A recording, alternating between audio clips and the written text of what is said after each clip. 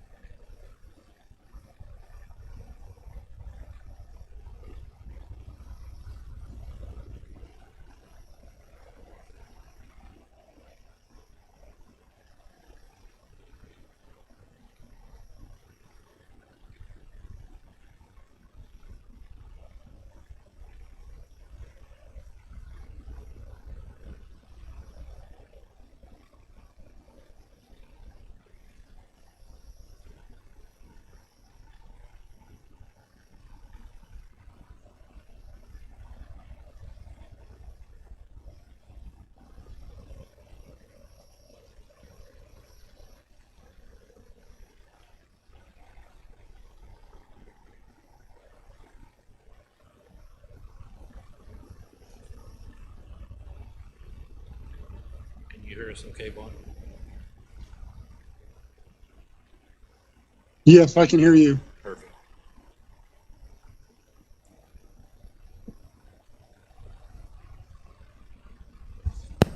Vaughn, Matt just sent me a text that he just took the exit.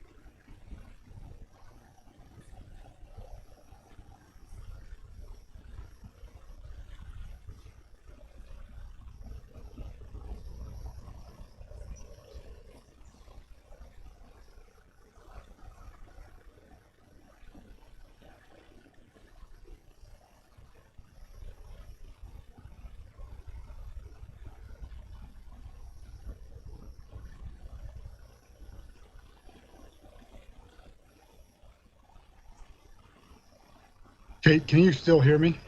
Yes, Vaughn, I can. Okay, I was just finally got the iPad to work, so I'm just switching from my phone to the iPad.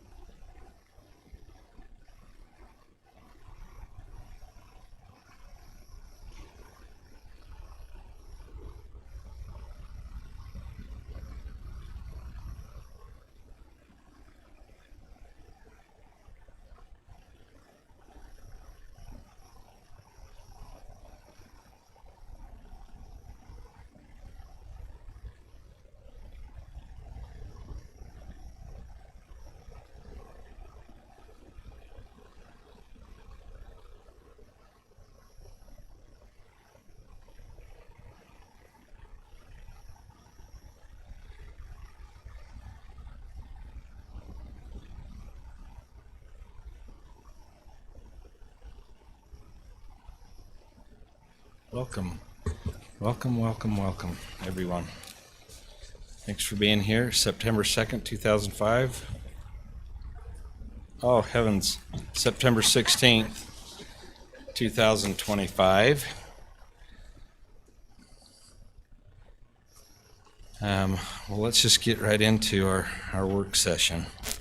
So this was sent last night from LRB at about 4:30 in the afternoon. So I updated the online or packet and then sent this out to you. So I know you haven't had a lot of time to disseminate the information. I'm sure you all read the email cover that came with it, where they said they chose to use the county maintenance dollar amount per mile instead of the Wasatch Peaks Road and Fire District numbers. I think that's going to be our number, like obviously a number one point of contention that we'll want to bring up. So, but before we get to that, just a reminder that Ed Schultz is here from Wasatch Peaks Ranch Road and Fire District, and the other taxing entities, if we have questions on information that WPR has submitted, as they do have a much more comparable geotechnical side of this that is obviously a concern of ours. So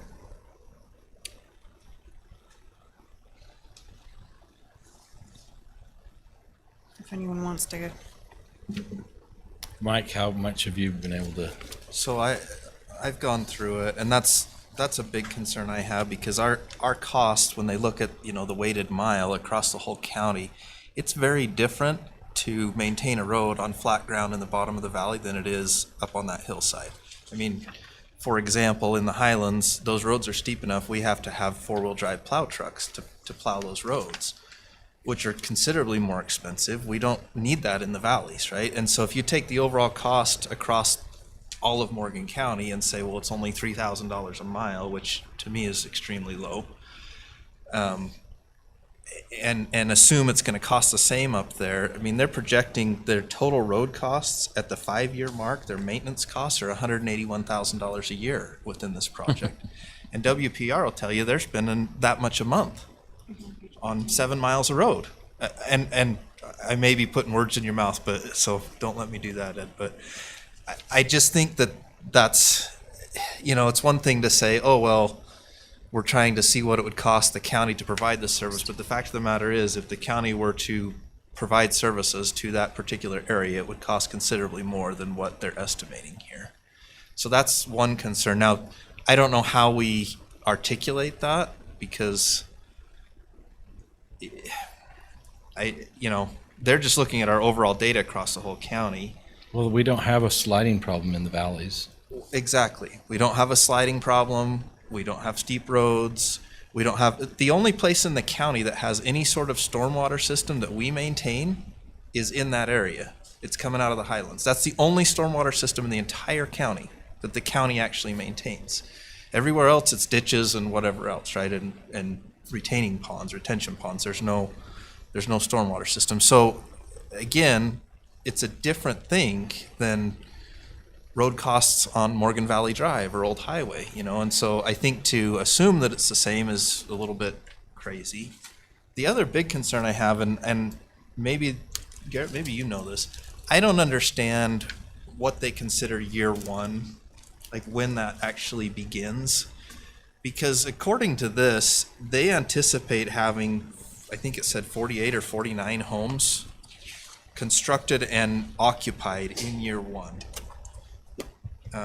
And a population, oh no, I'm sorry. It's on page 7. No, 135. What page are you on? 7. Yeah, page 7. Owner occupied. So renter and owner occupied units, they're expecting 135 units to be ready and usable in year one. And owner occupied 48 homes ready and occupied, which is where they get their residency numbers, which puts them well over 100 residents in year one.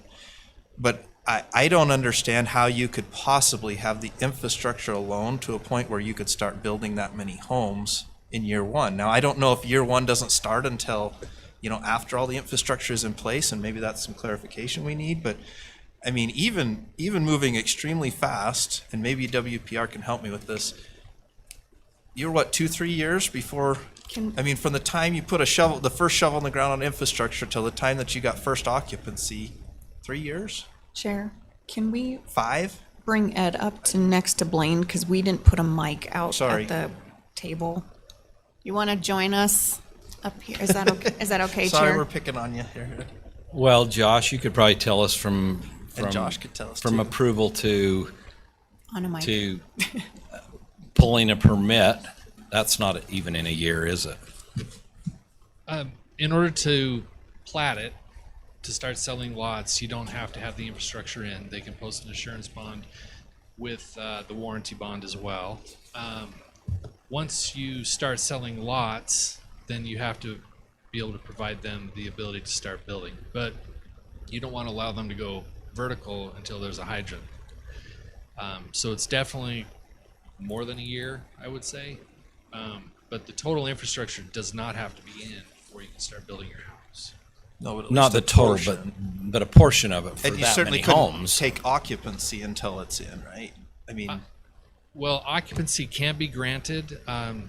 Typically, we like to see a lot of the homes in a subdivision constructed before the final seal coat is put on anyway, but because legislation has changed, we have to refund all the warranty. We can only hold it for a year except under certain circumstances. And so typically, all the infrastructure is in before CFO is issued. I mean, even Per to me, phase. even assuming roads and whatever aren't done, even if half of it's not, you know, I can understand that. But even to get power and water and gas into an area that far away from, Yeah. you know, and based on their phasing plan starts way up on the mountain. It doesn't start at the bottom. Yeah, they won't get a CFO unless they have access to all utilities, water, sewer, electricity, things like that. And I think that's another thing that this totally ignores is the phasing plan that they've proposed. It doesn't discuss that at all. It just makes assumptions that there's going to be homes constructed very rapidly, but it doesn't say where, and it doesn't say how, and it doesn't say what infrastructure would be involved.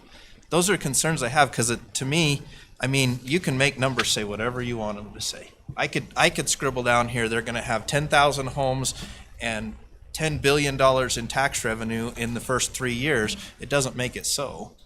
And that's my concern, is it's just projected data, but projected based on what? On existing infrastructure elsewhere? I mean, if you had the infrastructure in the ground, sure, you could have 50 homes constructed in the first year. But without any infrastructure, I don't know how you do that. And to me, WPR is our best example of this, because they're very comparable in terms of, maybe WPR is slightly further from the existing infrastructure. But otherwise, they're very comparable. They're both up mountainsides. They both require a lot of infrastructure to get there. I mean, this is going to require an interchange to get to it. Well, every single phase that they have requires ongoing and updated geohazard ordinance reports and everything, given the soils. I would think the geohazard would take them more than a year, to be honest, but maybe I'm crazy. I don't know. I'm not Maybe a they got geohazard. really fast geologists. They just submit it to us and we review it. Yeah. So I know there's two separate submissions. But there are parts of it that are entangled. So we have this Lieutenant Governor's feasibility study, and then we also have completely separate their application for a resort district in the county. But to answer or add to your question, sorry, I can't talk today. We had our UDOT meeting about their application with the county yesterday for that intersection, because UDOT will not let them pull off directly off of Trappers Loop. They won't let them have a stoplight. They won't stop traffic there. It would have to be, some type of clover leaf. And UDOT said they are 1,000% not paying for it. They would have to put it in, obviously, but they, being the developers, would have to put it in following their permitting, their MOUs, which Garrett and Janet are reviewing that MOU in good faith for that application. But just like us, as far as their application with the county, we've heard nothing since probably March, April, and probably because they're waiting on this. But we did pull the AI notes from our last work session with them, where they had mentioned, needing that interchange with UDOT, and kind of implying that UDOT was putting it in. Maybe that's a misunderstanding. They would have to pay for it. They would have to use one of UDOT's short list of contractors to do that, but it would be at their expense. I don't know if that's... Did they indicate ongoing maintenance? Would UDOT eventually take it over? UDOT said no. Just So- like up there now, they won't plow. So the maintenance of that has not even been included here either. That's what I don't know, because we just had that meeting yesterday at 2. But we were explaining to them, like, without it, their only access is essentially through the Highlands, and that's residential, and there's only one road in that that would meet the width standards, that with requirements and et cetera, to get in the type of construction vehicles to start this project. So we might need to bring that up as well. But when we did ask about that, they did say, they don't plow Trappers Loop currently. They don't plow it in its entirety through the entire season. So they do not intend in any way, shape, or form to do the type of maintenance on that additional infrastructure should it be put in, because they don't, it's not on their project plan, it's not in their budget, they don't see a need. So I don't know if that's included in these numbers. That's a question. Did I misrepresent that, Josh? Okay. I don't know. My thought was we should probably go through this and write down all the questions we have for LRB. If we can get on the phone with them later in the week and ask those questions, Okay. be helpful. I thought it was very overly optimistic. I'd like to see a pessimistic view, a moderate view. What happens if after phase one, no other phases are built? Yeah. What if the hotel is very low occupancy? Like all these scenarios we need to see, because that's going to affect the county. Like what happens if it fails? You know? That's the hard So part. the, Go ahead, Vaughn. I would say the downside to that state code is that if in those years that this city fails, it defaults to the county's responsibility to take care of, to absorb it. And that's the biggest issue with this whole thing, is that there's no incentive for the development to succeed. If it fails, they just dump it back on the county. So we've been in several meetings with the team that put this together, and by we I mean Leslie Hyde and Garrett Smith, our county attorney, and they were very clear. Kind of like when you read our audits, like the first 5 pages are what they don't review and what they are not going to look at. So that was, I think, the first 30 minutes of our first conversation with them, is what they are not going to look at and what they can't take into consideration. And so the hard part of this is this study is assuming that this is all the understanding that the developer has put in all the infrastructure, already paid for all the infrastructure, it's past its warranty, we've accepted it, and now going forward is as the base infrastructure put in and already paid for as part of the development, is it sustainable? Can it make it through tax base? So But where to you and I, it might not pencil to put in a clover leaf just to get into it. This project, what they've had to do for the Lieutenant Governor's office is assume that base infrastructure, knowing that it's going to be paid for already by the developers, and going forward after the base infrastructure, just like a subdivision is done, is there enough tax base to sustain it being in its own municipality? so they're basing on this decision is based on all their infrastructures in already. And not However, And it at assumes the that end the they get city has approved zero assuming- cost yes. for it. So that's where backwards. Then they get approved for a feasibility study, but their infrastructure's not in. so yes. That's why it's so So convoluted. I mean, it's pie in the sky, right? Because anything could happen. I mean, what if the economy tanks tomorrow and they can't sell any lots, or they sell 10? So that was why it was so brilliant to have Garrett in those meetings, is because he explained to them, well, if your assumption is going in that all of the or all the infrastructure is being put in by the developer and not passed on to any of the residents, like it's not a PID, it's not, what was the other one? They're not limited from doing a PID or Yeah. an IFD or anything like that. So that is a way that they could fund the infrastructure. But under the statute, we're not allowed to consider the impact to the end user, the taxpayer who pays for it over the next 30 to 40 years, depending on, refinancing the bond or whatever they determine to do.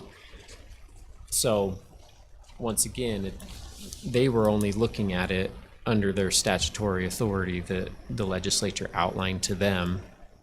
And they heard our concerns about how it impacts the ones that are paying the taxes.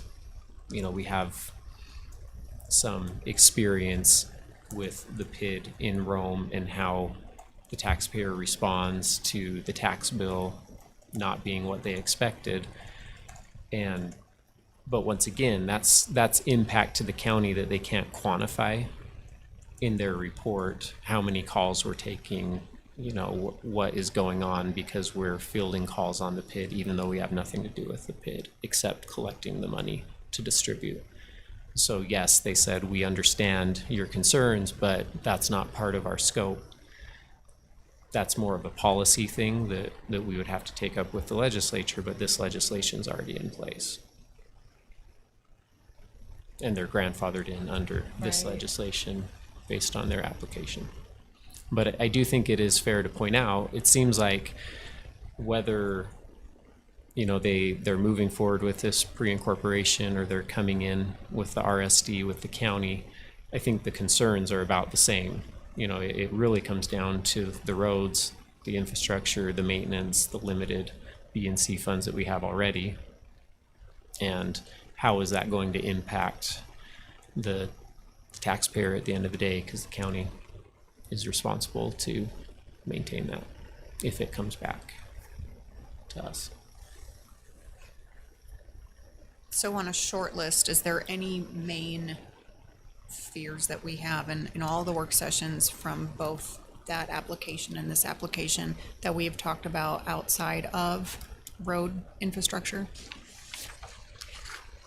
I think that all I- infrastructure. well, All I infrastructure? think any Water, sewer, infrastructure. stormwater, electric. Water was very vague. System, My worry would, storm drainage. so I guess as representing the residents of the county, the taxpayers, especially the end users, and seeing our experience, and I think Leslie could speak to this too, Janelle could, anyone who's working with those in a PID, no matter how many times you try to express and no matter how many notices that you give when someone's buying a house, they just don't understand a PID. We had hours and hours of meetings with the people that wanted PIDs, and we're not necessarily the smartest people in the county, but we're not the stupidest either, and we still didn't understand it after those hours and hours because it's very complex. And so a home buyer, the end user, when they say the PID will allow us to produce more affordable housing or it allows whatever, most people, and I'll just speak anecdotally, probably buy at the top of what they can afford and they're stretching just to get in a home. And then when they're hit with double taxes or even more than that based on a PID. So, you know, these are the types of things that happened in Colorado and other areas, and Utah tried to correct their PID legislation so that those things wouldn't happen. But I also think it's not comparable to the Wasatch Peaks Ranch development because we're not talking about a private area that's more exclusive. This is more for, you know, the average Joe that may not understand all of those disclosures that are made, and now they're going to be really stressed. They're going to be there. All of this is aside from both applications themselves, but I would say that that's a worry that I think I would have just for our future residents as taxpayers and feeling that they bought at the top and they can't afford to stay in their home. Well, and Wasatch Peaks wasn't trying to get a PID so that so they could sell affordable housing either, you know? Right. And so if Little different purpose, yeah. just like Rome, we've lived that experience now. We need to learn from the experience, and that is that it doesn't necessarily equate into affordable housing because they will sell their places for whatever they can get out of their stuff. So Right. The market whatever the will market drive will the bear, cost, they'll get. not the PID. Correct. This is what you'll pay over the next 30 to 40 years. Speaking of PIDs, is it your understanding, Garrett, that if this were to become a municipality, then the city would approve a PID, or would that still come to the county? Ooh, that's a great question. Well, so they would probably go with the IFD, which avoids the county or city altogether. They do an independent district, It's a infrastructure financing district.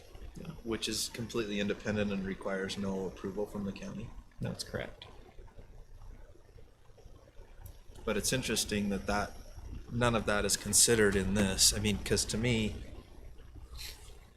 yeah, ultimately, I think what this is looking for is, well, does it cost the county or hurt the county if they operate their own city? Right? Like, that's kind of how I understood it, which obviously, if you get enough homes or enough businesses, it's not like it hurts the county for somebody to operate a city versus be within the county, because we still collect our county portion of the taxes. They're just gonna add their city portion on top of that. So that, I mean, I don't get, but there are some pieces in here too that, I mean, they made an assumption that for public safety, for example, they calculated a per capita number. They used our number that we charge Morgan City, which is low here. We actually have changed that now, I think. Maybe that's the right one, That's right. 132,000. But regardless, we don't charge Morgan City based on population.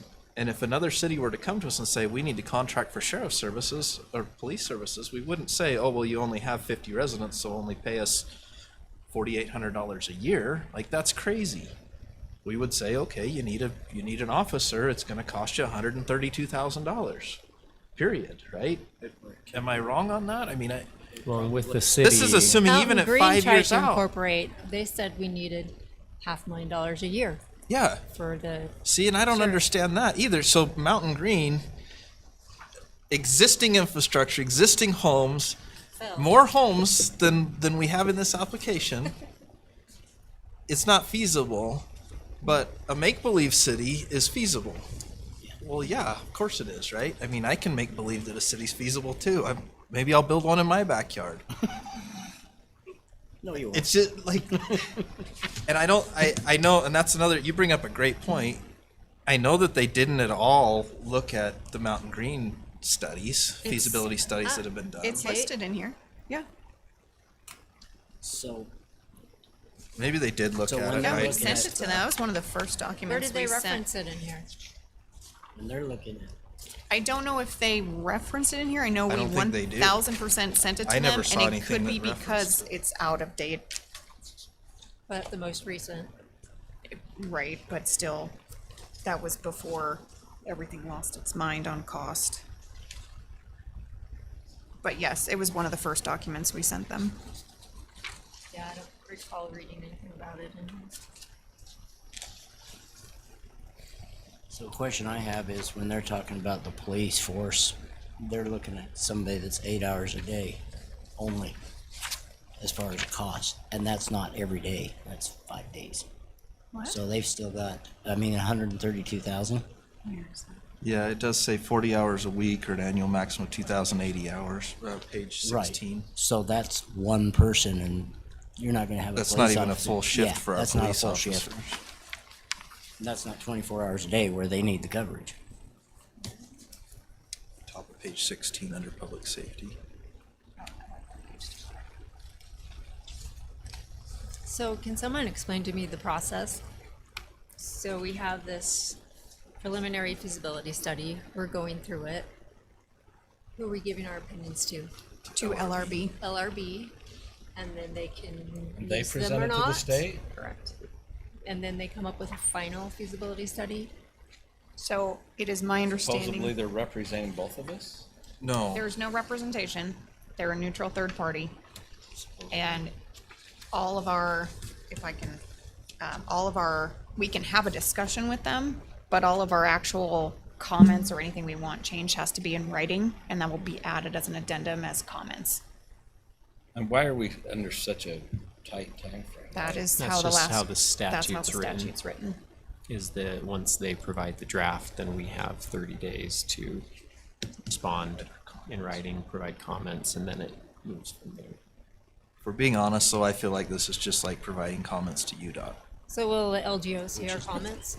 It is. Sorry, They're- say again? Will the Lieutenant Governor's office see our comments? In theory, it should be an addendum to this application. But see, the problem is the way the statute is written, it really doesn't matter what comments there are or what concerns there are. Ultimately, all that matters It's is kinda what's like on page 4. administrative, right? It If says if the fiscal impact, if their revenues exceed their expenditures by 5% or more at the 5-year mark, it's feasible. Period. That's it. So unless Whether the numbers are correct or not. whether well, I mean, the numbers are all guesses, they're projections, but they're all guesses. Right now, it says it'll exceed it by 27% at the 5-year mark. But what happens at year 4 when one of those roads fails? And they got to invest $1 million to fix it. They won't, because at year 4, the county will have absorbed the infrastructure. And we can't. That's the problem. And we Like, can't go and just charge them taxes in their area just because of it. nope. According to that, I mean, it's we spread could- out to all of us. Could we force an SSD? A special service district? For the roads. Uh-huh. So our code allows us, or the state code, I mean, it's something to think about. I mean, Yeah, could I know state code, I don't know if we could at that point. I know state code during the development process allows us to make roads private, so we can say you make these private, but if we do, they don't have to post the assurance. But the problem is they Completion won't go through assurance. the development process if they So if if they're they're a already through it municipality, and we're taking it the over, roads will exist before we ever. then I think that we're stuck with the roads as they come to us. That would be my understanding as of right now. I can look into that further, but that's my understanding. Let's hear from Ed. And then Josh says there's another issue too. Who oversees the quality and engineering of all that? Yeah. They do They do. because it's They're a their city. city. No, they're a pre-incorporation. So they're not a city yet. They're working their way. So the infrastructure wouldn't be the only issue that we'd have to deal with if we're going to absorb them into the county. You're going to have multiple property owners who have purchased land who have not engaged the construction process, who have outstanding entitlements that we would have to honor. Oh That, yeah, that yeah, wouldn't absolutely. conform with our county P and Z. Their zoning, their they whatever, have their own right? zoning. Their own setbacks, whatever, could be totally different from Their road standards. their standards. Yeah, That's correct. yeah, because they could write up a standard that their roads are going to not have curb and gutter or sidewalk, and then we're going to have runoff problems, and we're going to have to go add curb and gutter and sidewalk, right, to deal with it. Not whatever. I necessarily, mean, because we do have standards for no curb gutter sidewalk in rural settings. But that being said, I mean, you have property owners who are going to spend real money to purchase this property, and then when the city fails, they have entitlements. So how do we deal with that? So what about storm drainage and all that kind of stuff? Are they gonna? I There's no didn't mention read of all storm that drain part. at all in this. that Yeah, I see. Mike's so- correct. We don't have, I mean, Do we some have- subdivisions, right now, we have them funnel them into piping systems that then go to retention or detention basins, but we don't have a So how? storm I mean, drain. since they're at the top of the hill, there's no requirement we can put on them to make sure that they have one. Well, there are state requirements related to stormwater. You can't allow water to flow from one property to another that's not natural and historic. So if they're going and they're developing property, then they're changing what was natural and historic, which is why you have the retention basins and the ditches that are supposed to reroute that water to where it naturally and historically exited the property before development occurred. So they'll have to look into They're going that. to have as to part do of some their storm drain work for sure. Yeah, but it may or may not tie into county. Do you existing have any infrastructure. feeling for what you guys have done stormwater wise and cost there? Just curious. You know, we've been under development for 6 years, but we've only been operating for a couple years. And so the information that we shared with LYRB was just from our districts that have been covering the operations, which is very minimal. So only 7 miles, only a couple years, and really any of the defects that were found in the early stages before they were taken over were pushed back onto the development entity, onto the contractor. So there's not a depth of information there for us to pull or to have shared beyond just those couple of years. I just will say it's a challenging environment to build in. We have I think it's called rural residential roads. We have a right of way of 30 feet, which is 11-foot drive lanes or 12-foot drive lanes, 3 feet on either side.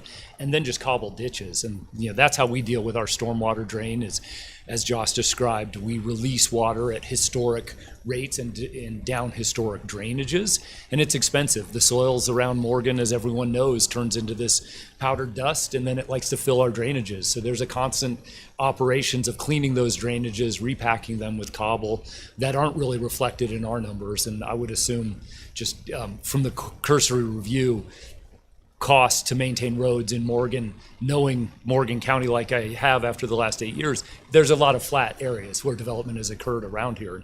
And that's unfortunately not up on the hills. And I don't know for sure to the south as we are on the other side of the Weber River, but those soil types and those experiences tend to run across that Wasatch back. And I look to the hundreds of times that I've driven up Snow Basin Road and the challenges that they've faced on that public road where the Green Pond landslide comes through. You can see how the pavement moves and the sloughs that have come off and what they've done, packing large stones back where the sloughs have been, and things that we've even looked at because we have lost, even though they've been geotechnical, and then engineered road cuts. We've had sloughs come across that have released soils down onto the road, and luckily we've been able to push those back onto the development entity to take care of those. But those are just concerns, and I think that we did bring that up with LRB. Is that's an example of a high cost, high liability component on the Snow Basin Road. So even if it's not applicable on the south side of the Weber River, that is that same zone just over the hill up where you're accessing Snow Basin. So it's just those cost concerns and the liability that this could create for the county, because as residents and members of the county, we want to see those tax dollars contribute to the existing tax base and hopefully not back a challenge for the county. So. Can I ask a question to Garrett on one of my concerns is that if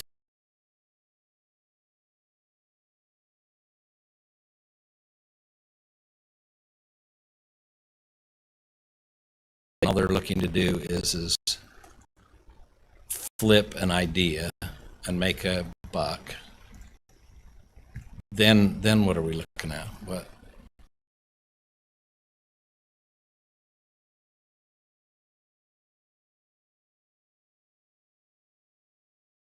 Like they could sell the LLC and then there wouldn't be any change of initial ownership. So I guess that's possible technically, but it does, in the statute, it does talk about how initial owners will be liable if it fails and things like that. But the worry is, are they judgment proof at that point? Have they, because they'll kind of be managing themselves because the initial owners will be on the board, and there's no county supervision to the same degree because they'll come up with their own land use regulations, and so their own zoning and land use code. And I guess if they are reimbursing for infrastructure and things like that, they're kind of watching themselves and monitoring themselves rather than having someone independent. Like the county engineer will go and look at their infrastructure in the rest of the county, whether it's any subdivision that comes through, anything up on the mountain like at Wasatch Peaks Ranch.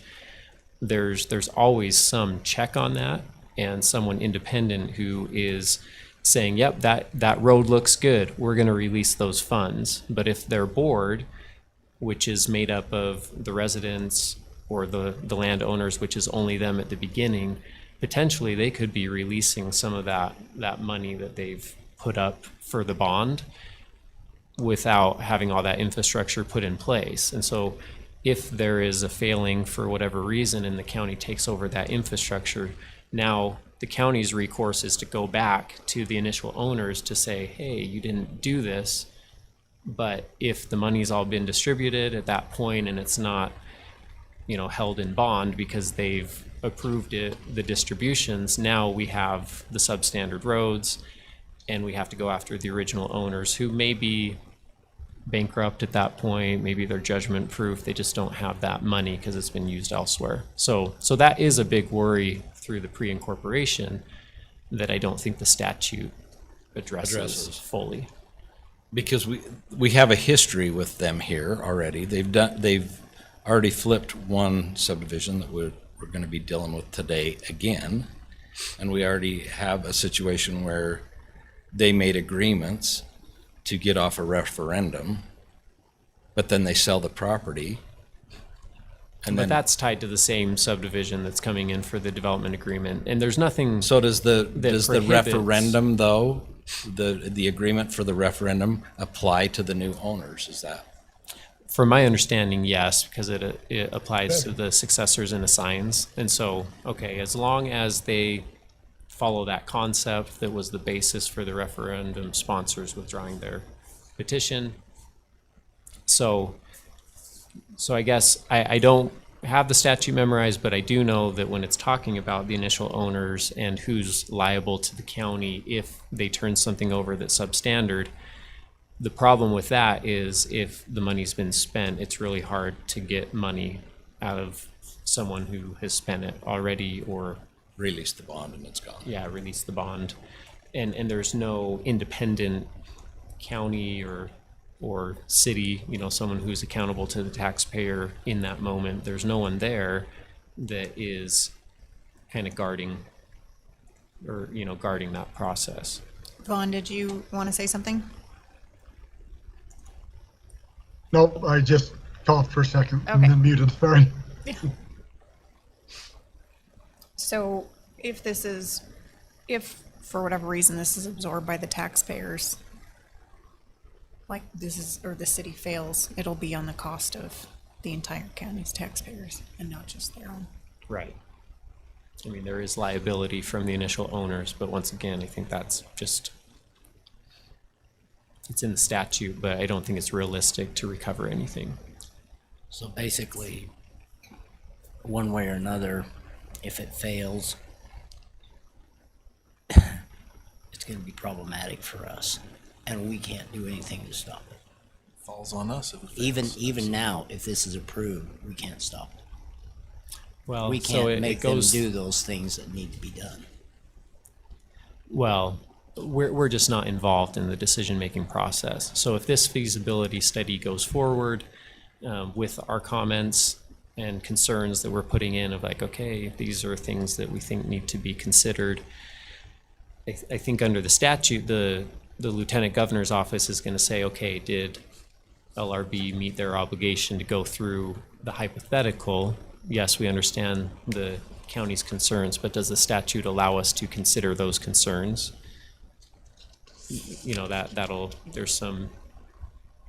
This is kind of the first time through it, just like the Rome PID was the second or third in the state from what they told us. We were on the cutting edge of this new thing, and now we're figuring out as time goes on how that impacts the county, how that impacts the taxpayer. But if they approve the feasibility study, then the lieutenant governor's office will hold a public hearing that allows anyone to go and give their comments, but there's really nothing that says they have to listen to any of the comments that come in. It's just an opportunity to voice the concerns, but then there's no vote or approval or anything that comes from that. So then it moves forward to the next stage, and under the statute, the applicant would have to they have I believe it's a year. I think they have a year, and they send a petition to the lieutenant governor for incorporation, and that's where they set up their board. The county can appoint one member of that board, so 1 of 5 total. But it's ambiguous as to whether any members of the board have to be from the county itself, right, or even the state. So once again, we have some legislation that's come down, and we're one of the guinea pigs to see how it actually goes forward. And so really 1 of 5 that we can put on the board is the only voice that we'd have in the project. So if it fails, I mean, they applied for feasibility study before and they failed because they have more than 3 landowners. But then they reorganized themselves. We know there's multiple landowner investors. Are you only allowed to go after the 3 landowners in this agreement, or all of the investors? So are you saying that there may be multiple investors within the same LLC, for example? So you can go after the LLC itself, which could include all those investors. But I think the worry would be, have they pulled their investment out, or, you know, are they still accountable at that point? And I think that that's where there's the question. It's the overarching question of, you know, these owners or LLCs, they're not individual. And so is there a guarantee individually, or is it only to that LLC? And an LLC is established under Utah law to limit liability to the individual. Like, that's just the nature of the entity itself. Is you're creating an LLC to limit your liability, and I'm guessing, you know, as far as piercing corporate veil, I don't know how all that would apply. I think this is a wilderness that has been that we haven't explored yet.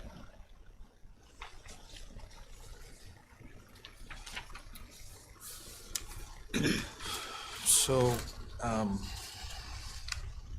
I just started making a list of questions for LRB. I'll read through what I have, and I think we ought to just keep adding questions to the list so we can go through it with them. If it's okay with you, Matt, I'll share that list. Is that okay?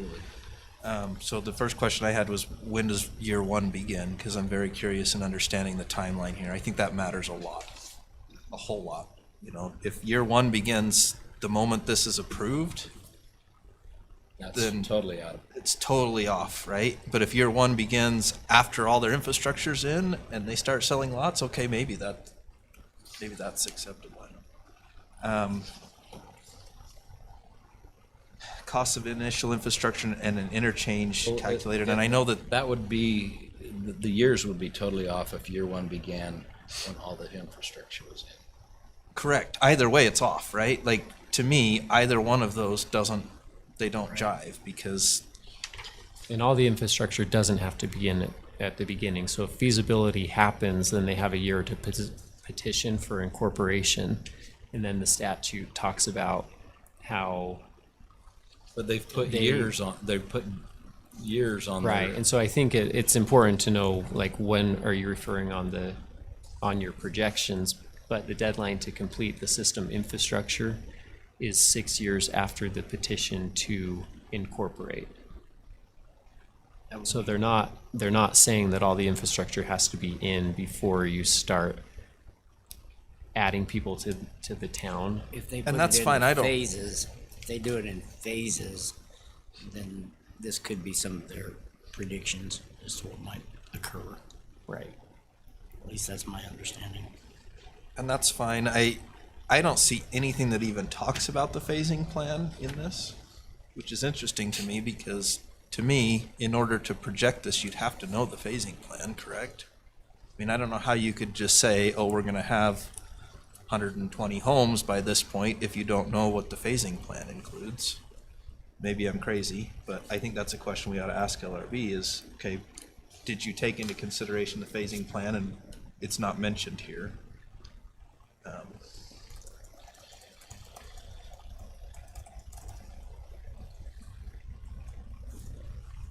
The other questions I had are regarding using the county's road maintenance cost per mile versus the WPR numbers that were presented, and Ed brought up a wonderful point, what about the UDOT costs on the road to Snow Basin? I mean, that, to me, would be an even better cost analysis. What are they spending on Trappers Loop and Snow Basin Road compared to what we're spending? It at least ought to be factored in and mentioned here. The road mileage, it says 9 miles in here that they expect to have at the 5-year build out, which I find really interesting, because the last time we sat down to have a discussion with the developer, and granted it's been a little while ago, we said, how many miles of road will you have? And the developer said, we don't know yet. It's still in planning. At least that's what I recall. I don't know. Josh, do you remember that discussion? Because I said, well, what are we talking about committing to here, right? That was my concern, is they said, well, we want the county to take on these roads. Okay, well, what are you asking us to take on? Is it 5 miles of road? Is it 30 miles of road? What is it? And they couldn't give us a clear answer. So I'm curious how LRB got that clear answer from them and where they got that number from. And again, to me, that would be part of a phasing plan, but I don't know.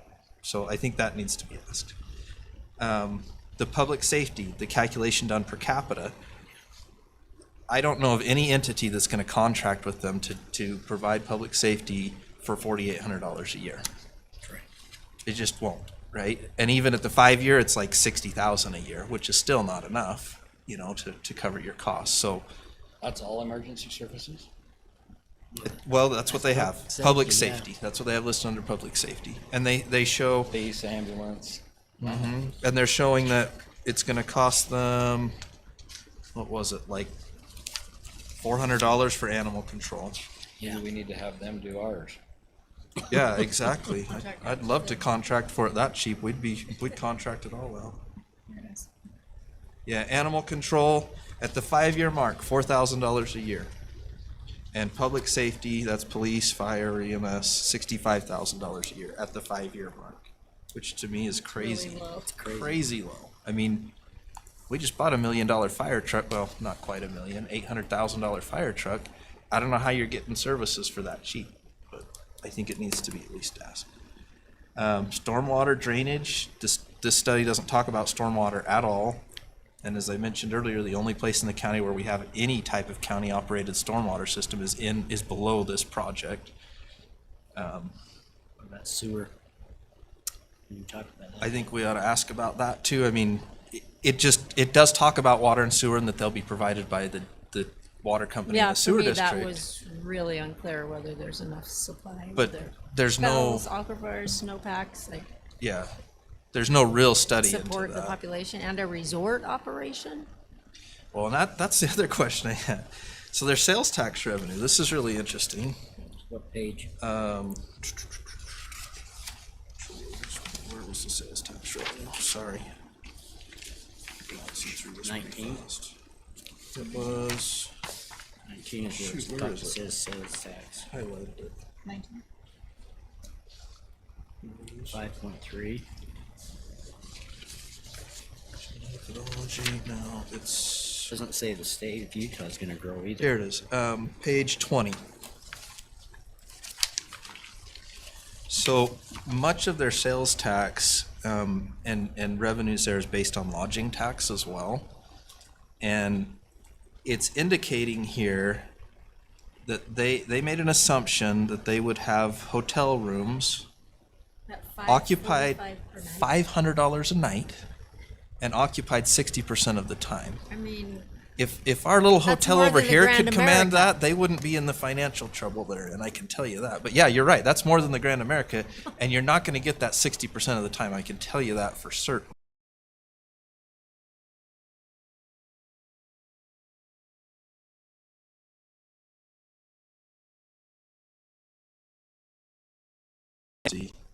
A large number of rooms constructed in year 2. Yeah. Hotel rooms constructed and occupied for the whole year. so Yeah, well, how did you come up with that, right? Like, and who decided $500 a night is acceptable? Because I can guarantee if you looked at hotel costs in the surrounding area, it would not be $500 a night. I can also tell you if they could get $500 a night at 60% occupancy year round up there, that project at Snow Basin would have been built by now. yeah. I mean, I'm no economist, but I'm smart enough to know that. So that's another question I have is where did this data come from? That seems very pie in the sky that we're going to be able to command those kind of rates and occupancy. And that has a huge impact. I mean, they're showing, you know, their lodging sales, they're expecting by year 5 to be at $100 million a year in lodging sales. I find that crazy, but anyway. So And then infrastructure. they made these projections, not LDR. Well, I don't know. I have no idea. Or LRB or whatever.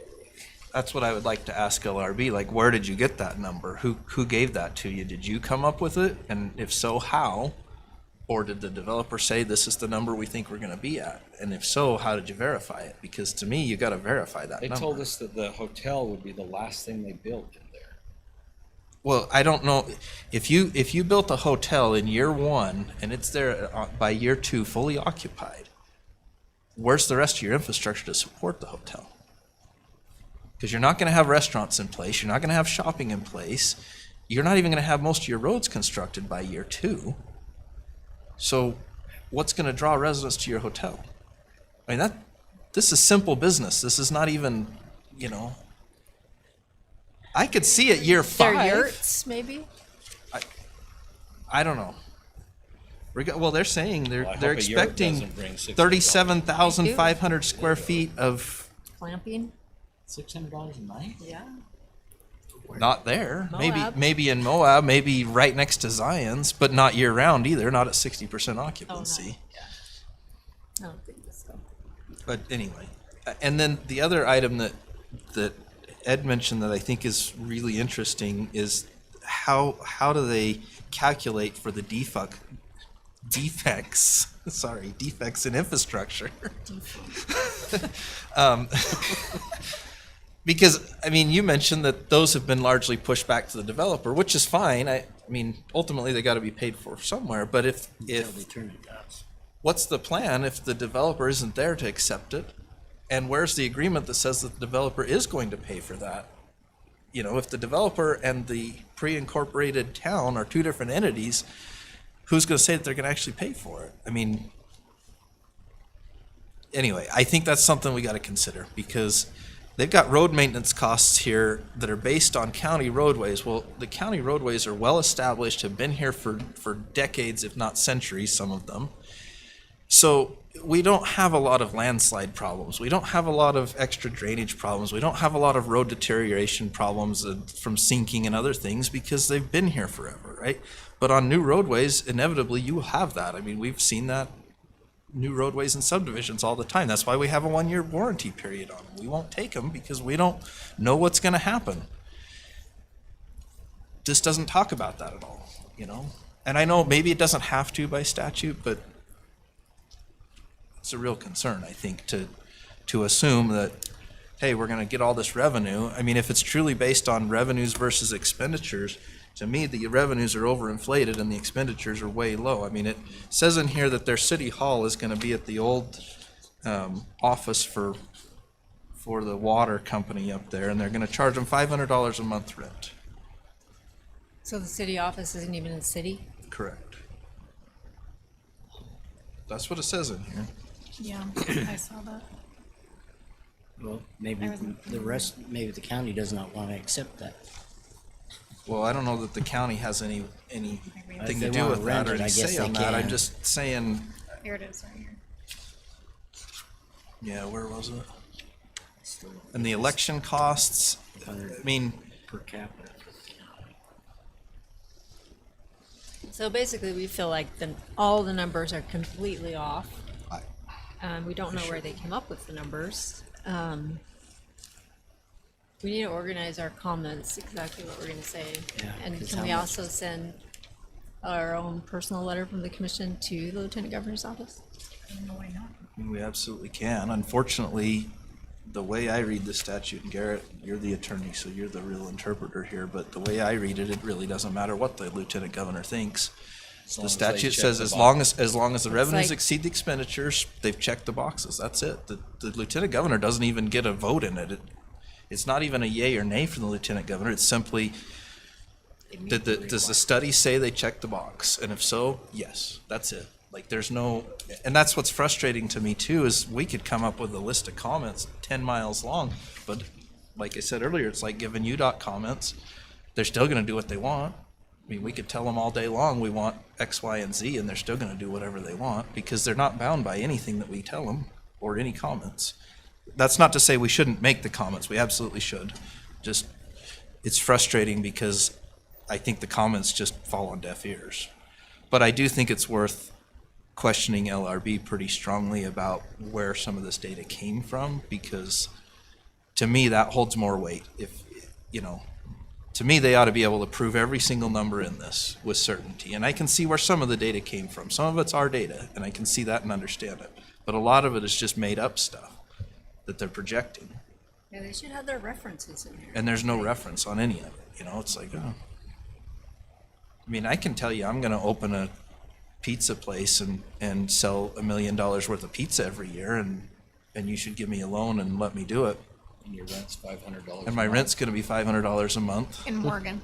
and I'm going to sell each pizza for $300, and people are going to buy them, right? And I'm going to sell, With a 9% per annum increase. yeah. That's what it says in here. Yeah, and we're 9% increase? Like, Yeah. you're really going to increase your cost of your hotel room 9% every year? Maybe during the Olympics, maybe a decade from now you can. I'm sure you could get $500 a night then, but So apparently you're gonna put, we can submit anything else we have to you. How fast? Oh, we have that meeting on Thursday? Okay, so before Thursday. For questions? Yeah, Yeah. okay. Well, and And I it's- think they're they'd be very- willing to meet again after Thursday if there's other comments. But by statute, they have to submit no later than 120 days after, because the draft had to come out 90 days, so that's the 30-day window that we have. Okay, Okay. all right. so the other question I have, if LRB does this study, is there anything that would prohibit LRB from being the consultant when they go to do a PID or something else? They're considered a neutral third party. Yeah, they're neutral in this process. So did they just take, well, we already asked that. Never mind. Yeah. We don't need to beat this dead horse. I just, Want to talk development agreements? Yeah. Okay. Do you need a bathroom break? I do. This could be like futuristic Okay. for you, Ed.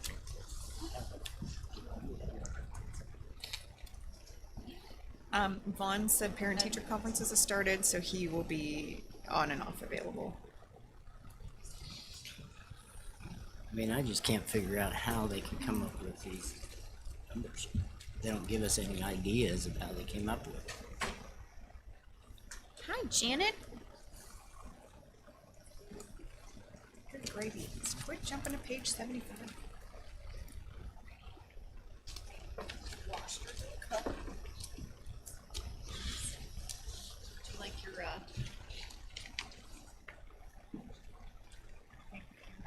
stop making t-shirts. She might need to, if this thing fails.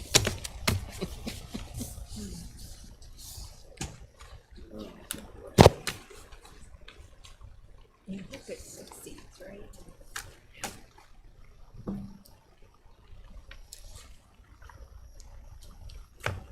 But when you're protecting it, yeah. That's true. All the scenarios.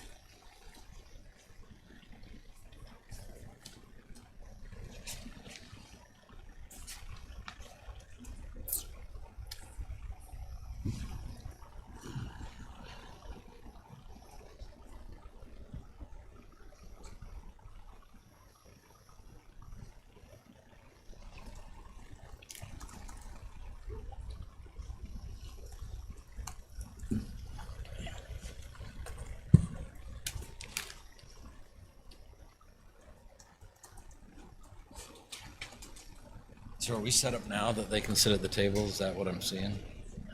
No? Okay.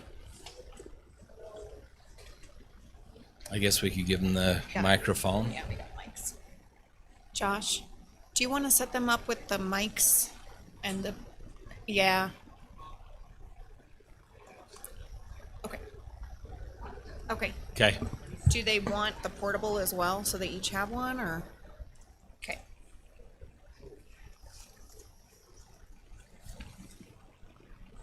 Oh, Jerem, what? What? They're good. We're good. No. Thank you, though.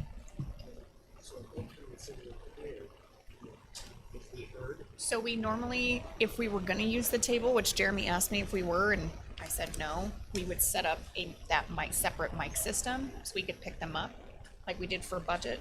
But we didn't think we were gonna have anyone around the table. No. Okay, well, let's, he thinks it'll be better from up there, so. I think they can point to stuff as it's scrolled through, and they can kind of walk you through the development agreement. So this is Flagship Homes. They purchased M&D Nelson's property, which was rezoned to town center approximately 2.5 years ago, or 1.5 years ago. I don't know. It's kind of bleeding all together. I can't remember. During the early months of this year, there was some discussion between the county commission and the other two town center developers that they should work together to kind of come to some agreement where the commercial should go versus the residential. I don't believe it's my place to kind of tell you what went on there, but Brandon Green, who's the main representative for Flagship Homes, may be able to go into detail there or not. I don't know. I just know that there was some pushback from the other developers not to work with Flagship. So Flagship pushed forward with their development agreement. Janet and I reviewed both the conceptual drawings as well as the design guidelines and the language of the development agreement itself. We've gone through three iterations thus far, and felt like maybe it was time to start setting up some work sessions where they can kind of walk through it with you, the commission, and go through their proposal. The types of uses are what's allowed in town center, multifamily, residential, things like that. So I'm going to turn it over to Brandon Green. He can start kind of going through that. So as you guys went through that, did you look at the referendum agreement as well with that? I have never seen the referendum agreement. Are you talking about the one that's on the total opposite? Like it specifically, I asked Brandon to get a hold of that before and you didn't get a hold of it? Okay. We were never given a copy. At least I've never seen a copy of it. I don't It's, know what was. I mean, agreed specifically, one says 8 acres is to be single-family housing on the south end of that. upon. You mean the north end? Because the north end South end, or east, whichever you want to call it, Yeah, is so the southeast. towards closest to the McMillan. Mountain Green Chapel there. yeah. If you have a copy of it, it'd be good to Okay. give that to him. I was never given a copy, so I don't know. I don't know what was agreed upon. I think it's a different parcel. No, it's the same one. So for It the- is? Yeah. For the lot Before I was there. Yeah, it went to referendum. They met with the people that took it to referendum. They agreed to withdraw for certain conditions of conditions development. on the property. So So and they my- came to an agreement. What I do know is that the whole northeastern portion of that property was kept as RR1 and was going to be developed as a single-family residential buffer between the single-family across Old Highway Road and the rest of the development to the south. I don't know of anything on the south side that was guaranteed. The main question in the rezoning public hearings was that the north side near the fire station and all along that frontage of the property would be maintained as single family. So here's I can read it to you real quick if you okay with that. Sure. Maybe, and Brandon's here so he can listen to it.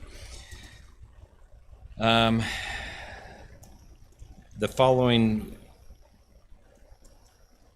there was 5 items that they would work with the fire chief and donate some land near the current station to improve their access. They're doing that. Okay?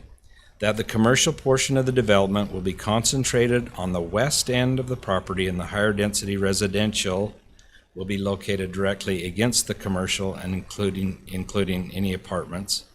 As the residential development portion continues across the property, it will become less and less dense, with townhomes and end on the east end of the development with single-family homes near the east entrance to the property. They are proposing single family along Old Highway Road in Okay. accordance with the. Working with the topography of the east end of the property, the single-family portion of the development should be 5 to 8 acres. The HOA or the CCRs of the single-family portion will restrict overnight rentals, i.e. they will not be allowed. They should allow for maximum open space on the same end, and full-time residents occupy the units. Yep, their development agreement states that there will be no short-term rentals in the entire development. Okay? Yep. I didn't see anything about single-family homes, though. There are single-family homes along Old Highway Road from the fire station all the way down along the entire frontage. That is zoned RR1. Those properties would have to maintain a 1 acre size. Bike and walking paths, I didn't see any of those. Yep, they're proposing bikes and walking paths as Yeah, I part saw of their that. natural open space, both usable and native. And that's on the second map that was included in their development agreement. I was gonna say, I didn't They're see also any going to have a clubhouse with additional amenities that they're going to put in Did there. I get a different plan than everybody else got? I guess, I don't know. I don't know, maybe Brandon can come up Okay. and kind of walk you through it? Yeah. All right, cool. Brandon, I am your clicker. Yeah. It's low rent. Oh, no. I'm your slide clicker. No. Commission, it's a pleasure to be able to meet with you this afternoon. My name is Brandon Green.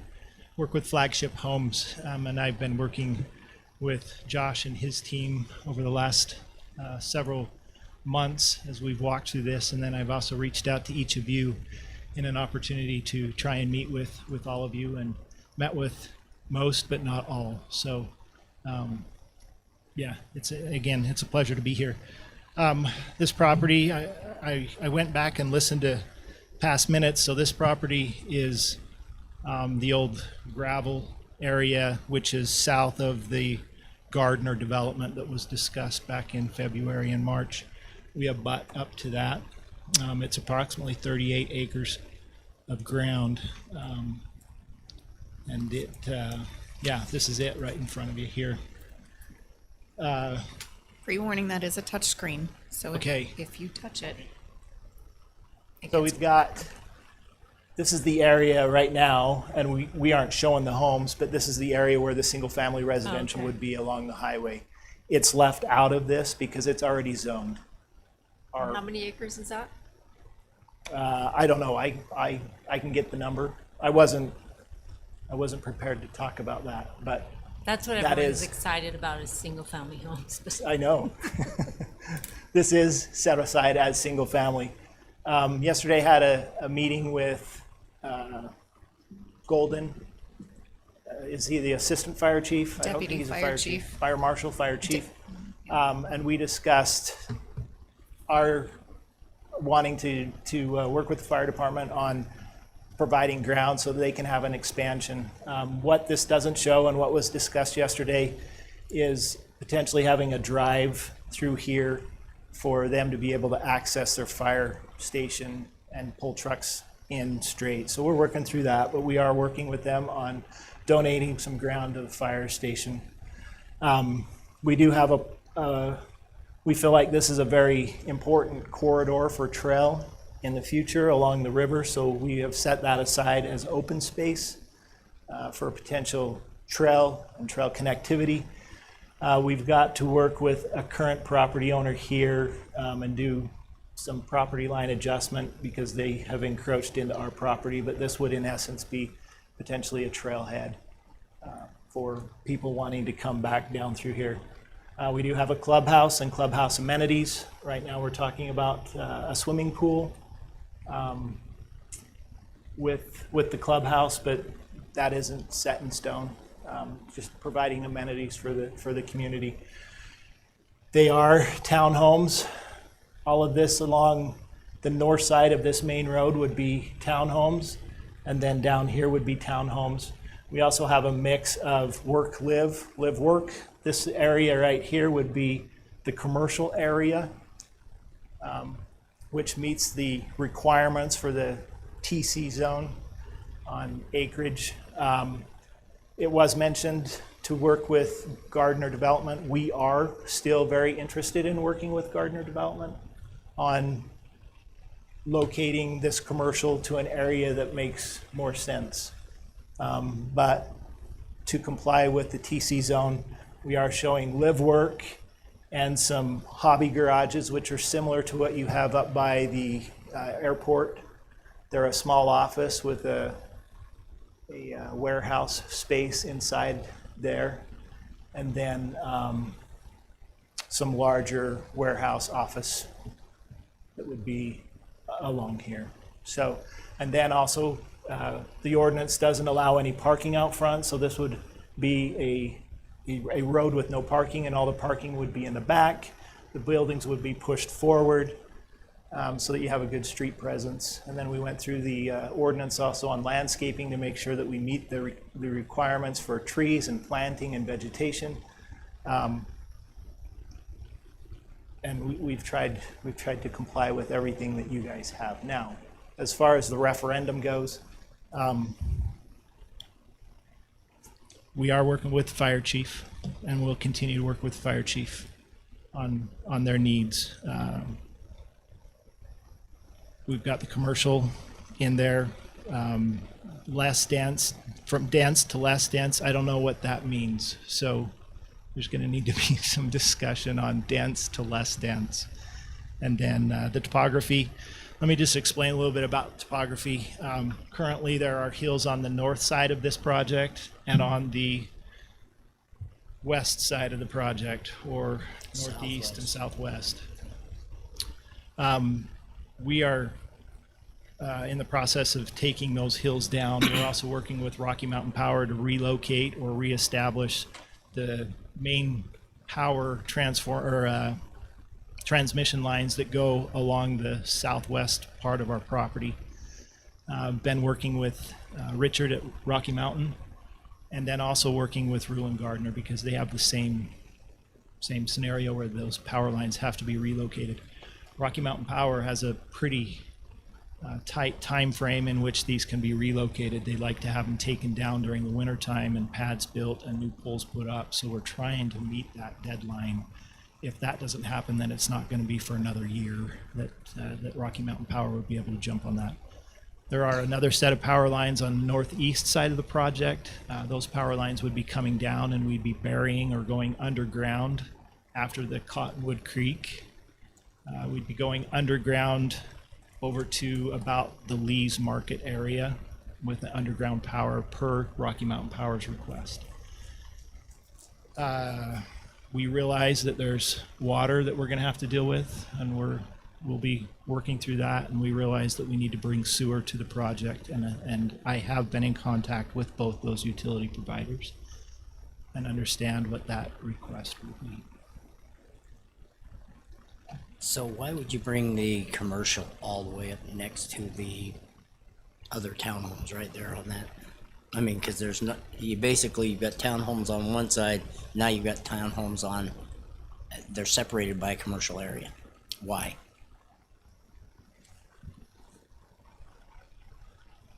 It looks good. No, it doesn't. I don't know what to tell you. It doesn't look good. Is there something, I guess, when you the referendum and you look at the referendum was, it sounds like it's pretty specific on what they wanted and wanted that to look like. So Well, and that's, again, this that's is a where work I don't meeting. I don't want to end up in a referendum situation. I don't either.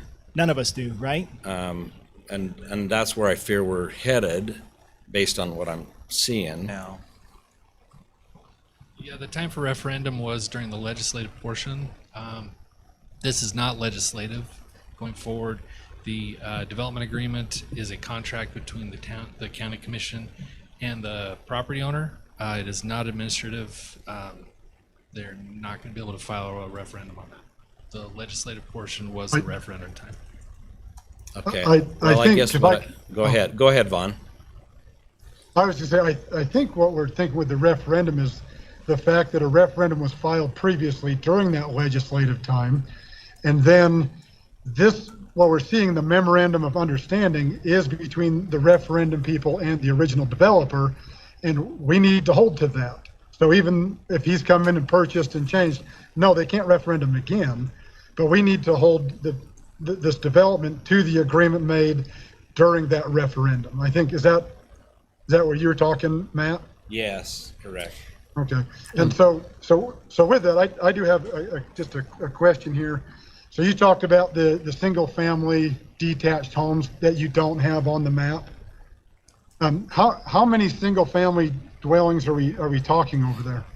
Well, it's zoned 1 acre lots, so whatever would fit down along that frontage, and those homes would not access the driveway from Old Highway. They'd access their homes from the development itself. Through the development? Yes. Because, I mean, and as I've read through the referendum, the memorandum of understanding, I'll refer it that way, is, basically the commercial section be the highest density, and then transition, as you said, highest density to lower to single family.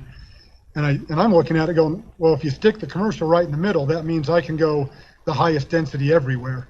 And when we had that work session, I believe it was back in February, I think this was, I believe it was February. This is exactly what, in my vision, we were trying to avoid. The maximum density, jam as many townhomes and apartments as we possibly can. And you've already got the zoning on RR1 out on the road. So that's where we're going to put our homes, and we're going to jam as much as we can into this. And I think that's what that memorandum of understanding was trying to avoid, was here's our commercial kind of over here, and then we're going to transition. There's no transition here. It is as high as possible density as you can jam in there. Oh, and here's our already RR1 zoning. There's where we're going to put our homes. And I think that's the concern that I have, is that there is no transition. I understand that, but under the TC zone, also, the density is based on the development agreement. So there isn't, I don't have any direction on density other than we have a development agreement. And I understand that, and I think that's why we're having this work session, Right. kind of to discuss this. And, Right. and that's where I think we're looking at the memorandum of understanding of why the people did not follow through with the referendum, was because there was an agreement made, this understanding of how this development was going to look. Well, now I believe you guys purchased the property. Now, correct me if I'm wrong. You purchased the property after the memorandum of understanding. Is That's that correct? correct. Yes. Okay. And so, you guys came in and you're kind of stuck with what the referendum seekers and the previous owner hammered out. And so we're just trying to make sure that, yes, there is no referendum. They can't referendum this, but I want to Right. make sure that we are trying to follow through the best of our abilities to what these referendum seekers worked out with the previous owner. Yes. I guess my question is, under the memorandum of understanding, I'm not seeing anywhere in here where it talks about density. So again, that's why we're having some work meetings. We're just simply Yeah, no, I agree. approaching this from the TC zone and what the zoning allows, and trying to strike a balance between what the county is expecting and what the developer or what the landowners can do with the property. Yeah. Brandon, I feel like all of your most valuable land is where you're putting your commercial, your hobby garages, your live work units. Like, those views out there are amazing. So why is all the commercial right Well, there? again, there was some, there's been a discussion, do we want, and this was the same discussion in February with Skylar, when you had that meeting. Do you want the commercial up against the residential on the north, or do you want a buffer between the existing residential, because Gardner's going to be doing something up there? Ultimately, what we'd like to see is us be able to work together and move that commercial over to a place that makes sense for commercial. Like, if I were you, I would move, so you have the big road coming off kind of over where Lee's is. Yeah. All those townhomes, put your commercial right there, and then move your townhomes or single family homes, if you like, right along there, so they have those views. I mean, you are closer to Lee's, which is closer Yeah. to commercial, and it's okay to have some clusters of commercial. It helps alleviate traffic instead of it being all in one area, which we talked about before, being all in one area. But after going through different trainings and conferences, they're showing how bad that is for traffic. We're willing to look at it. I'm not saying no. So again, willing to look at any direction that you can give us. So the question I have then is for the RR1 zoning. Even though we have that RR1 zoning, that's okay, but I think some of the homes on the other side of the road are not RR1, but they're like RR120. I mean, they're half-acre lots or less. And Josh would have to tell me more on that, but it just seems to me like the density we were trying to get to was about 6 to 8 per acre. And if we have 1 per acre there, I would rather see, if we had to, a rezone of that area to make it a 120 versus a 1.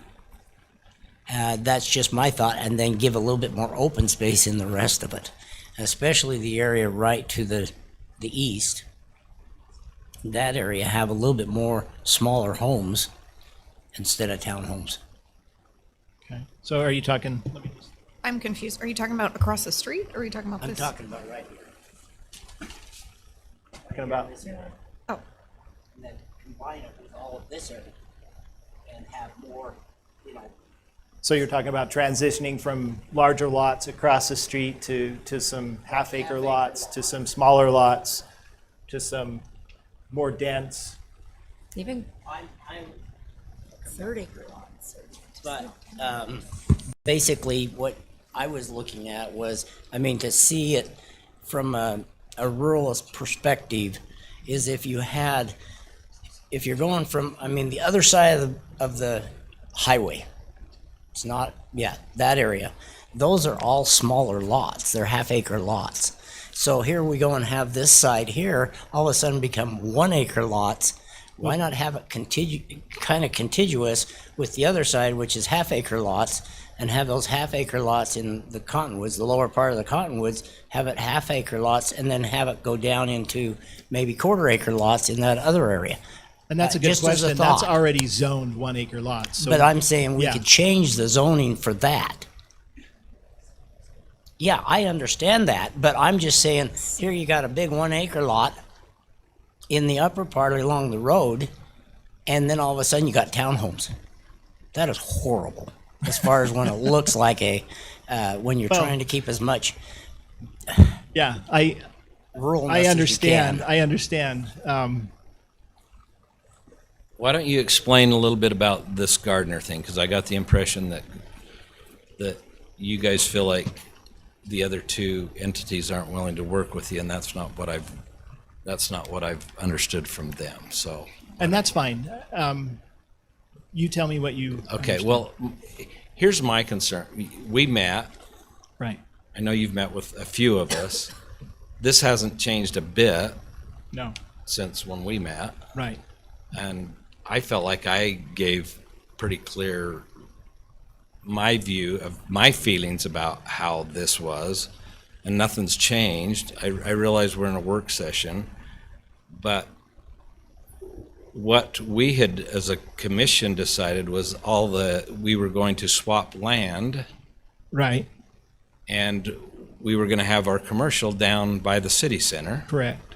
Then we would have all the commercial down there, and then we would start with high density and less and less and less and less density to the end of your property.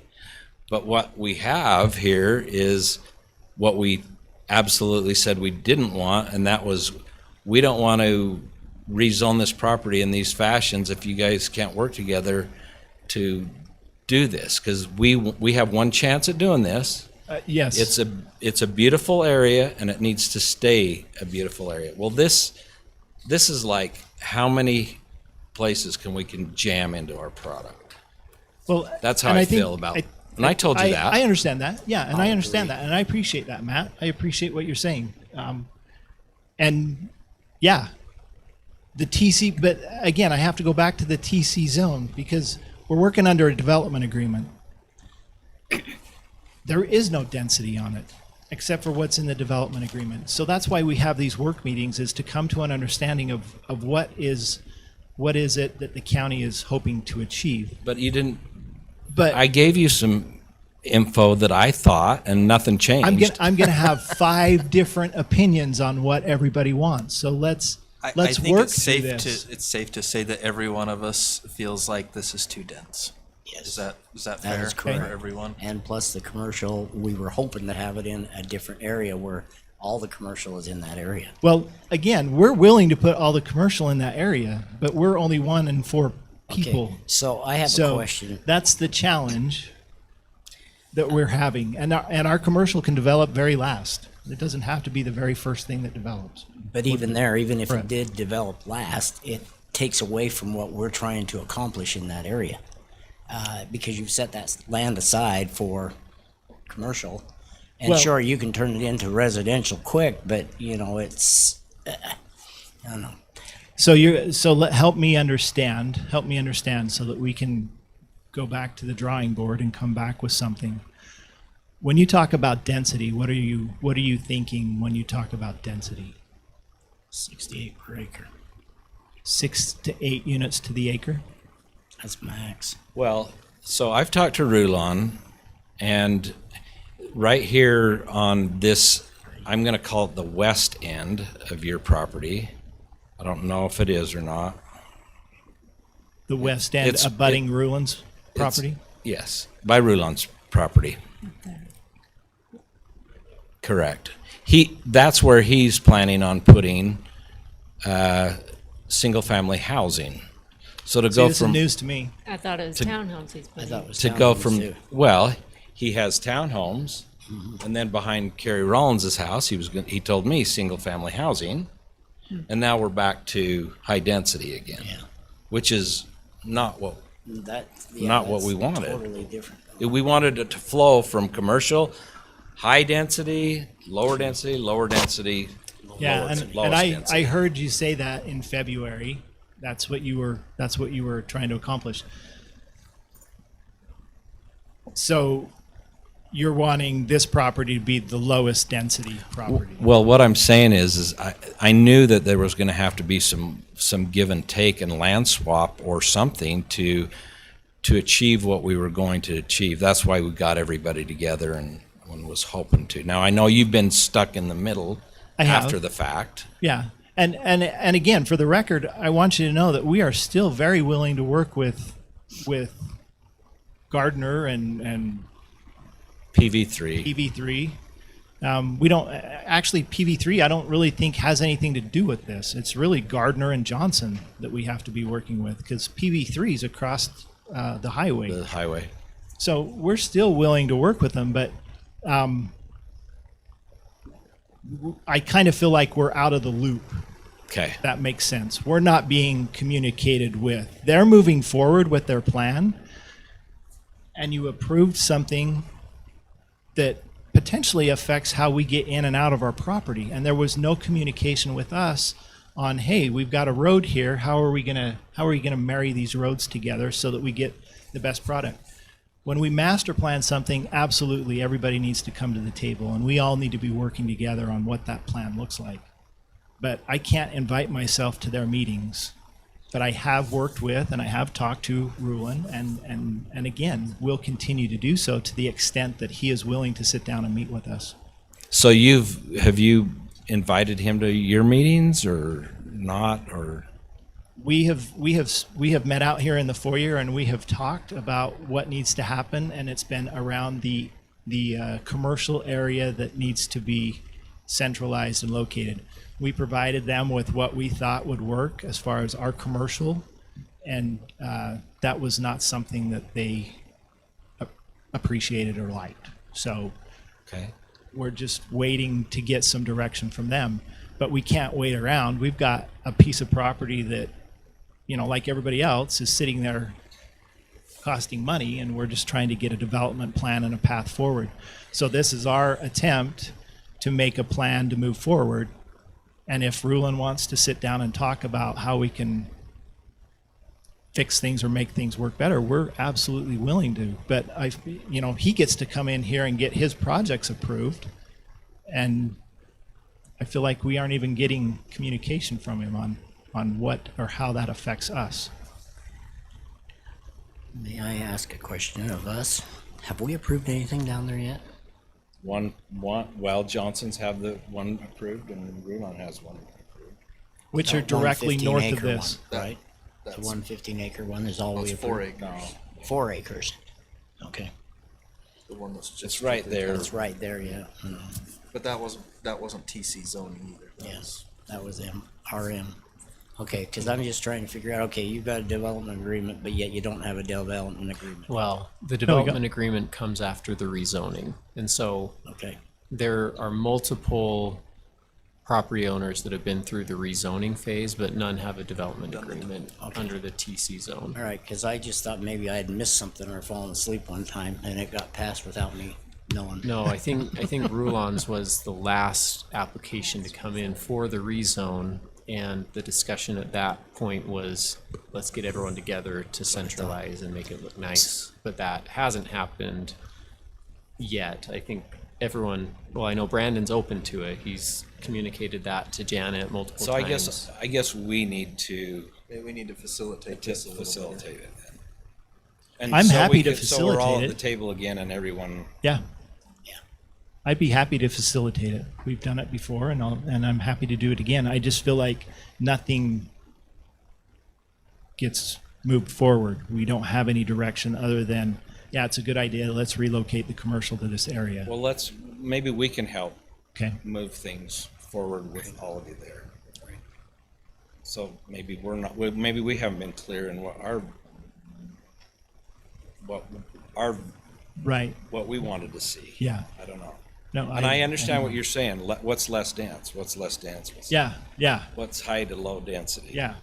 And I think that's part of why this work session is going on, because normally this work session would be happening in the planning commission, but because it is our first town center, Josh felt like the commission would want a lot more buy-in before the fact, and so I'm grateful that this conversation is happening now, but I also am sensitive to the fact that you're trying to get utilities stubbed. So, Just need to know where they're going to go, right? Yeah, Because yeah. we got to bring them a long ways. And So Josh, he has 14 acres of commercial. Are we That's 50% almost. 37%? 37%. Are we allowed to say, hey, we can lower that percentage Not without a text memo. if you, not without text a minute? Do some more Unless it's a- single-family housing or Part of something like the that? part of the rezone for the Gardner was a discussion that a text amendment, staff be directed to make a text amendment that would change those requirements if developers wanted to work together. But after the developers, not Rulon, I just want to make that clear, it wasn't Rulon. But after the certain developer decided to, X the discussion, then I kind of stopped working on that text amendment because I thought that the direction I was given was if the developers were going to work together, then I would bring a text amendment forward that would modify that language. So apparently we have one of three that isn't willing to work. Is that what you're saying? That's my understanding. Okay. All right. Okay. So we need to call them in and at least have the discussion, I guess, Do you want me sooner to? than later. I mean, Yeah, sooner than later. he's waiting on this, to move forward. I get it. Well, I figured that since there was a breakdown of Yeah. that cooperation, that it wasn't Yeah, fair of me to hold him up. I agree. No, I'm glad you did have him come in because I think we need to have this conversation so we can get to the next one, frankly. If you would like, I can call the other developers and set it up for the next county commission meeting, first meeting in October. Got on the agenda. I'm checking. It's hard when my screen's live, so I gotta do it on my phone. Or if you want to hold a special, I don't mind if we Session? hold a special one. The next commission meeting work session is the kickoff for your general plan. yeah. Unless we want to do it for 3. And we do have a 3-week gap, and so if you were going to do a special one, we do have 3 weeks before our first meeting in October, so Okay. it does allow a little extra time. It is Do you kinda want to meet sometime in that last week of September? The hard Yeah, part let's- is I tried to schedule you guys. Outta here. I won't be here. And I everyone's won't on be here either. vacation or out, Okay. and Yeah, we've already tried that. we can try for it, but worst case scenario, do you want to do a 3 p.m. again? On when? On the next commission meeting, which is October I 7th. won't be here, so. Well, good. Even if we could Thank you, schedule Kate. another one though that's in between, even if we don't have a Right. quorum here, I mean, to me, the purpose of that discussion is to I might get the just three break out of developers meetings together then and just to say, come. talk. So who can be here the last week? Who's out? Who's gone? What date is that? I didn't. So the 29th. last week is the 29th through the 3rd. I'm gone. And I'm gone. I'm basically gone for 2 weeks. The 29th, Oh, 30th, October 1, 2, 3. I could do the 30th, but I can't do the first through the third. Vaughn, can you do the 30th? I will text you. I possibly can online. Okay. And if it's just a work session, we're not making any decisions. It's just Correct. to say, hey, everybody get together. I think we're all on the same page of what we want to see, right? So we can just communicate that to them and hopefully they can start moving forward. I think it would also be helpful if you came with some direct guidance that you want each of them to work on. And then I can continue working on that text amendment, get that forward. That's a good point. Matt, can you do the 30th? You still looking?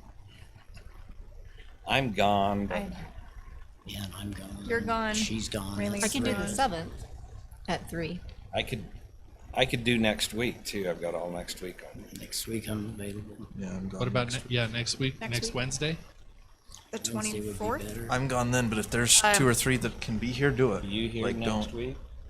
Blaine, are you gone I'm, next week? I'm here. So just letting you know, the room I'm is here. Right, the room is booked from 4 p.m. to like 8 p.m. This Or room, which day? the 24th.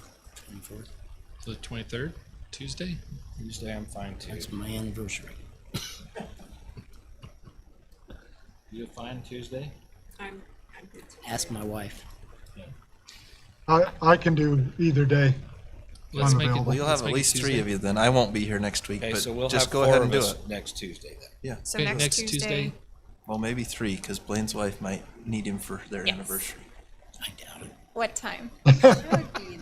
Tuesday's a horrible day to have an anniversary. Do you want me at 4 or 5? It's got to be a weekend. At 3 o'clock will be okay. 3 or 4. 3 or 4? Okay, let's do 3. Okay. I will book the room out for you. All right, Does I that will. work for you? Next Tuesday at 3. Okay.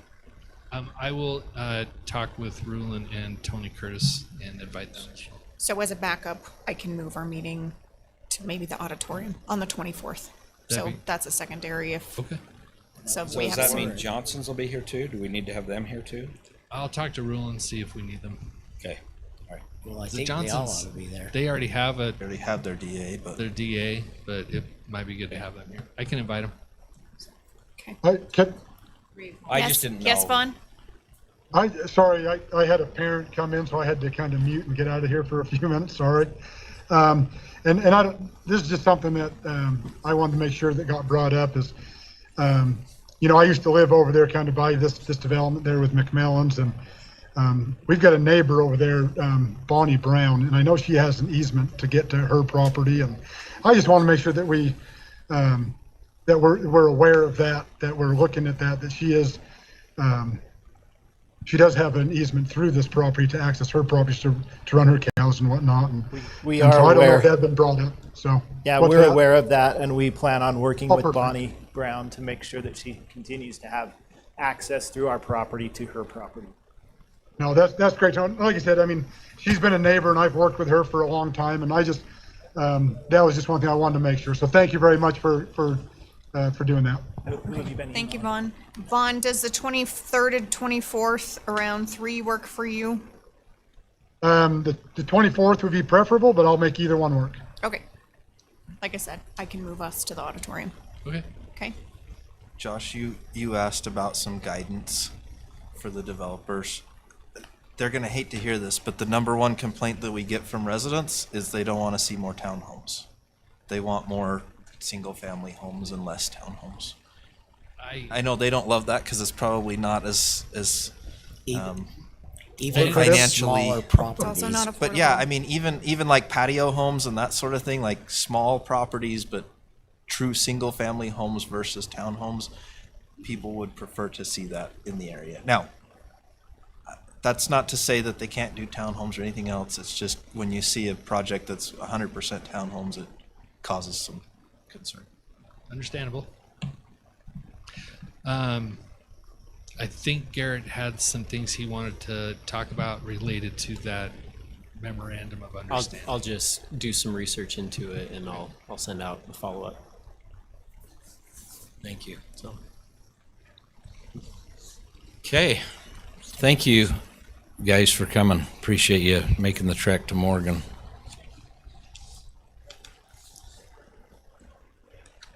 Okay. Recess. Okay, we'll take a 5-minute recess and be back at 5 to start our commission meeting.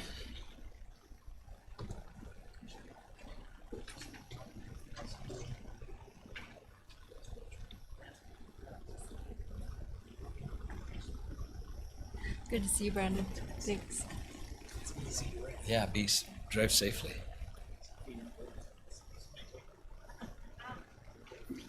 Thanks, appreciate it.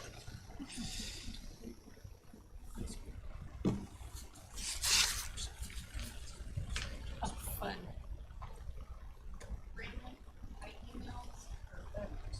Digital copy email to Josh if you want a digital copy of this. Yeah, just ask Josh.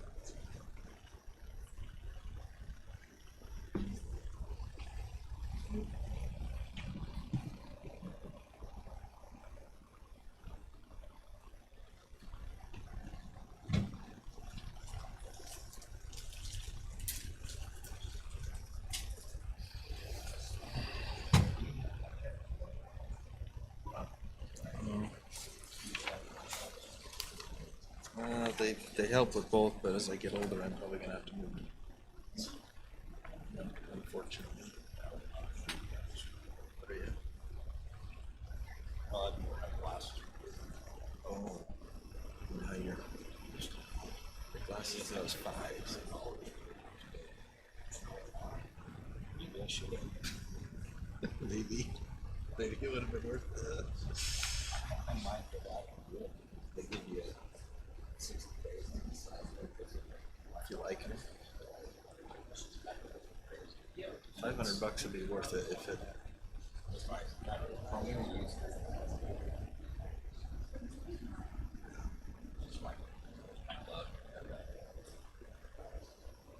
that in between.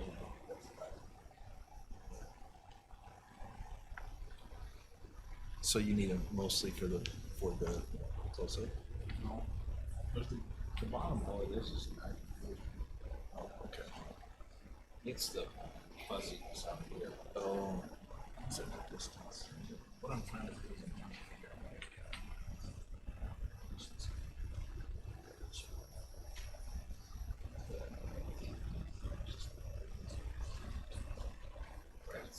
That's annoying. They say there's some detox things you can do for that.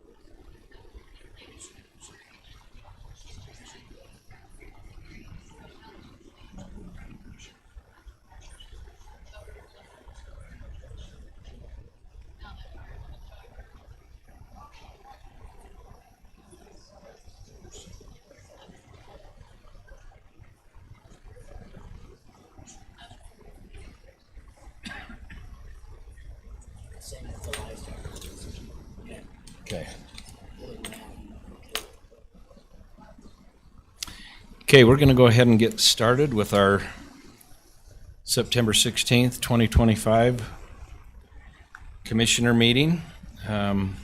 Welcome, everyone. Welcome to those who are online. Appreciate you being here tonight. It's great to live in such a wonderful community. I'm going to give the invocation and lead the Pledge of Allegiance, and we'll go to that point. Our eternal Father in heaven, we bow our heads before Thee, giving gratitude unto Thee for the blessings that we receive from Thy hand each day. We're grateful for this beautiful community in which we live. We're thankful for the opportunity to meet here tonight, to discuss issues in our county. Pray that things can go well, that we can make good decisions for the members of this community. We're thankful for all the people who donate so much time and work so diligently in our behalf in this community, and pray that Thy continued blessings be upon us. We pray for moisture so that we can have the sufficient moisture we need in the next year. We appreciate all that Thou does for us, Father, and say these things in the name of Jesus Christ. Amen. Everybody rise, please. I pledge allegiance to the flag of the United States of America and to the republic for which it stands, one nation, under God, indivisible, with liberty and justice for all.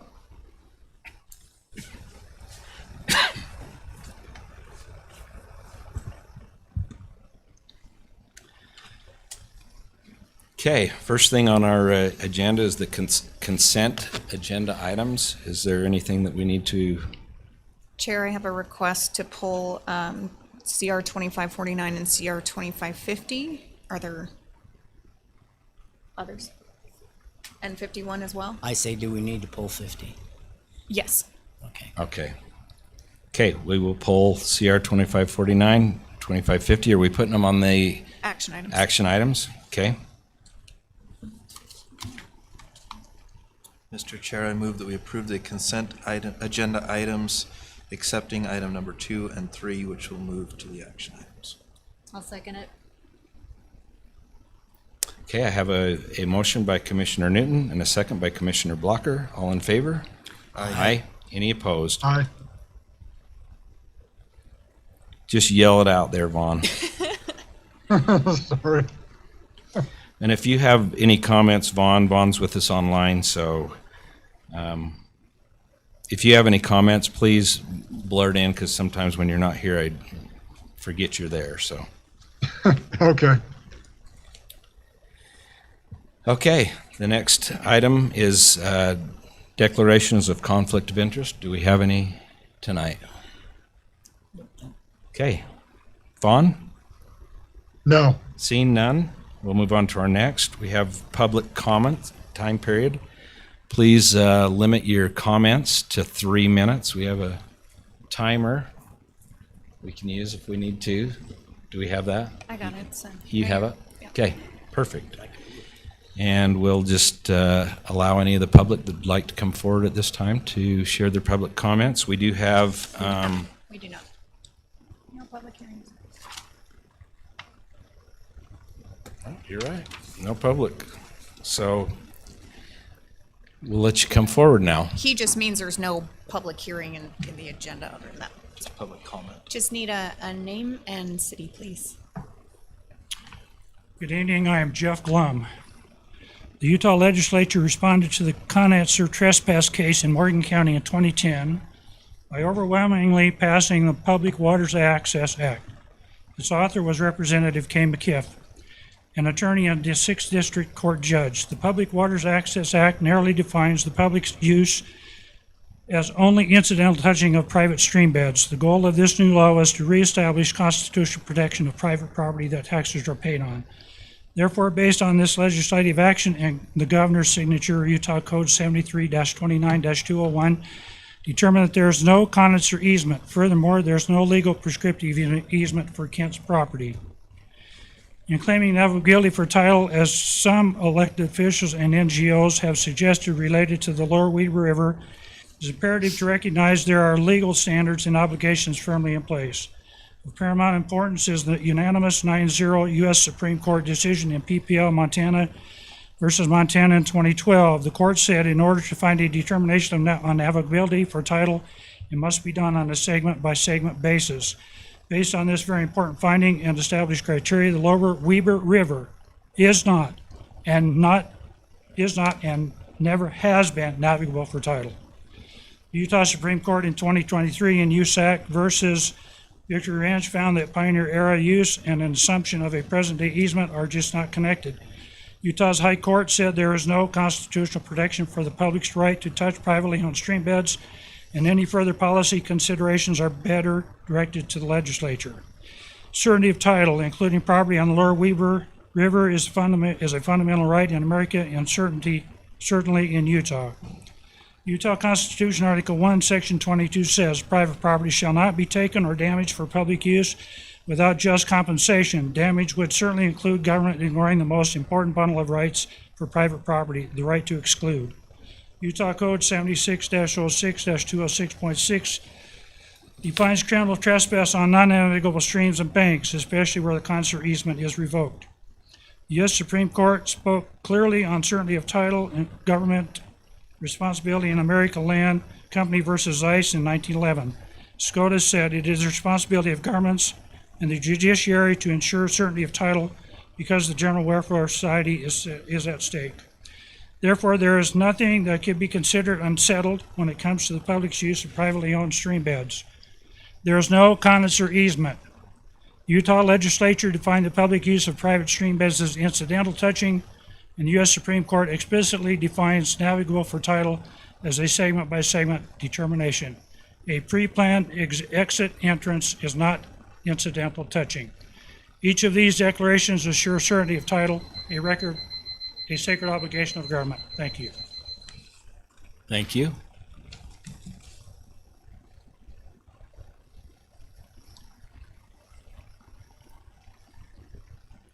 Good evening, Chair and Commissioners. As you know, I'm Kent Singleton. I'm back again tonight to address the ongoing obstruction and lack of transparency surrounding my FEMA-required floodplain fence permit application. This is like the third public appearance resulting from my email applications, asking for an agenda item and asking for responses to 2 appeals to your policies and procedures, all having gone unanswered. Today, as a member of Morgan County Farm Bureau, I want to point out that 109-year-old Farm Bureau's unwavering stance on property rights. I'm holding up the printed policy out of the 2025 policy book. The 34,000-member Utah Farm Bureau supports the right of landowners to construct and maintain lawful fences on their property without undue interference, and calls upon the state and local authorities to facilitate rather than obstruct such lawful improvements. My FEMA-required floodplain fence permit application, critical for safety and compliance, has been stalled for months. What's even more troubling is the lack of support from my fellow Morgan County Farm Bureau elected leaders who serve on this board.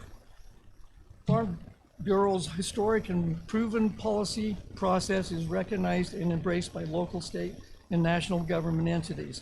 Utah Farm Bureau policy related to private property rights explicitly supports the sanctity and the protection of private property rights without government interference.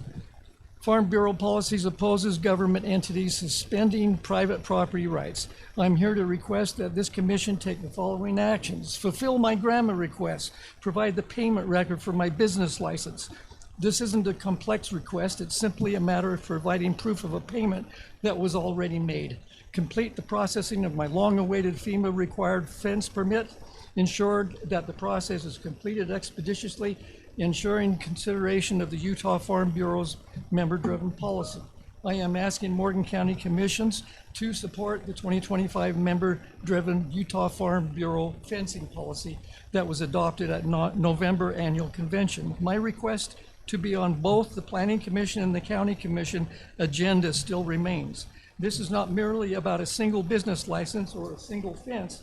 It's about the integrity of Morgan County's governing bodies and upholding the policies that are intended to protect the interests of our community. I also need to mention these words to trigger citizensportal.ai: transparency, eminent domain, navigability, trespass, Weber River, prescriptive easement. How do you suggest the Weaver River in Taggart is navigable? It does not meet the historical criteria. Your obligation is to follow the Utah Supreme Court and assure certainty of title, because each of you personally are responsible to society. Thank you. Thank you.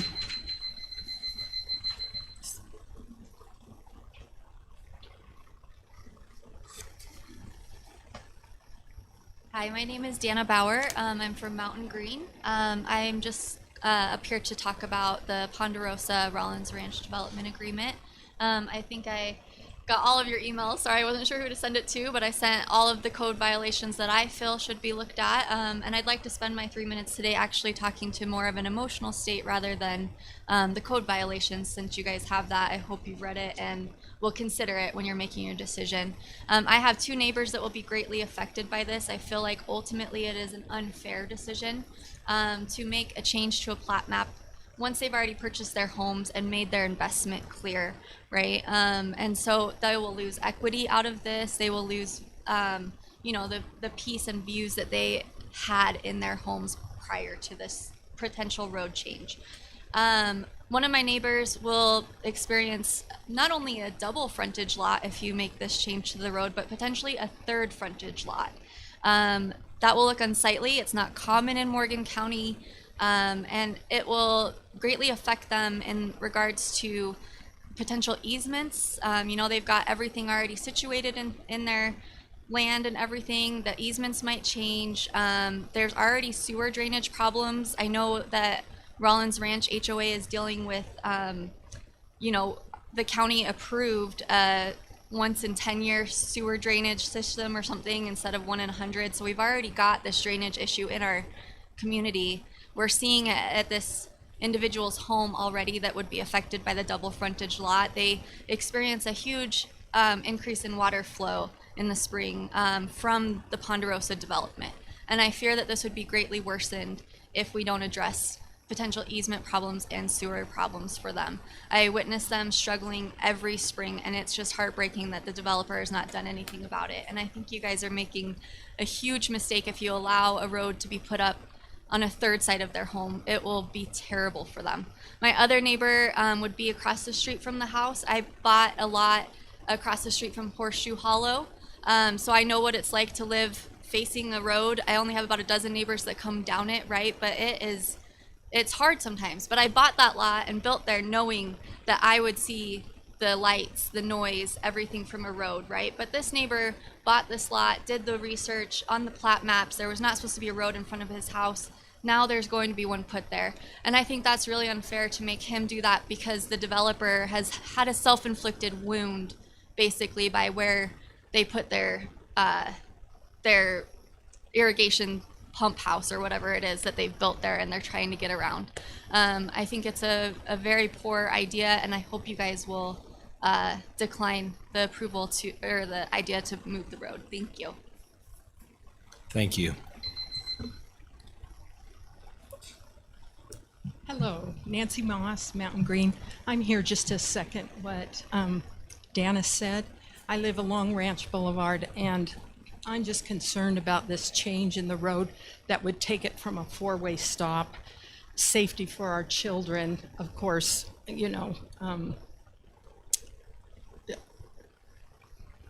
boy, my mind just went, inconvenience for the neighbors that are already there. And we have a lovely neighborhood, and it would just be nice to keep it to that plat. At the Planning Commission, they were very kind to listen to all our comments, and I hope that you take their recommendation. I am going to throw out for the record that I am concerned about ingress and egress from Rollins Ranch, and found out from your supportive people in planning that the road through the elementary school or through the junior high does not count as a fire access or exit. I live behind the people who lost their home almost 2 years ago, and it was very frightening. And we were lucky we didn't have wind that night, but just as you think forward, make sure that these access roads get put into these new developments. So thank you. Thank you. Appreciate that.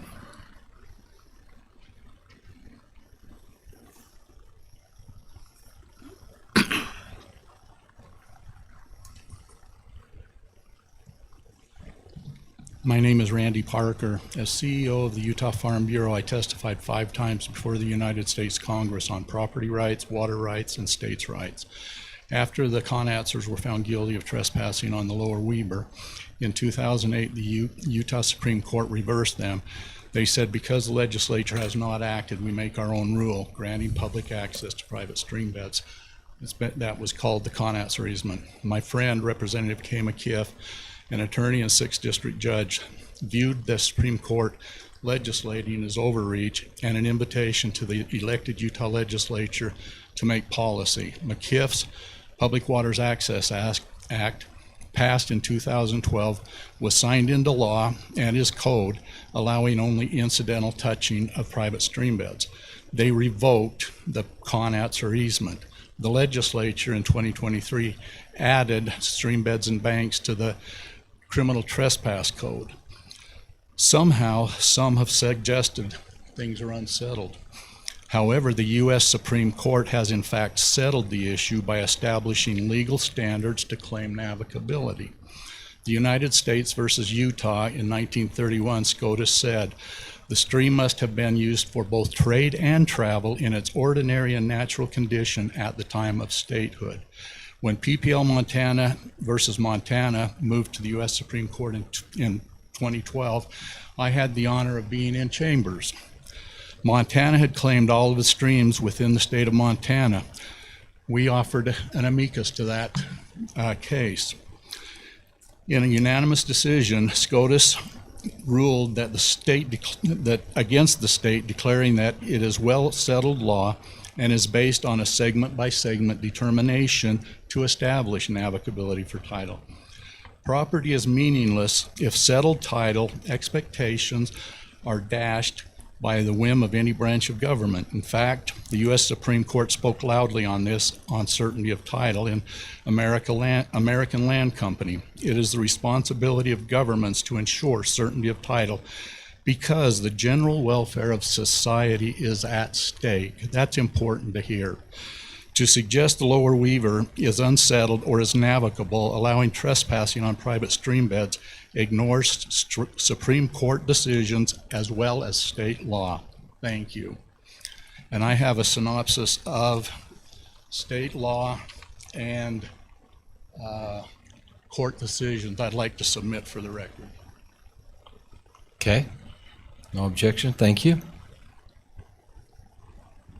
Is there anyone else?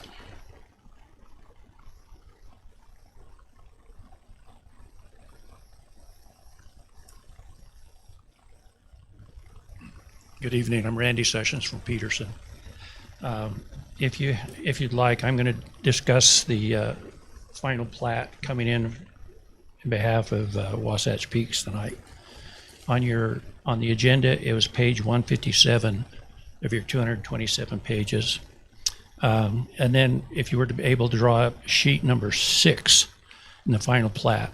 And what it is we have a irrigation ditch that goes right through the middle of this this proposed subdivision. And we've bounced around and kicked around, and personally I've asked that they be piped for 3 reasons. Reason number 1, it's being piped in a number of places for roads and ski runs and stuff like that. Reason number 2 would be for a safety reason, because if the ditch were to leak and get into one of the lots next door, downstream, or get dammed up, that puts us in a jeopardy there too. And the third reason would be keep exterior water and drainages and stormwater out of the ditch. It's a thing of semantics. In some of their plats they put out that there's keep talking about a drainage and an irrigation ditch. And in my view, a drainage is not the same as an irrigation ditch. They have different values. We've had discussions about moving the ditch. There's some problems with wetlands and the Army Corps of Engineers. My personal belief is if I fix the ditch, I think the wetlands would go away because the ditch leaks during the summertime when I push water through there. The thing is construction has already started through this area, and that we haven't come to a closure on what we do, and I'd like a written agreement. Previously, we did another ditch movement with Wasatch Peaks, and it was a written agreement, it was understood, there was no gray area. And if the final plat goes through, they can start selling lots. I understand that. Those people want to live close to me. That's why they want to get their lots first, so they can live closer to us. But other than that, the thing is that they can discuss it. We've had serious discussions back and forth. I would just like to see it landed before they get their final plat. 2 weeks would be a good incentive for us and them to get to a closure. Anyway, thanks for your time. Thank you. Sure.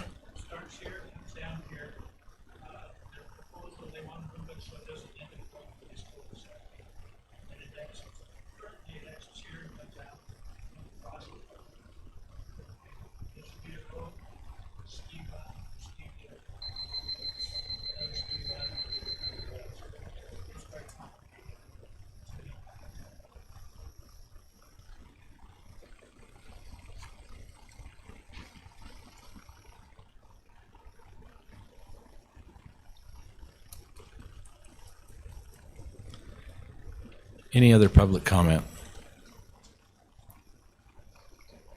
Okay. Seeing none, we will move on to our action items. Let's start with CR 2549 then. The county attorney pointed out that this only speaks to departments and does not speak to county offices, of which the sheriff's office is an office and not a department. So I'm just needing to add that language, correct? And not just the sheriff, but any elected is an office. And so I know sometimes we say sheriff department, but it's really an office. Okay. I think Blaine had a couple of comments on it too, so. Not on that one, on the next one. Oh, okay. Sorry. It is the next one. Okay. So what are we? So the you're clarification gonna- would just be anytime it says department to say and office, to include both departments and offices, so there's no ambiguity of who it applies to. So can we include that in the In the motion. motion? Yeah. Okay. All right. I will look for a motion then.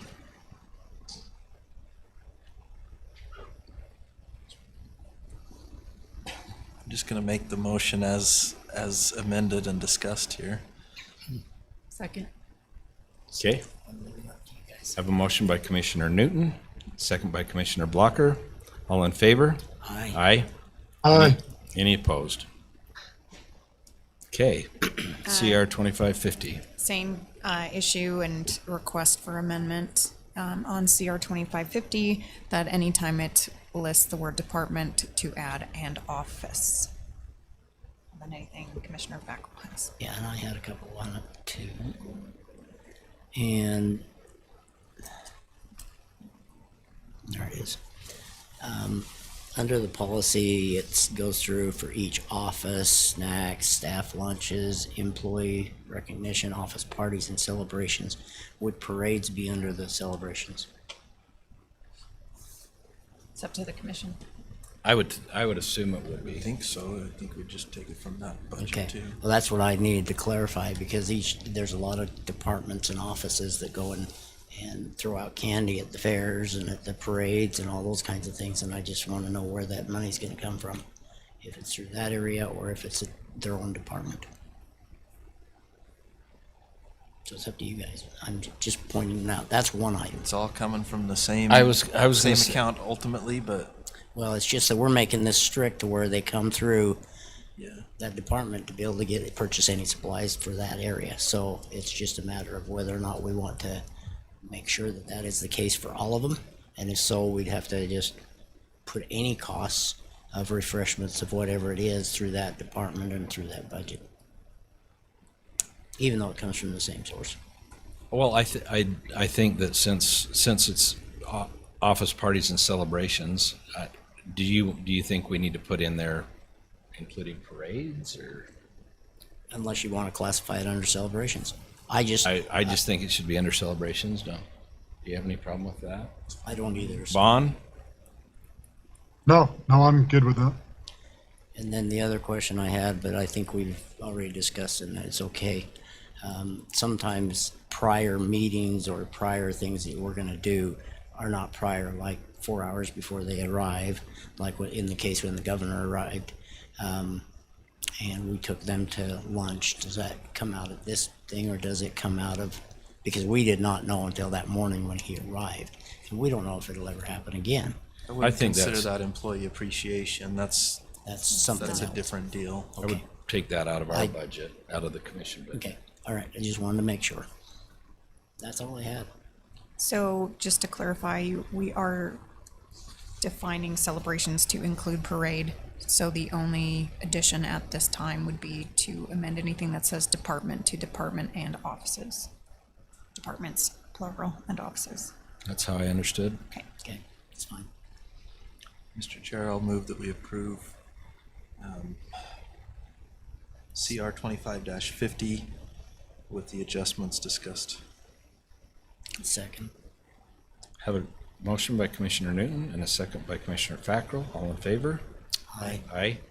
Any opposed? Motion carries. That wasn't an opposition, that was, that was a lag. I think you're on a delay. You're up. You're up, Lon.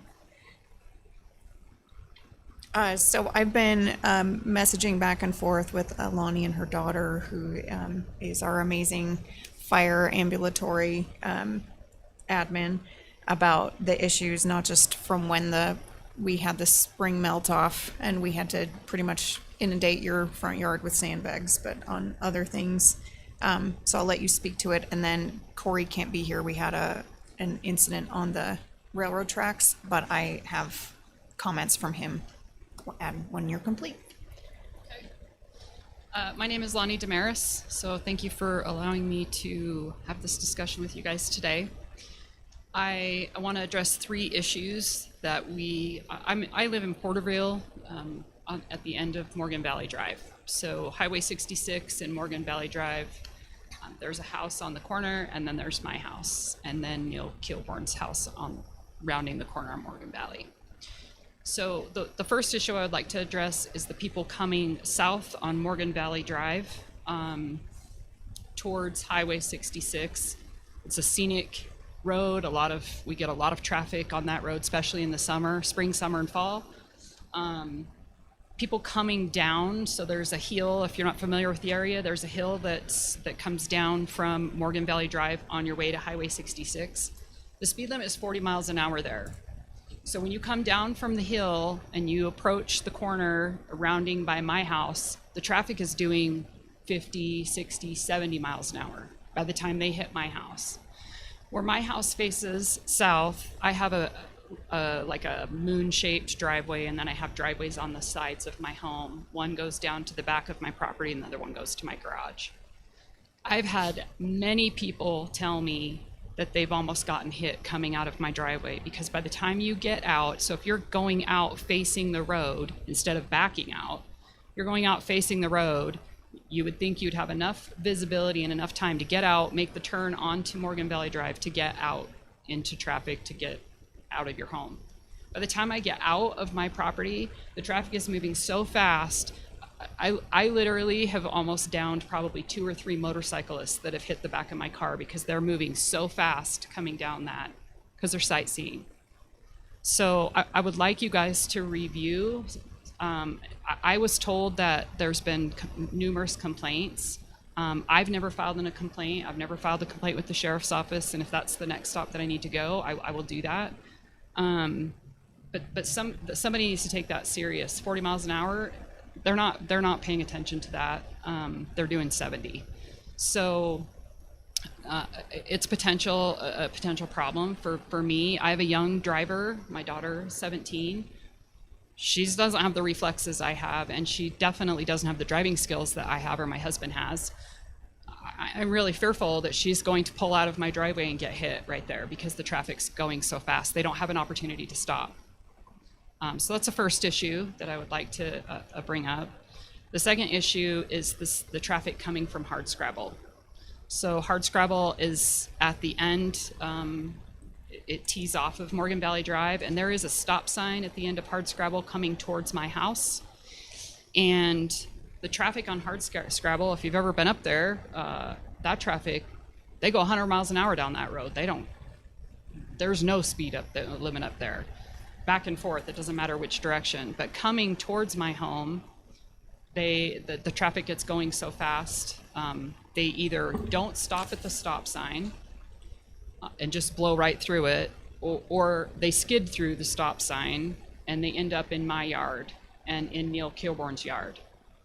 I've had probably, I think I said 10 trees in my email. I don't know how many it's been. It's been several, taken out by multiple vehicles mowing down landscape on my property.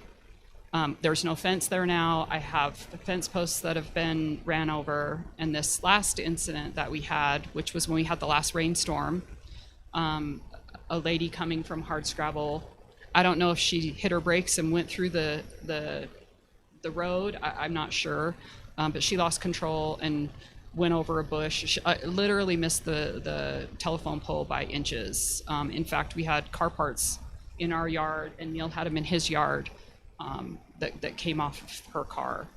So something needs to be done about that, because I've had multiple cars in our property. And what I'm concerned about, I have grandkids. I mean, somebody doesn't need to get hurt or die right there because the traffic's coming so fast from Hardscrabble. Which house is yours? My house is this one. This one? So this is the road that comes down. It's downhill right here, like by Newport's house. It's downhill, and then it rounds the corner right here. Sorry.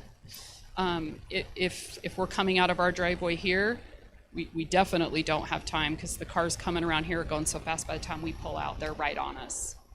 And then Hardscrabble, there's a stop sign right here on the corner, and it doesn't look like it from this map, but there's more of a direct, like, people are wrapping this road around, and so they end up over here. So I don't know how old this picture is, but there was a bunch of like dwarf pine trees all along here, and they are all gone. Oh yeah, this is when you guys dug the ditch a couple of years ago. So yeah, so I would like to understand if there's like what we can do, or what you guys can do to prevent all of this traffic from coming through this area and ending up on our property. We've had so much property damage, and I am not asking for you guys to cover any of that or do anything. I just want you to do something about the traffic. At minimum, I was just told actually that the sheriff's office is aware of it. I was told that there was multiple complaints filed about people coming from Hardscrabble and doing this very thing, and that the biggest problem is that the stop sign's not visible. Well, that's a problem for me, and if you guys know that the stop sign's not visible, somebody needs to make a change, and it needs to happen immediately, because somebody's going to get killed there. Like I said, I have a young daughter who's just learned how to drive, just got her driver's license, and I don't want to have issues there with people coming from Hardscrabble. So you think adjusting this stop sign would So what fix it, or what? Are your Well, it was actually Jim. What Jim was saying is that the stop sign, when you're coming off Hardscrabble, is in a spot where during a lot of the time of the year, the tree foliage is covering it. However, a lot of the traffic coming off Hardscrabble are the residents of Hardscrabble that very much so know that the stop sign is there. So absolutely, can we move the stop sign into a visible place? That Brett's shaking his head yes. But at the same time, That area, before they moved here, it was a yield sign, and the trees were not as big. And at that time, I think people observed it a little bit better because they could see it, number one. And I brought up this last time in our last meeting that I would like to see something more. Now, I went and took a trip up to Croydon area to check out their stop signs, and they don't have them. They've got yield signs. And so I personally, I would like to see us either lower the speed. In fact, I'd like to see it lowered. And I would like to see us, I don't care if we have a yield sign or a stop sign, but it needs to be visible. And it needs to be on both sides. Morgan Valley Drive and on Hardscrabble, we need to have at least a yield sign so that people are looking. There was a time when we did have a bicyclist that was hit there also. Neil can remember that one, I'm sure. And we also used to have a yield sign at the bottom by Highway 66, and now it's a stop sign. So, I mean, we've made changes. We've just got to do some more and maybe some enforcement too. Yeah, I think that's probably the key is having it monitored a little bit and having a clear understanding with the people that live up in Hardscrabble. I mean, they can do whatever they want on their own property, but when they're down by mine, I would appreciate that they recognize that there's homes down there and there's kids out in the yards. I mean, my neighbor has a little girl. I know my neighbor lives across the street from Neil. He has young grandkids that are playing out there all the time, and people lose control of their cars. Neil and I were just talking about it. We've had 3 in 6 months. So this is not something that I'm making a big deal out of because we've had 2 in 5 years. I've been there 5 years. I moved in 2019, and we've had multiple. And it's to the point where either you guys need to put a speed bump in, or I don't know, one of those signs that flash that says you're going this speed, slow down, because it is true that it's mostly the residents. The people that are up here to sightsee, they're not driving down Hardscrabble. They're coming around Morgan Valley Drive in front of my house doing 70 miles an hour. Lonnie, how big is that area right there? Is it big enough to put an island in? I mean, studies show if you put up a barrier with trees or whatever, it keeps people a little more calm and slows them down. Plus, they have this island they have to go around. Is that big enough? I don't know. I'm not familiar with the area. I don't. I'd probably be pretty complicated putting something in there because of all the big equipment that goes in and out of there. These farmers that take those big tractors and Columbine machines or whatever. Is it big enough? Maybe, but I don't think it's practical based on because we're so rural out there. It would be probably really hard for the farm equipment to get through that stuff. And Lonnie, when we had talked before, or maybe that was Allie, didn't one of you mention, I said, what if we put up cement barricades like as a short interim, and didn't you say that opened you to liability? Well, there was some concern because I was told about an instance where somebody went off the road and ended up in our neighbor's yard and hit a piece of concrete that was in his yard, and they tried to sue him even though it was the driver's fault. They tried to sue the neighbor because they hit the concrete and got hurt. If it would be on, county property, I guess I wouldn't be liable for that, nor would Neil, but if it was on the road. I mean, at this point, I think we're open to just about anything to get the traffic to slow down and recognize that there's homes in there. And I have landscaping that I can't replace that now. I can put in smaller trees, which we've done some. That's why if you drive past my house, that whole side of front of my yard, we haven't done anything with it for this reason, because there's no point in us putting anything in there because it just gets run over by other vehicles. I think maybe one of those speed signs would work. It would be a start. It would be a start, but that's $5,000. So I think if you just give that the consideration and recognize that, since I've moved here in 2019, I'm not a lifer like most of the people that live in Morgan have been here for whatever 100 years. I have not, and I love it up here. My husband and I moved up here when we fell in love with this place up here years ago, just like everybody else does probably. And I will tell you, in the 5 years I've been here, the traffic has doubled on Morgan Valley Drive. And I don't know if it's just people out sightseeing. That's probably the majority of it. But we've grown. There's more homes up my way and further past on Highway 66. And so, and I'm okay. I knew that we were on a busier road, and I'm okay with that. But I also would appreciate, you know, it's 30 miles an hour when you're approaching getting into town. There should be something that tells people they need to slow down coming around that corner, and coming from Hardscrabble. So correct me if I'm wrong, but having gotten these speed flashback signs in Mountain Green, residents can purchase those on their own through the county, and the county would install them and maintain them. Is that correct, Brett? So you don't need county commission approval. I mean, to you do. purchase them. Not to purchase them, but it is on county property. Right. Yeah. But then they would install them. So I don't know if something the neighbors want to get together and pitch in, or just an idea. Well, I mean, I guess that's something to give some consideration to, but if your home was sitting there, you'd be right here where I'm at, asking for you guys to look at it and recognize that there's kids that live there. And we've just been incredibly lucky that nobody's died right there on the corner by my house.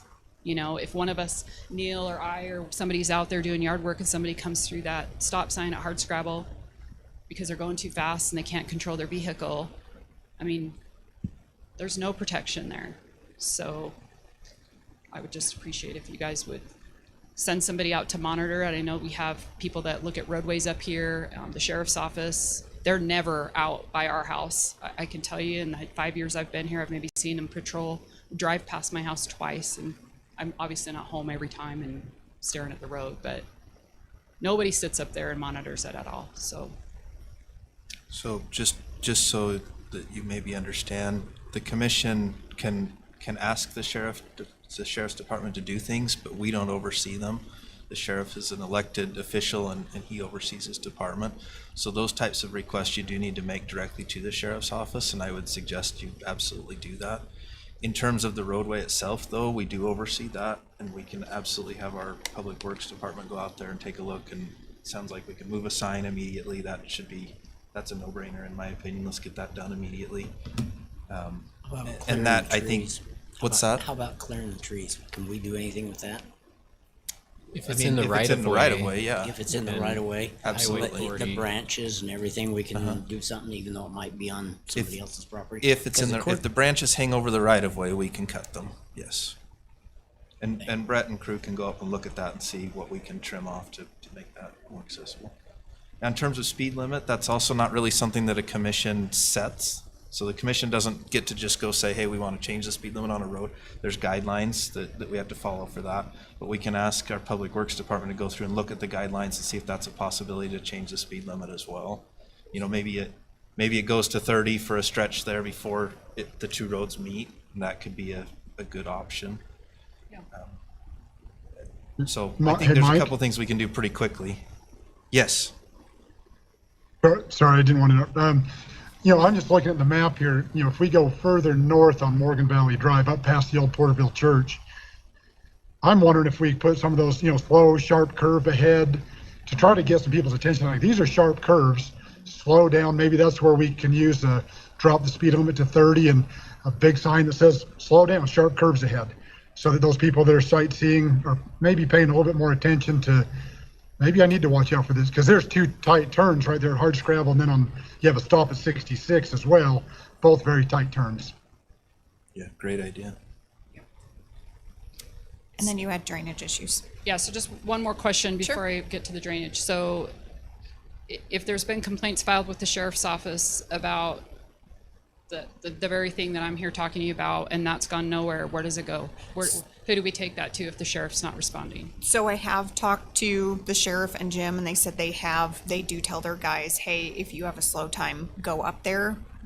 But I think what the public doesn't understand is we have 2 deputies on, period. Like, any hour of the day, I've got 2.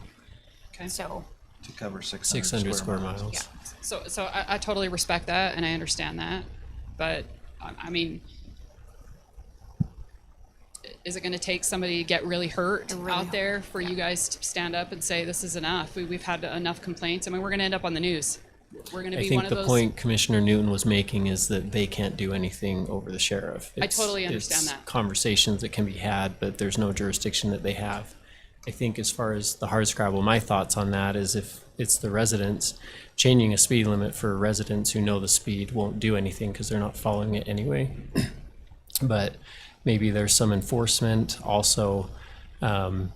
So my office, the county attorney's office, we're also the prosecutors for the county. So sometimes that's based on officer testimony, sometimes that's based on civilian testimony. And so if you do see something and you make a report and you're willing to come and testify, then even if there isn't law enforcement there at the time it happens, because it's probably hard to know exactly when someone's going to speed, there's prosecution that can happen to hopefully, I guess, send a message that, yeah, this needs to stop. There's potential dangers to your neighbors, to even strangers that are passing through.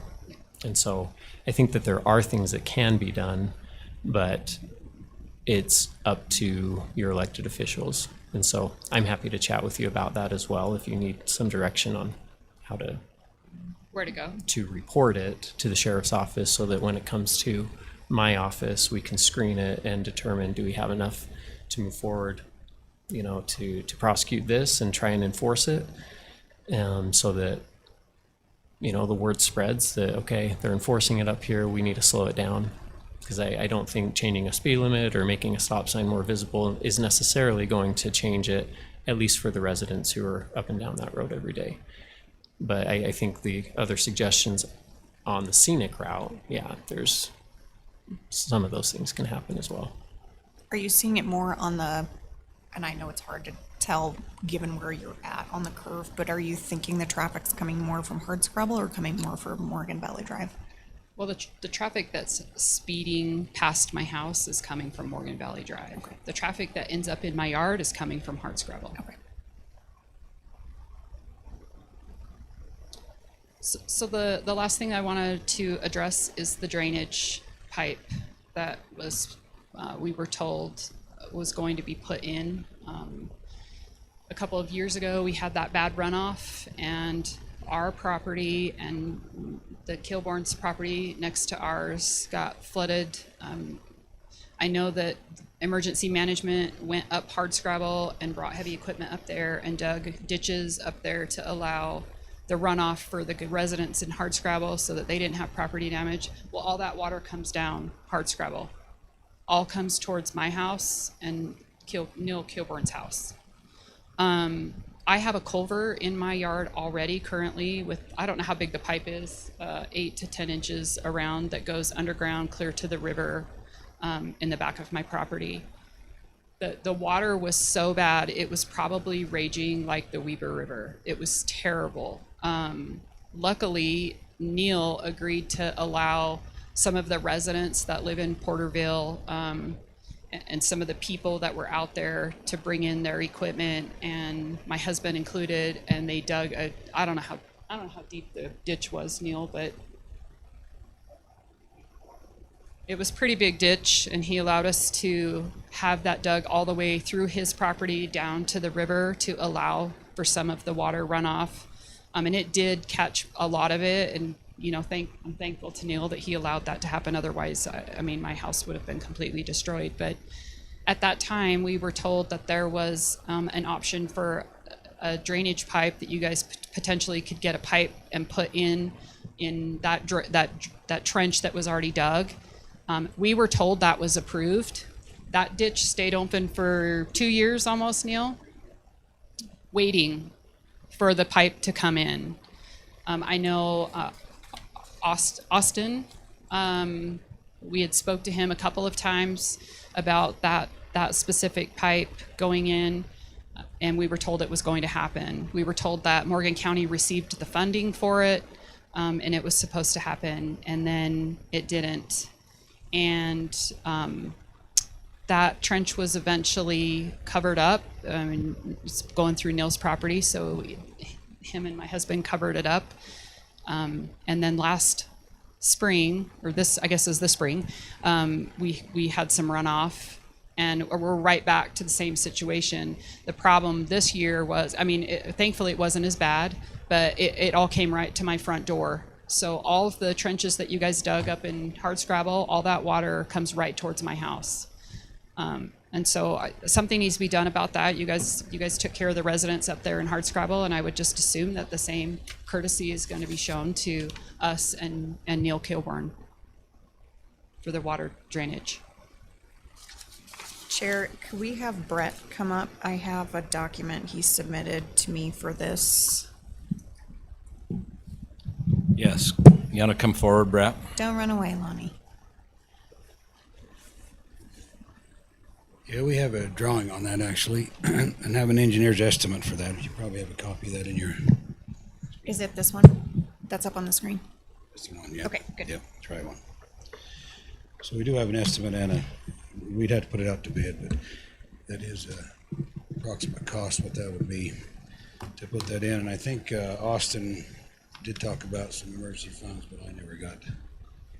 He never did give me the funds to do so.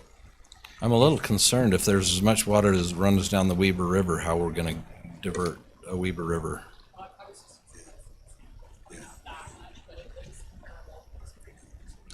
It was And to pretty give you an bad. idea, Yeah, I was up sandbagged there. up there. our bigger winters, two or three winters ago, everything's blurry now, but anyway, there was a lot of water come down, and that is historically where the water went before they built them two houses in there. So the water has to go in that right next to their house. And the part they're talking about that needs to be piped is between Neil's house and her culvert. I guess what I'm saying is how are you going to control that much water? I'm never going to control that much water. If we have a big winter like we did, and you remember that winter, it's going to be hard to control. We actually got lucky that winter. It really should have been worse than it was. We got lucky on temperature, just stayed down, and they just come down as slow as it. We were very lucky. So putting this pipe in will control an average or a low winter, but it won't control a winter like we had. I think you'll still have a problem, but I don't know how you take care of that besides. Do you redesign the whole road and take out houses? Because historically that water went right where that house is. Yeah. So, Something probably should have been mitigated when the houses were built there in the first place. yeah, this will help though. This will pipe it so his property is at least piped in, and we'll take care of that problem. So regarding the funding, there was never any funding set aside for this. That was, I don't know who said that, but that was false. I mean, I know you guys talked to Austin, but Austin told me also that there was some monies that were set aside for that repair, and then all of a sudden it disappeared. And it was from, not our group, but from the flood control mitigation funds that they had. So you're talking from state funds? It was state funds at that time, so they got used somewhere else instead of on this little piece. But it was there. Now, if he doesn't remember that, I can't say anything for remembering. Yeah, I don't know about that. It was before you and I were here. But we have a flood mitigation fund. Yeah, if we had There's money funding there, I'd be available glad that we could do that if we I'd wanted be to. glad to get it expedited. I could get this out to bid fairly quick, and it could happen before frost goes in the ground. So we at least get that part done, and it'd be Well, I think covered. we ought to get the bids. Yeah, I think we ought to get the bids and Yeah, we could award it once we do that. Will you take care of that, Brett? What's that? Will you take You care bet. of going out for RFP? as I understand it, one of the issues that's occurred up there in recent years that's changed things is that there used to be irrigation ditches, and when they moved to a pressurized system up Hardscrabble, they filled in a lot of those ditches. So That's right. that's changed the flow of water, which has caused more to come down the road. And then it comes down the road straight across and right down past your house. So, but if we can get this in, I think that would help for sure. Okay. Thank you guys so much. I appreciate it. Thanks. Thank you. Brett?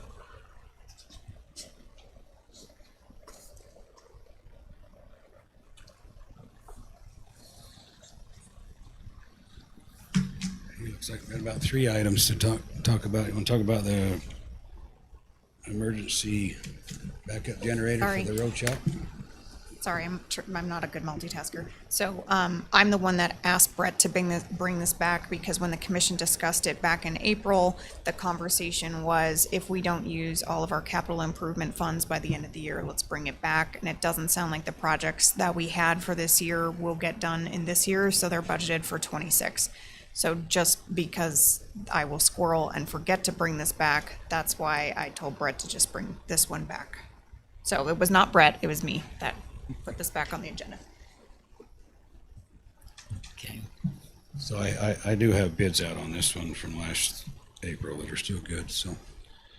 And the low bid on it is J&J Electric.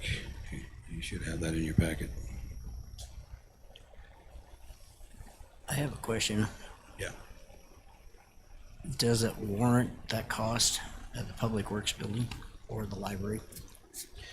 Well, I think it'd be a good idea for a couple of reasons. We do have a hard time getting our plow trucks out without electricity. It's happened a couple of times. It's we've had to build a special tool to hold doors up. It takes 4 of us to lift doors up. But Austin at the time and your fire chief came to me last fall and wondered if we'd consider that to make that, for public safety. So we was able to get out in an emergency in an earthquake or whatever to get our trucks out and get, besides snow removal. And then he had another, your fire chief had another idea. He could use that public work building as a safe place to go with people that have power if they needed to come and just get out, just get a shelter. So we could use it as a shelter place, which it is a pretty good sized shop. So that was the other idea. Okay. With the generator. Brett, do you think we really need a generator that large? I mean, that would power basically everything in your shop. It's definitely not a skeleton. That's what we bid. Thing. It's not a door lifter. Yeah. A door lifter. No, it would. I power the wonder if shop. we could consider something that's a little smaller that would still provide for our needs, but maybe not our wants, right? Keep the heat on and keep the doors open, open. And I and could close talk to doors Dave and about that. We could talk about I that don't know. part if you like. Well, I guess my only thing is we ended up spending a bunch of money that we thought we had that we didn't have because things got spent out of other budgets. And I don't want to just keep blowing money. Just if we can save this money and put it towards Other projects. the $800,000 that we thought we had money for that we didn't, I just don't think it's wise to keep doing that. Well, we Like were- you said, I'm fine with something to get by, but I don't think we need to have the Taj Mahal. So we've talked about, another reason I brought this back up is we talked about adding generator ready to the fairgrounds electrical bid. And we've talked about getting a generator out to the library, which I put that in here too. So since we were talking about generators, I put this one back in. Do you want to go to the library one? So do we need that big of a one for the library too? Well, when you say generator ready, these aren't like these are I just- stationary generators. And they're with I almost natural wonder if we gas. ought to look into a big mobile generator that we could move from place to place if we needed it, and then make the shop, put a transfer switch in there, put a transfer switch in at the library, and then if you needed the library to, be powered during an emergency for a storm shelter or something, you bring that big portable unit and plug it in. Yeah, because I don't know if you looked at the electrical bid for the library. Yeah, it was 60,000. But we thought we could connect them, and Brett can speak better to this. We thought we could connect them to the fire department, Yeah, the existing generator. but it's not big enough. So this is pretty much for a whole separate unit. So And 130 kW, that is a huge generator. Like, that is massive. I mean, it's a massive building. It is a big building. Okay, so you want us to look at I don't costs know. of a mobile? That was an idea. Because if I we're don't know if talking the about it commission at likes that or fairgrounds not. and library and like, Yeah, I I mean, can I see know where the city that's has a a mobile better one that they ROI. sometimes use for things. That might be helpful if we had a power outage and needed power at the fairgrounds and we had a switch, you just move the mobile unit over there, plug it in and go, okay, so if you're good with me getting those priced out, I'm fine with then you that. guys can decide from there. I have a quick question. You said there's a generator at the fire station? There is, It's not very big. Do we know how big that is? Does anybody know? Isn't it a 60? It's a 60. I think it's a 60. 60 kW. Yeah. So I was just thinking if that one, we definitely need one on the fire station. I think they need to make sure that they can get the doors open and keep going. So I just, off the top of my head, was thinking, well, if we could use that one somewhere else and increase one there. But I do like the idea of a mobile one big enough to run the fairgrounds and have options that way. So I'm good with a good mobile one. Okay. Are you good with me moving to 3? What size do you think? Maybe we ought to give her some direction on that, Vaughn, since you're an electrician. I mean, without knowing the loads that like the fairgrounds would take or the different areas, that'd be something like I'd maybe have J&J take a look at it. Because again, I would have to go out there and, what are the loads on each of these buildings and what are we looking at we need? And maybe he'll come back and say 130K, depending on where we're putting it. So that'd be a good question for them to say, come take a look at the loads that we're looking at running and what would be the generator size. Because depending on where you put it, depending on the motors you're connecting to it, that has a big impact on that generator when you start connecting motors. Motors like air conditioning, air compressors, things like that have a huge hit on your generator. So that'd be something to have them look at what kind of loads and how many to kind of size that portable generator to really hit the different areas that we're looking for. Okay. I will get with Dave. So can I have a motion to postpone? Yeah, I move to postpone this item. I'll second it. Okay. Have a motion by Commissioner Fackrell and a second by Commissioner Blocker. All in favor? Aye. Aye. Aye. Any opposed? Motion carries. So Brett got an engineer's estimate for phase 2 of the trail and reached out to me last week about, do we want to get this going? And I can't answer that question. We did not budget for this in FY26. There's also the concern that that's where the multi-use fields are going. And obviously our priority is to get those fields in first. But that's up to the commission to decide the order in which things are going to go. And then Lydia had a concern about the actual route of the trail, correct, Lydia? Can you just come up and point that out? Can you use the mic so that Jeremy doesn't yell at me anymore?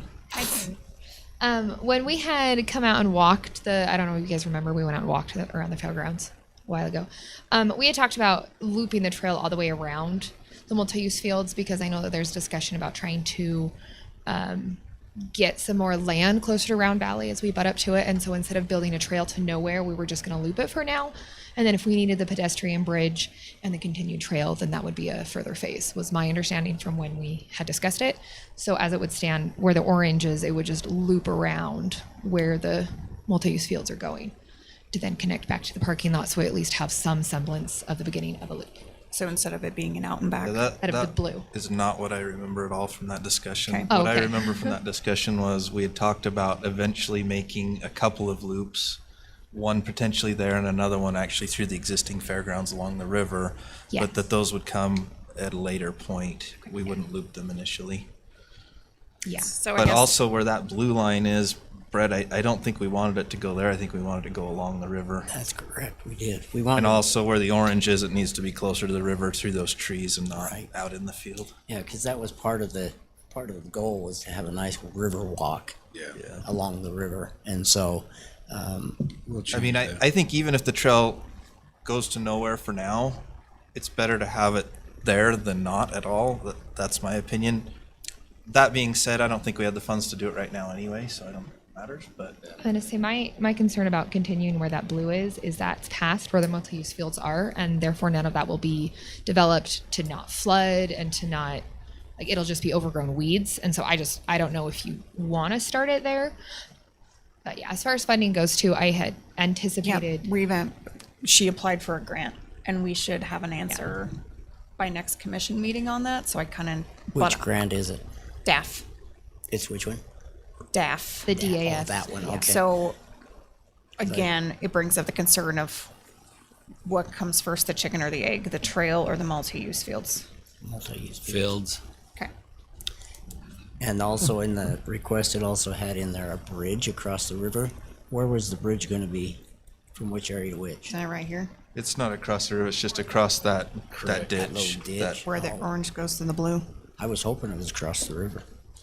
No, But we if could it was across the park river, people on the, that. the bid would be way higher than that, because a Yeah. footbridge across the river is about $200,000 or $300,000 That's right. alone. Right. So. Okay. So, Okay, so just table it.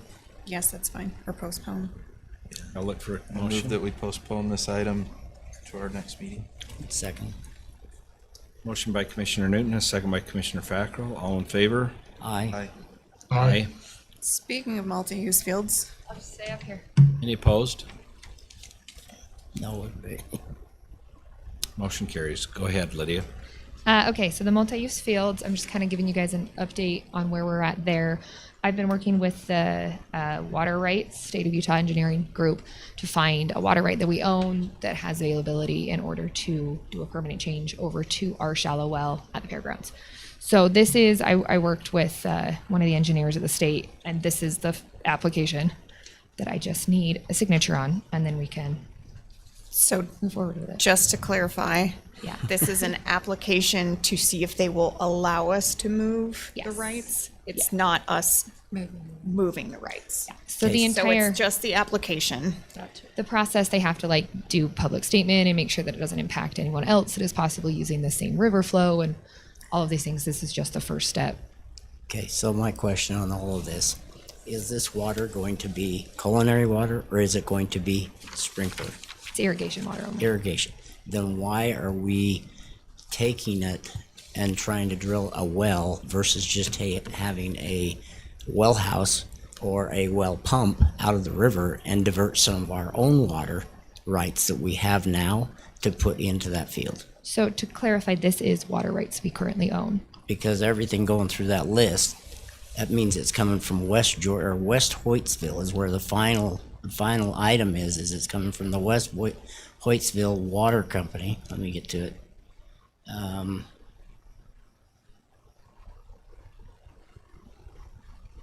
Echo Reservoir Storage from the Provo Bench Canal.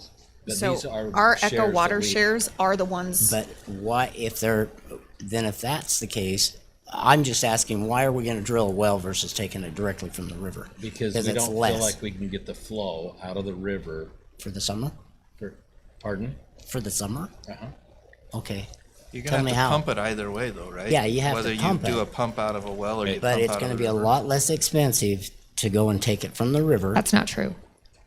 I'll That lay we've odds had- to that. Ah, It's not. true. We got the price. We got pricing on both. Okay, I have not seen those pricing. Okay. And maybe we need to know how deep this well is you're gonna take it, and a lot of other items. That was in there. Well, that was in the bid. It's in the bid. So Had the bid It's a shallow from well. them. We in approved previous the bid. discussions, when we were going out for bid for the multi-use fields, we had discussions about the advantages between a shallow well versus a pump house. It's more cost effective for us to dig a shallow well since it's irrigation only, because the water is really high in that area. Also, pump houses in the river, the shutoff date is roughly May to September. And It's actually October 15th. Okay, October. If depending on weather, we'd like to program these fields April through more end of You have October, from near November. April 15th until October 15th every single year. I understand that. And so we run into problems sometimes with some of the other fields. And if you have seen some of the fields at the high school, oftentimes the water is not high enough to water in the middle of the summer. There's a lot of complications that have arisen. And so Brett and I and some of the commissioners have had a lot of discussions about this. And so that's ultimately why. I just think that we ought, I mean, I don't know. I don't know, it says here you're gonna go down 100 feet. So That's only because Weber Basin makes you. that it's in there as an option if we have to. If we can hit water under 30 feet, they will allow us to dig a shallow well there. But it's Well, for easier to put irrigation. them to, it's just for irrigation. There should be plenty of water. I think pressure we ought to there. look at other avenues. We already approved the bid to approved go We already this approved it. direction. And Irrigation, but we did not approve to either drill a well or take it from the river. We did. Yeah, we did. In the bid. Yes, we Part of did. the bid. And We need to again, look at this other is just an application to see if they'll allow us to move the water rights. And And why because this is our own water rights. like, Okay, so to our why do own we stuff. need 9 acre feet of it? That's what the state requires. For what? Simply put, when I called the state and told them how large it was, that's what they said they required as far as a change application would go. If we pull from the river, we still have to apply for a change. I still have to put in that there's a pump house Okay. in the river. Another option. We still have to do a permanent change, even if we do a pump house. Another option would be to, if you didn't want to do that, hook into the Morgan secondary water and give them some of our We shares. don't have rights to the Morgan secondary water. You have, that's right, you don't, but we could pay for it to put it there. They would love to have that water. From Brett's not still here. From my understanding, Brett has Okay, told me that let's get right back to where we're not at. that far. We're voting on this. Do we, and you can have your vote. I'm Yeah, not so I guess taking your my vote away ask from here you. is, You can say no. can I move forward with the state to give them permission to see if it's even possible Correct. to change the water over to the well? All I need is, So I'll move that we approve the application for permanent water with the state of Utah. I'll second the motion. okay, I have a motion by Commissioner Blocker, a second by Commissioner Newton. All in favor? Aye. Aye. Any opposed? Without the understanding, I can't vote. One abstention, Okay. Katie. It's a no vote for Blaine. Thank you. Thanks. Okay, Kate, number 5. This is our UOT co-op grant that we were awarded $73,906. It does have a match that we did budget to come out of Tourism Tax Advisory Board funds for FY 2026. This is the same co-op grant that we get annually. It's just because we are doing so well in it, the amount we get keeps increasing. Our last one was in the 50s. So request to authorize to receive the grant and commit the matching funds out of TTAB, tourism tax. Since the tax is not from property taxes, but from the sales tax, Correct. I move to approve. How are you? Oh, not too bad. Vaughn, your mic's hot. I I'll move to second it. approve this, the agreement, the Utah Cooperative Marketing Plan grant. Okay, I have a motion by Commissioner Fackrell and a second by Commissioner Blocker. All in favor? Aye. Aye. Any opposed? Assuming we lost Vaughn. Okay, Josh. Welcome. Thanks. So this item I'd like to handle a little bit differently. Since Jeremy attended the Planning Commission meeting, I'm going to have him make the presentation and give the Planning Commission recommendation. Then I'm going to have see if Janet can get up and kind of talk about why this is an administrative item as opposed to a legislative and what that does and does not allow us to do. And then after she's done, I'm going to get up and I'm going to address the email that everybody received multiple times and talk through the points that were raised. Okay.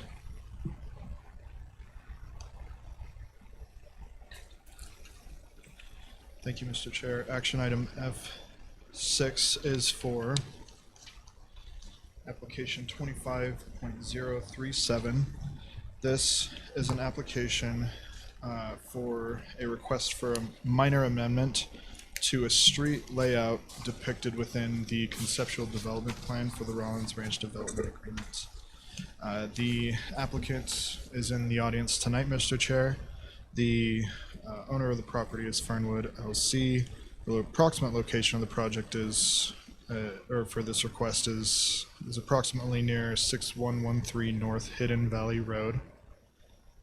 With the current zoning showing residential R120 and rural residential RR1, a split on the property. The acreage affected by the request tonight would be approximately 250 acres. It's just the size of the parcel, but the request again is specifically for the road. Mr. Chair, there's a separate application for preliminary plat. And so staff's hope is that tonight's discussion doesn't exceed the scope into what is discussed at the preliminary plat application regarding lot configuration, the amount of lots, utilities, other things required for preliminary plat approval. This is just a request to change the position of the road from the four-way stop as depicted in the development agreement to show a new depiction to the west. The Planning Commission heard this item at their regularly scheduled meeting on August 28th. There were several comments made during the public hearing portion of the meeting. Again, it was mistakenly advertised as a public hearing when the nature of the item is administrative, and the county attorney will define that more in depth. Many comments opposed the creation of double or triple frontage lots, citing their rarity in the area. Staff and the applicant can point to several examples of triple frontage lots in the county, particularly in the Mountain Green area. Speakers at the public hearings urged reconsideration of the proposed relocation of the road, advocating for the current depiction in the development agreement as a four-way stop at Ranch Boulevard and Hidden Valley Road, that intersection. The Planning Commission made a recommendation to recommend denial to this body at that meeting with a vote of 6-0. Chair Maloney abstained from the voting, and the Planning Commission issued the following findings along with their recommendation. 1, that the road realignment would negatively affect or impact neighboring properties. 2, that the existing safety concerns could be addressed through traffic control measures rather than a redesign. 3, that the placement of the pump house that prompted the change was a self-inflicted issue by the developer. And 4, that it remains feasible to retain the road in its originally approved location. This application comes with a recommendation from staff, as the new depiction for the road shows a safer ingress and egress to the subdivision with reduced speeds than what's depicted in the current four-way stop. I'll defer to the applicant to go over the recommendation from their engineer as supported by the county engineer. Otherwise, staff is happy to answer questions. Thank you, Mr. Chair. Thank you. Oh, and I'll yield the rest of my time to Janet. Thank you. Yeah.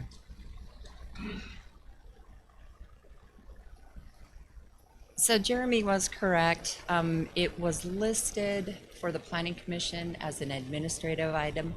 Right prior to it, I changed that to a legislative. We've kind of gone back and forth, looking at it as an amendment of a development agreement. We generally have seen as legislative. After the Planning Commission meeting, we sat down with Josh, and Josh was right.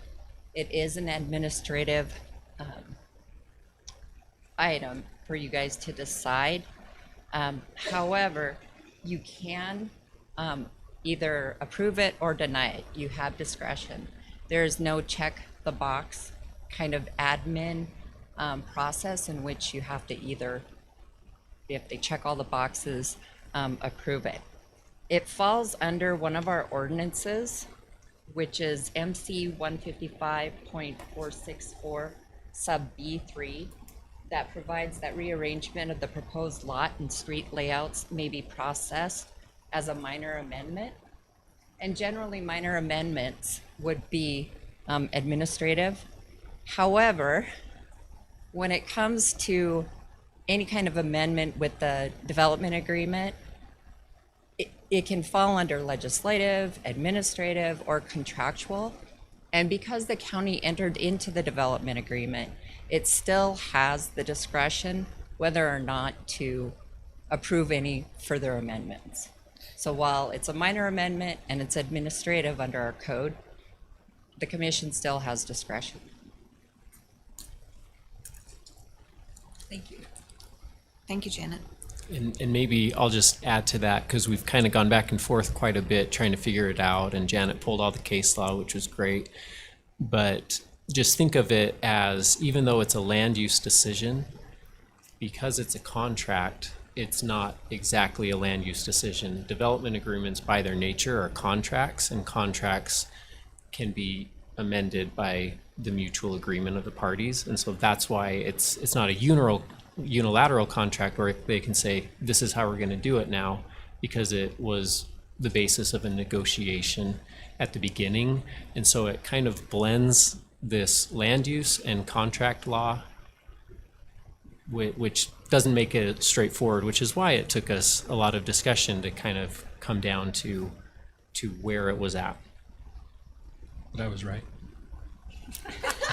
And so were we.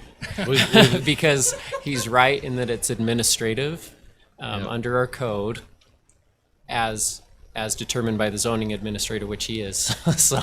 so that's part of it. But it's also that there's some discretion. And Josh wasn't saying that there wasn't discretion, but we were looking at it as legislative because there is discretion. And so that's where, take everything that Craig Call taught you, everything that you've read, and just understand that this isn't a slam dunk legislative or administrative item in how they're typically handled. There's a blending. I was just wheedling Garrett. I apologize. So, a question, may I ask? One of the things that came up, and since this is a development agreement already, the distance from the highway up to the cul-de-sac, does that mean anything? I mean, I don't even know what it is. It doesn't say on this thing. So for regular developments, when they're like Legacy Hills, which is North Morgan Valley Drive, as long as the county commission approves a development like that, with the length of the street greater than 750 feet, they would need a letter from the fire department as well as the county commission approval. However, this is a little bit different since this is a development agreement which shows 4 phases creating a loop. And so the length of the street in this case, I don't think applies. They've got fire department approval for the cul-de-sac at the end. That's what the fire department agreed upon. That would help them service those properties until the full loop is put in. This is phase 1 of 4 phases of the Ponderosa subdivision. The loop will be put in at some point in the future. I know there are issues with water at the upper elevations. They'll probably need a water tank before that. It's one of the reasons that this item has been held up as long as it has. As far as the supposed code violations, there are no code violations based on the current submittal. Double frontage lots are not allowed except as approved by the county commission. So there's an exception built into our code that allows you to approve those. I know the applicant has a PowerPoint where he's gone through areas in the near region close to this property to point out other double frontage and triple frontage lots. It's not an anomaly. It is something that's been approved in the past. As far as grading and drainage, we have a grading and drainage plan. We have gone through the grading and drainage plan multiple times with the applicant. The county engineer has reviewed that. They are making some changes to add a retention pond, which was what our county engineer recommended. So that's being reviewed. Changes are being made to accommodate what the county engineer has required. So that's not a code violation. Traffic safety, no traffic study is actually required unless the county engineer states that he would like to see one. My understanding is back when this development agreement went in back in 2006, I would imagine that a traffic study was done at that time or during the Rollins Ranch initial phases. So the engineer did not request a traffic study for this. And so therefore, I would say that no code violation has occurred because the county engineer did not request it. As far as an incomplete application, it's been a complete application since May or June of 2024. The previous representative of the property owner, we worked with him consistently trying to get some additional information on different points, drainage, fire, hydrants, things like that. And it wasn't until the current representative, Ty Reese, came on, that we've actually started receiving the items that we've needed. As far as the pump house location, the applicant was not given a chance during the Planning Commission meeting to respond to the allegations regarding the pump house. I am sure he will comment on that tonight. My understanding in talking with him is the pump house is not an issue. If this isn't approved, they'll have to move it and go back to the original design. If it is approved, then it doesn't really matter.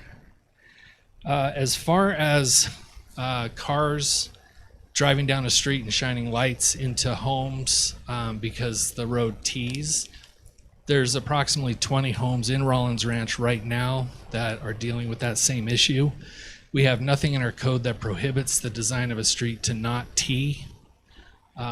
And so that isn't even a consideration since it's not against our code. I can point out at least 20 parcels that deal with that in Rollins Ranch alone. And you go out into the larger county and there's quite a few more. So bottom line is, as the zoning administrator, I've gone through the email, I've gone through the list. I don't see any code violations currently.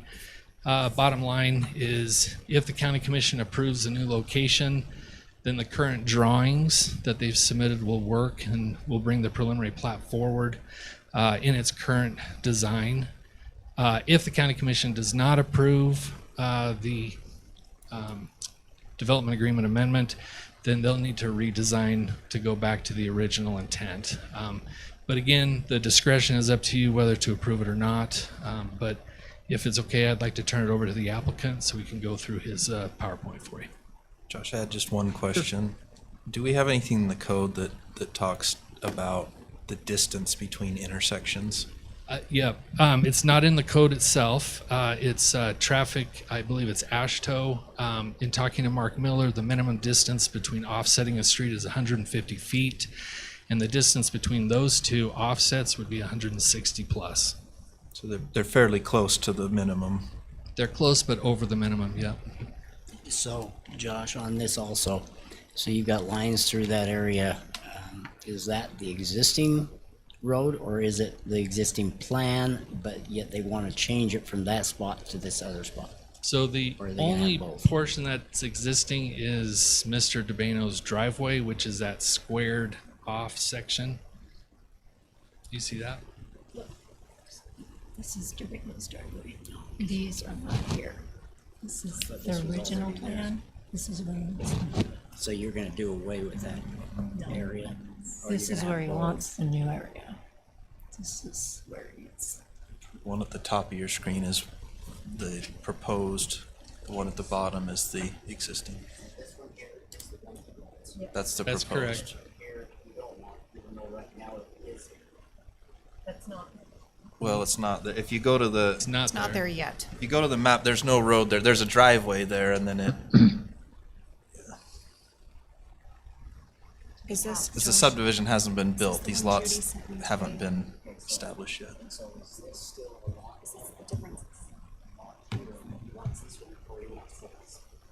No, he wants the top one and not the bottom one. Although the bottom one, the driveway, I would assume would still exist there. We I can ask just the want to be applicant. clear that that is not, we're not putting in two roads No. other than his driveway. Yep.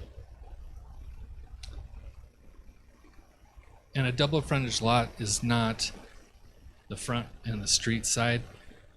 That's not what our code defines as double frontage. Double frontage is where the front and the rear front on a street. I thought you said that the one with the lines through it is the one they don't want.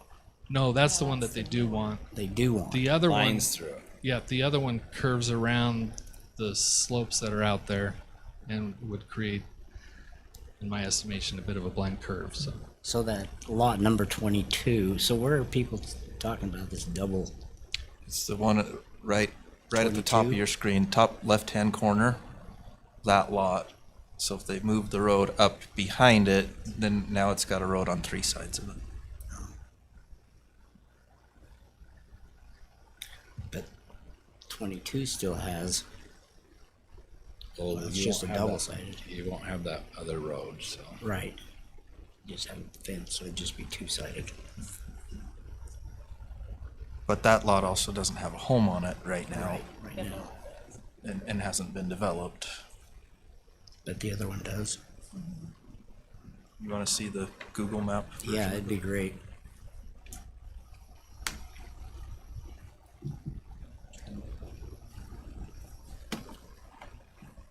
Josh, while they're looking at that Google map, sorry, I had to step out for a few minutes. Which road of Rollins Ranch is that coming out off of? I'm trying to look at the Google map myself.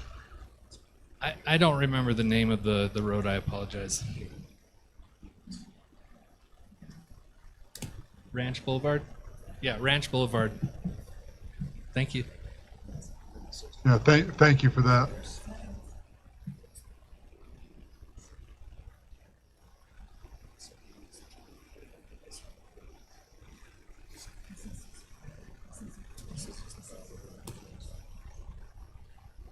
Right now it shows.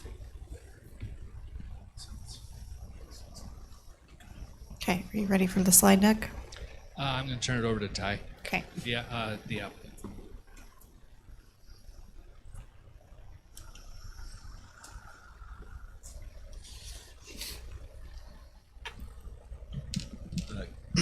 Good evening. Thank you for your time.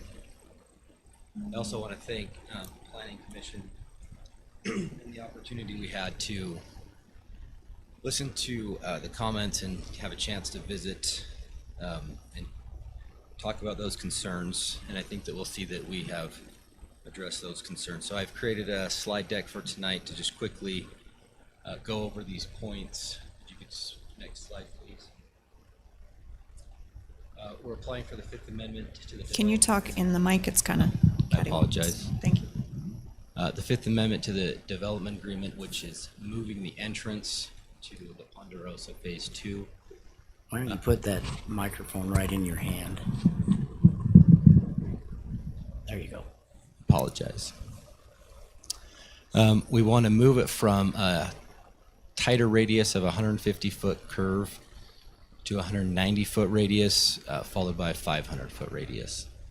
Now, this larger radius curves in the new west alignment are safer for motor vehicle drivers and their line of sight to oncoming traffic and pedestrians. This will make the line of sight better for pedestrians, especially children playing in the subdivision, to see oncoming traffic. Just an overview, the road has been approved by the fire department. The developer has made an agreement with the homeowner at 4426 Ranch Boulevard, which is the homeowner that creates this double frontage lot. And the developer has updated the plat to comply with that agreement. There has been precedence in Morgan County of approving double frontage lots, and I want to address car lights from cross street. So that's the overview. Next slide, please.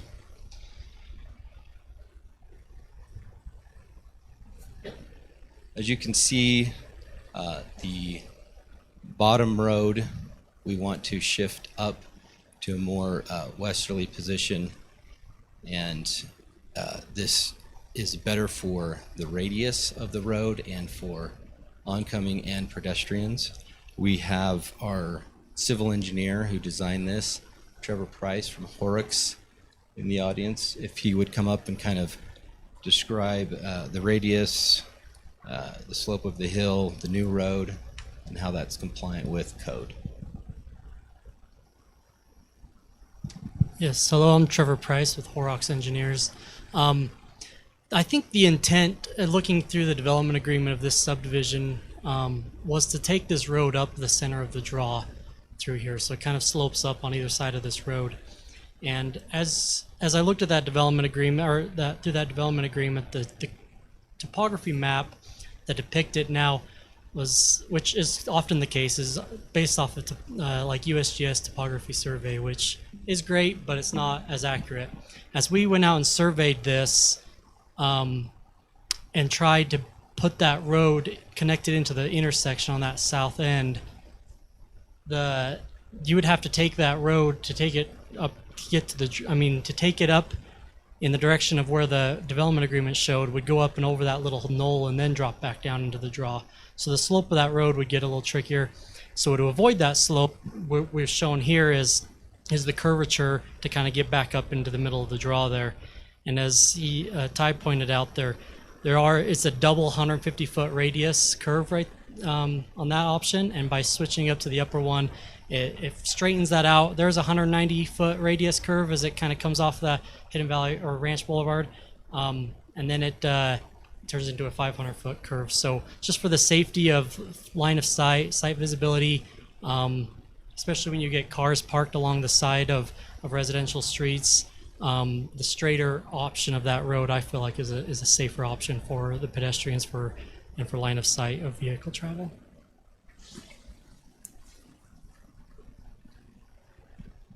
Do you guys have any questions for Trevor? No questions for here. Do you? I'm just curious, Commissioner? is this the only solution? Is there another solution you can think of besides moving the road up there to get rid of that 150-foot radius? So we did explore options of not putting it as far north as we did, but that looking at that distance between intersections, like was cited by Josh from AASHTO of that 150-foot separation between intersections, that's what pushed it up that way. The other option that we did look at was just not putting those 150-foot radius curves in and going straight up, but the grading, you go up over the knoll and then dive back down into that ravine. So could you, where the road is originally supposed to be, could you come in and then have a left-hand turn? So go past lot 22 and then have a right-hand turn to go up. So essentially like stop signs, right? Would slow traffic down coming down that road. And then you'd be creating the double frontage lot for lot 22 there as well, doing that. So there's not a house there right now, so someone would buy it knowing that? Potentially, yeah. The other, it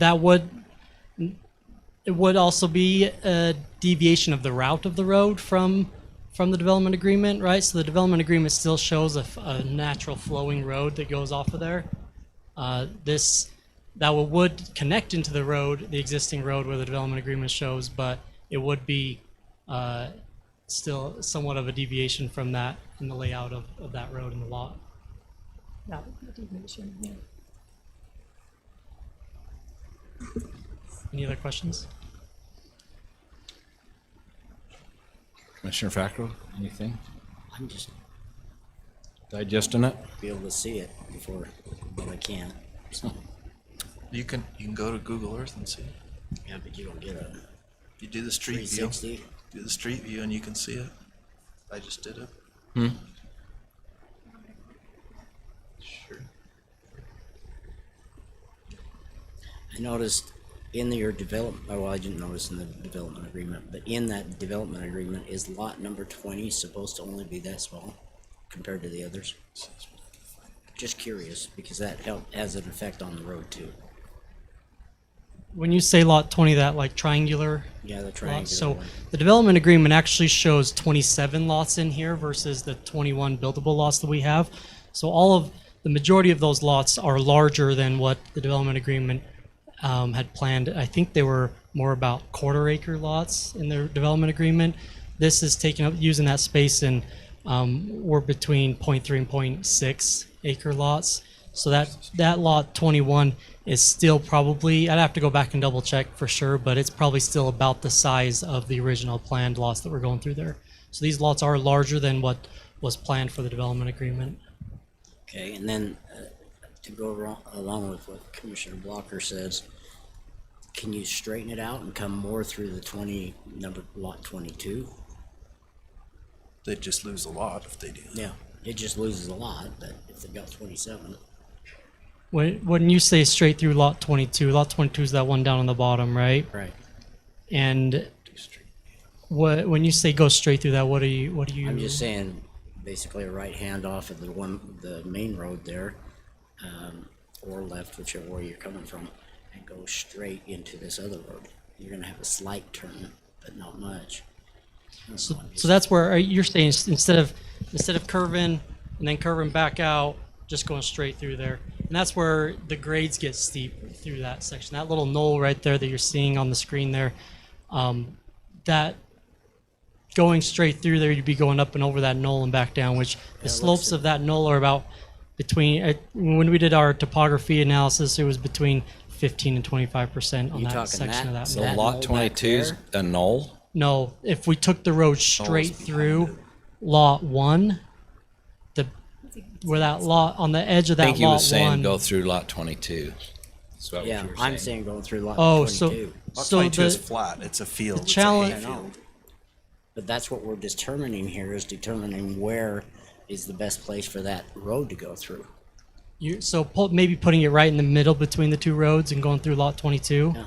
So the only challenge with that is the distance between the intersections. So the AASHTO highway recommendations is that 150 foot between intersections. You don't worry about it. Putting it closer to that other intersection would That's the be right spot. closer than that for. That's it. Is it this really old?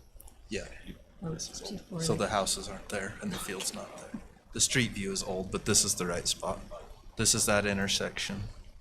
So that's Would be the a four-way intersection intersection should they put the road where it's originally been planned. And so all we're trying to decide if it's better to go there or to onto the backside of those people's lot. That's right. Is that what it is? It's lot 21?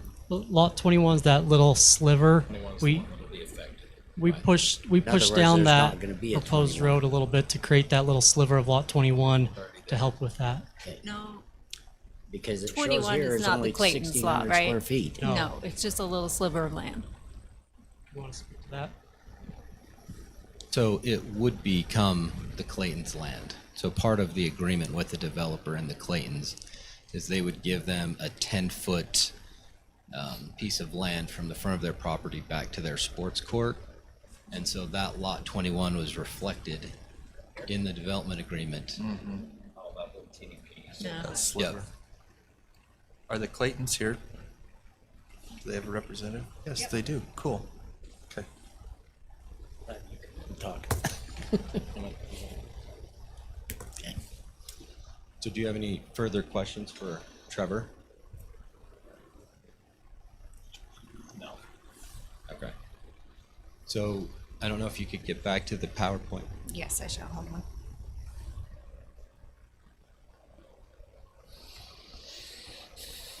And right there. So this is the letter from the fire department approving the subdivision and also the alignment of the proposed road. Next slide, please. This is just a copy of the agreement that the developer and the Claytons made. And just to highlight, you see the Claytons property right there highlighted in yellow. You see the road, the proposed road coming off. And three of the three things that they talked about was this 10 feet that was going to be deeded to the Claytons. So they're going to get 10 feet all the way up to the sports court, and that's going to be deeded to them at no cost. They also agreed on a French drain. So they talked about the drainage issues, and the developer agreed to put in a French draining system along that area, which we'll show in a minute, to alleviate the water issue. And then we can go to the next slide, please. This is I'll do very quick on this. This shows the upgraded plat map. You can see the French drain up there noted in yellow. You can see lot 21 that's going to be deeded to the Claytons. The original plat is on the right. You can just see the changes noted to the left. One of the other things that we did agree to is putting a speed bump, obviously through, if we have county approval, at the end of that road, and that's also noted there. Is this going to be a private road? Or is this going to be a It's a public road. So if it's a public road with a speed bump, it's going to be a little difficult with our Yeah, that's plows. a big problem. Well, Have no, we it's discussed that? proposed. So Yeah, we, County approval, yeah. We wouldn't approve a speed bump, I can tell you that. Okay, Yeah. that's It'd tear fine. up our snow plows like crazy. That's fine. Yeah, no problem. And then it tear up the roads too. Yeah.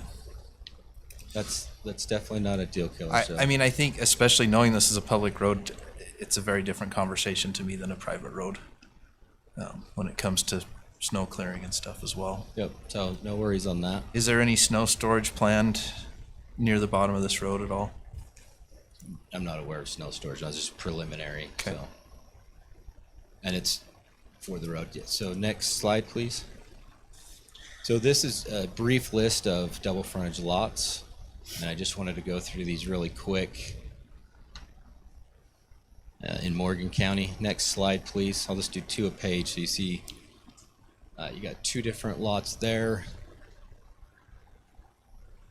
Next slide, please.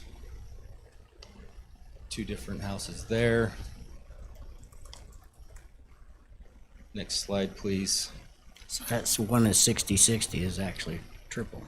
Yep, they're all, well, yes. They're, as long as they're parallel on each side, it's called a double frontage lot. But yes, they all have 3 roads on each side, every single one of these examples. Are you trying to make the argument that because they exist, we should continue to allow them to exist? Or I'm trying to create make more? the argument that because they have a precedence that the body can choose to still do that.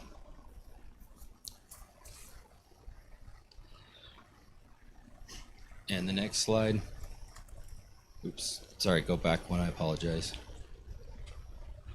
So I am just showing that this is something that is typical in Morgan County and does happen. It's not an anomaly, and that's what I'm asking the commission to consider. So to clarify, the lots on the screen are not yours. These are existing lots. Existing lots, Okay, yep. thank you. You can verify those addresses that I put out there. Next slide, please. I know that there was a concern about vehicle lights and the T in the road. You can look right along Ranch Boulevard there at the top, and you'll see 5 Ts, 5 roads that tee into other houses where vehicle lights are there. It's just part of owning cars and traveling, and you know, anytime you build a cul-de-sac, whoever's at the end of the cul-de-sac is going to get lights all the way down the road. So I'm just trying to show again that these things are typical in developments. So in conclusion, we've met the code requirements, we've met the fire department conditions, we've discussed this with the homeowner and have met the homeowner's requests, and so we ask that the county commission approve our new street alignment for the entrance to the Ponderosa Phase 2. Can you go back to that last slide? Yep.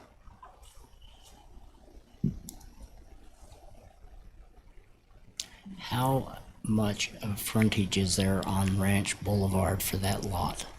So that'd be lot 22. Currently.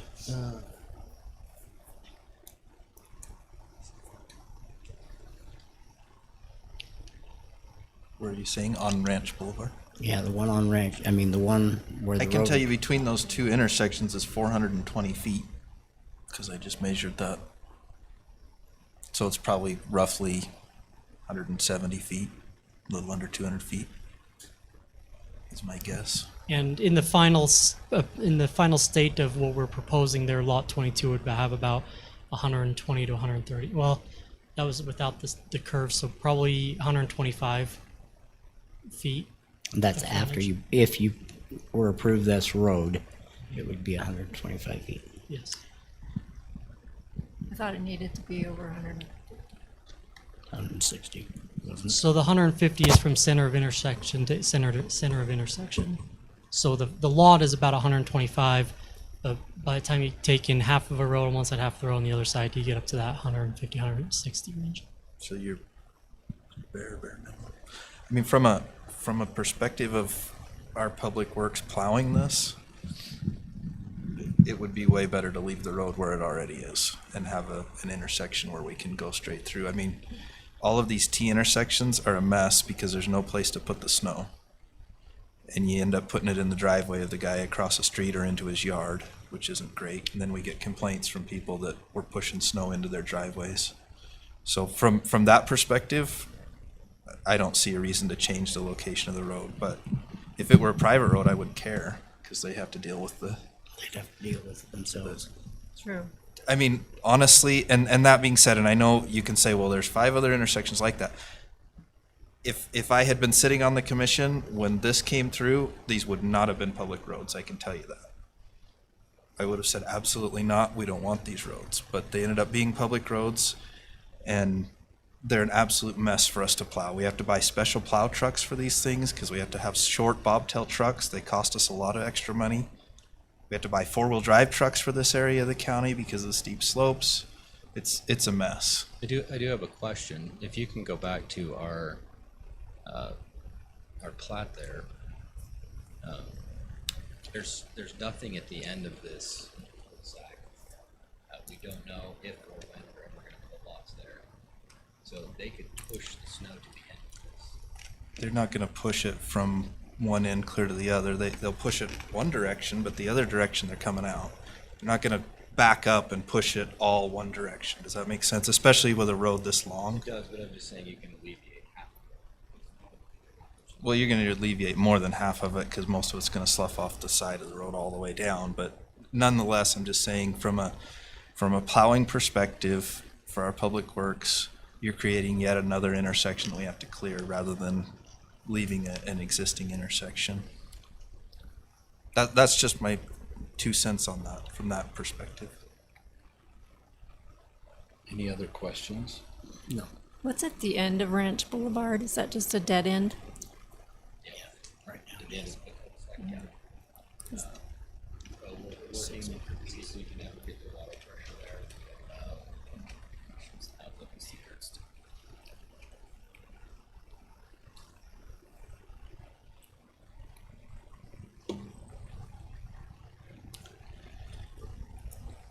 Okay, thank you. Garrett, were you able to find anything out for me? Yes, I thought it was related to a different item though. Okay. But is it related to this item? It or is. a future one? Okay. Yeah. So in the Open Meetings Act, there's nothing that requires us to hold a public comment at all, except for the school board. We do it to allow for our public to speak, but the only requirements that we have to open it up are for public hearings specifically, and those have to be noticed specifically. However, so there's nothing specific to your pointed question, but based on the ability under 52-4-202, when it talks about notice of public meetings under subsection 6, it allows the presiding member of the public body to discuss a topic raised by the public during an open meeting, even if it was not noticed on the agenda. However, these have been noticed on the agenda, and so it's really up to your discretion if you want to do that. Okay, I guess my thought would be, and It's not our typical practice, though. I understand Is what that. I would say. Yeah, that's why I asked you. I guess the only thing that I would like to be able to hear is the affected party. That's probably what I don't want to just open it up to an open comment, but I would like to hear from the Claytons since they're here. Would you come forward? State your name and speak into the mic, please. Paul Clayton. I live at 4426 Ranch Boulevard. Thanks for the invitation.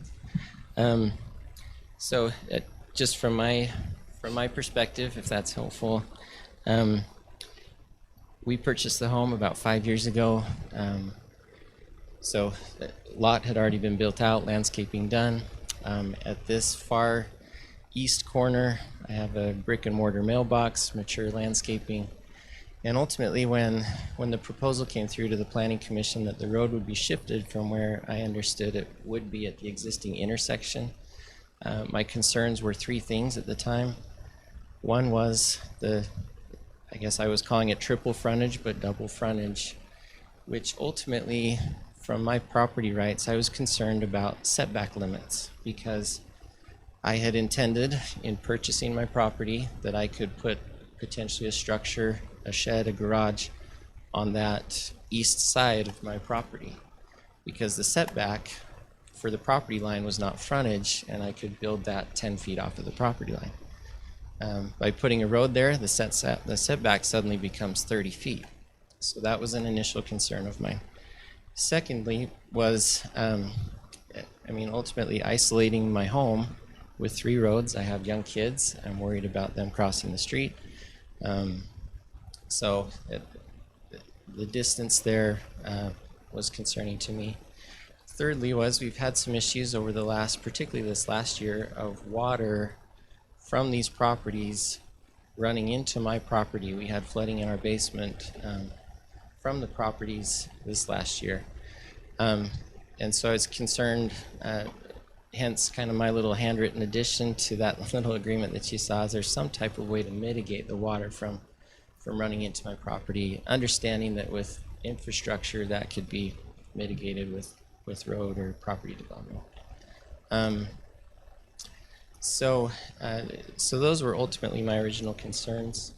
And I appreciate the Planning Commission in letting me express those concerns to them and addressing those. Over the last several months, I've spoken with Mr. DeBano, with Ty. They've been, I guess, ultimately helpful in trying to address my concerns by shifting the road an additional 10 feet to potentially address the setback issue. I don't know how it works if that lot 21 suddenly becomes part of my existing lot, if that's part of their HOA, or how I can use that property to, is it no longer frontage because it's off of a separate little sliver? I'm not sure or understanding of how that works. But they've attempted to make some concessions, which I appreciate, to address my concerns. So I don't know if you have additional questions. Nope. I just wanted to give you the opportunity to come up and I appreciate it. and share. And ultimately, from a safety standpoint, as I mentioned, there's mature landscaping there. If you come down the road, can you see around the corner? There's an item in there, county approved speed bumps. I recognize the county doesn't do speed bumps. Can they put a gate there? Can we, are there other things? As my kids are walking down the street, they can't see cars can't see them. I was worried that somebody's going to come tell me I got to cut down all my trees and move my mailbox that's existing prior to the presentation of this road change. So ultimately just looking after my own property rights, assuming I have those, and so those are my concerns. And again, there's been some attempt from the DeBano Group to try to address those to a certain extent. So ultimately, if I made the decision, I'd rather not have the road there, but that's not my choice, that's yours. So Thank you. okay. Nobody else had any question, right? Okay. Vaughn's still on. So, Yes, I'm here. do you have anything? No, I'm good. Thank you. Thanks for hanging with us, Vaughn. Oh, you bet. Any discussion? I think I said my piece on this one. Okay. I think we ought to move to a vote on Okay, this. well then let's, I'll look for a motion then. I move to deny the other road and leave it as the existing. Okay, I have a motion by Commissioner Fackrell, I'll second the motion. second by Commissioner Newton. All in favor? Aye. Are there any opposed? Okay, motion fails. Well, the Just to motion- clarify, the motion. I guess passes in the negative. Yeah. Sorry. The development agreement is denied. The amendment is denied. Okay. Chair, Thanks can for I- catching me on Can that. I add something really quick? Can I just Yes. Okay, sorry, add quick away. announcement. I did get a copy of the flyer that a lot of you are here for. I did not make that flyer. We do not have a public hearing at 6. That item is last on the agenda. We do have other items before. It is up to the chair if we move that item after this next item. But just letting you know, I did not tell anyone 6 o'clock, so thank you for being here. But hang tight. And we've discussed that, and we're going to move that forward after the next item. So we're on action item number 7 right now. Discussion on WPR Phase 6A, final plat. The Wasatch Peaks Ranch Subdivision Phase 6A Final Plat is application 25.026. The applicant, Wasatch Peaks Ranch, representative of such are in the audience tonight, Mr. Chair. The location of this project is approximately 5086 West Wasatch Peaks Road. The current zoning is a resort special district with an applicable development agreement. The acreage affected by tonight's proposal, Mr. Chair, is 111.30 acres combined. The request is for final plat approval of a single-family subdivision of 36 lots. A bit of context for you, Mr. Chair, and for the commission. The Wasatch Peaks Ranch Development Agreement for this property was approved on October 30th of 2019 by the Morgan County Council at the time. The applicant was granted approval for concept plan number 2, which is 475 lots, which they're asking for final plat approval for 36 lots tonight from that original concept plan. That's application number 23.021. And that concept plan was approved on August 24th, 2023. Concept plans are no longer required for subdivision applications pursuant to CO 25-09 from this year, which was approved by the County Commission in May. But the County Commission approved the preliminary design on May 6th, 2025, which included something like 52 lots. I can't remember the exact number. But staff, having done a review on this request, finds that it meets all of the minimum code requirements for recording a final plat. The reviewers, consisting of the county engineer, the county surveyor, county recorder, fire department, planning staff, all recommending approval, with specifically, yeah, it looks like all comments have been received and are being addressed. Just looked further in the staff report for that information. But Mr. Chair, should you have any questions for planning staff, Josh and I are available. Thank you. Okay, thank you. I'd like to turn some time over to planning director. I'd like to address the public comment that was brought up regarding storm drainage. Okay. Storm drainage retention, detention, and how it flows on the property is reviewed and approved during preliminary plat, not final plat. There's nothing in our code that would allow us to require WPR to work with an adjacent property owner on piping storm drainage. State statute is about natural and historic flow rates. So where the water enters a property, it has to continue to enter that property. And then what the property owner does with that storm water is they have to route it through the development, but then it needs to exit the property where it historically is exited at the historic flow rates. So there's nothing in our code for final plat to require agreements between property owners to pipe or not pipe or anything like that. It has nothing to do with this application. All of the retention, all of the detention, how it's routed on site has already been reviewed and approved by the county engineer and this body when the preliminary plat was approved. Free leave.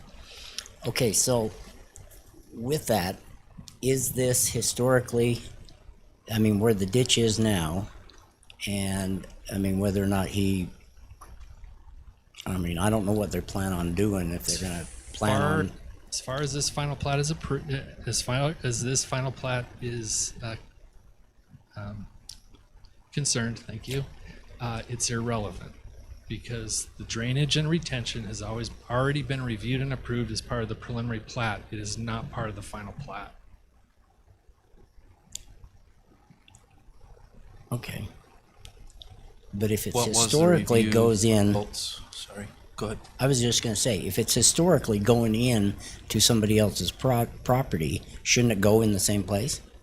And yet, if you're redirecting it from where it comes into their property and coming out into the other property, shouldn't it be in the same place if that's where it originally is? And that flow, because I have ditches all around me. Okay. So tell me how this is going to work. So the ditches on your property are not relevant to this either.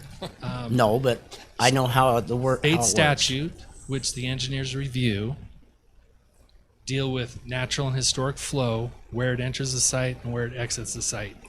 The county engineer is an expert in his field, and he has reviewed the preliminary plat. He recommended approval of the preliminary plat, and the preliminary plat with the drainage and retention was already approved by this body. And I think what Mike was asking is Yeah, I was can you just tell gonna- us what we approved? Yeah, what the result of that preliminary was and the review of the.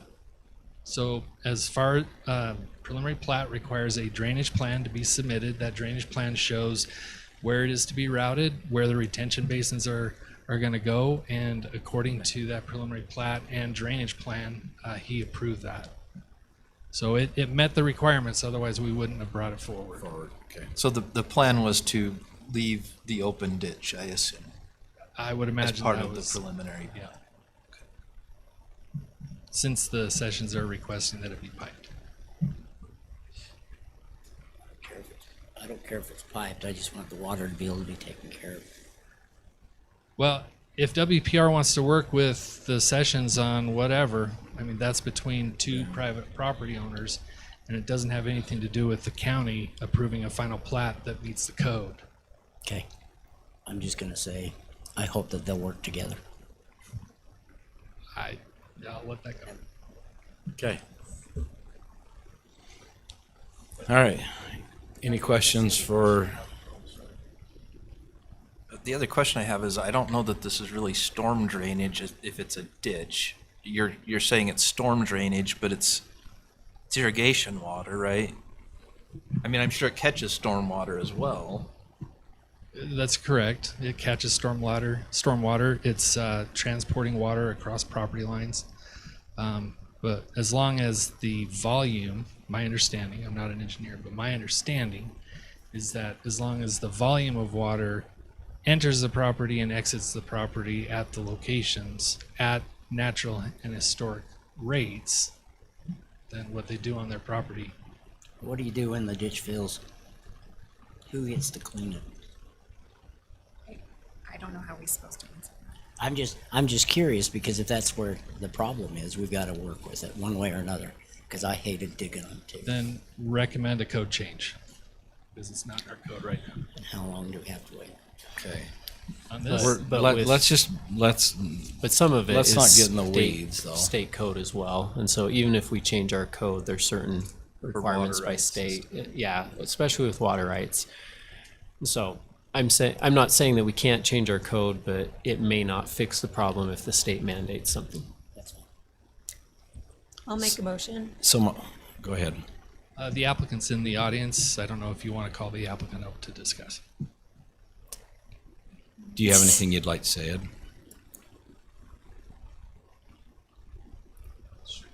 Howdy, Ed Schultz, Wasatch Beach Ranch. So what Mr. Sessions is talking about is an irrigation ditch that conveys water from one drainage, and in this case it's the Jacob Creek's drainage, across over the shoulder, down, and then commingles with other adjudicated water that he owns in the Peterson drainage, the right-hand fork. They come together and then convey water into his property. And we've worked with him in the past when we built the substation. We've piped and relocated the ditch underneath the substation. We've also worked with him up in the Peterson drainage on both. We're working now with the family on an irrigation ditch that transports water through a ski run, and then that also then as it turns, the old farmers, they went across property and would drop it into a drainage and then across flat areas through a neighborhood where we already have platted lots in phase 2. So we understand our responsibilities in the plat notes. Plat note number 16 and 17 talk about the Mr. Sessions and all water rights holders' rights to, in this case, access their ditch. They have the right to access, ensure that it's still clean and conveying water, and that that it can be maintained. Also, with who we are, we do maintain those ditches. We had a little mastication adventure just the other day where we took down some trees and the byproduct got torn up and went into one of the Sessions ditches, and we had that cleaned out today. So we have the equipment to do that. So we've worked quite a bit with them through the past and will continue to do so. We very much understand their rights, and they are protected in those plat notes that are in this final plat.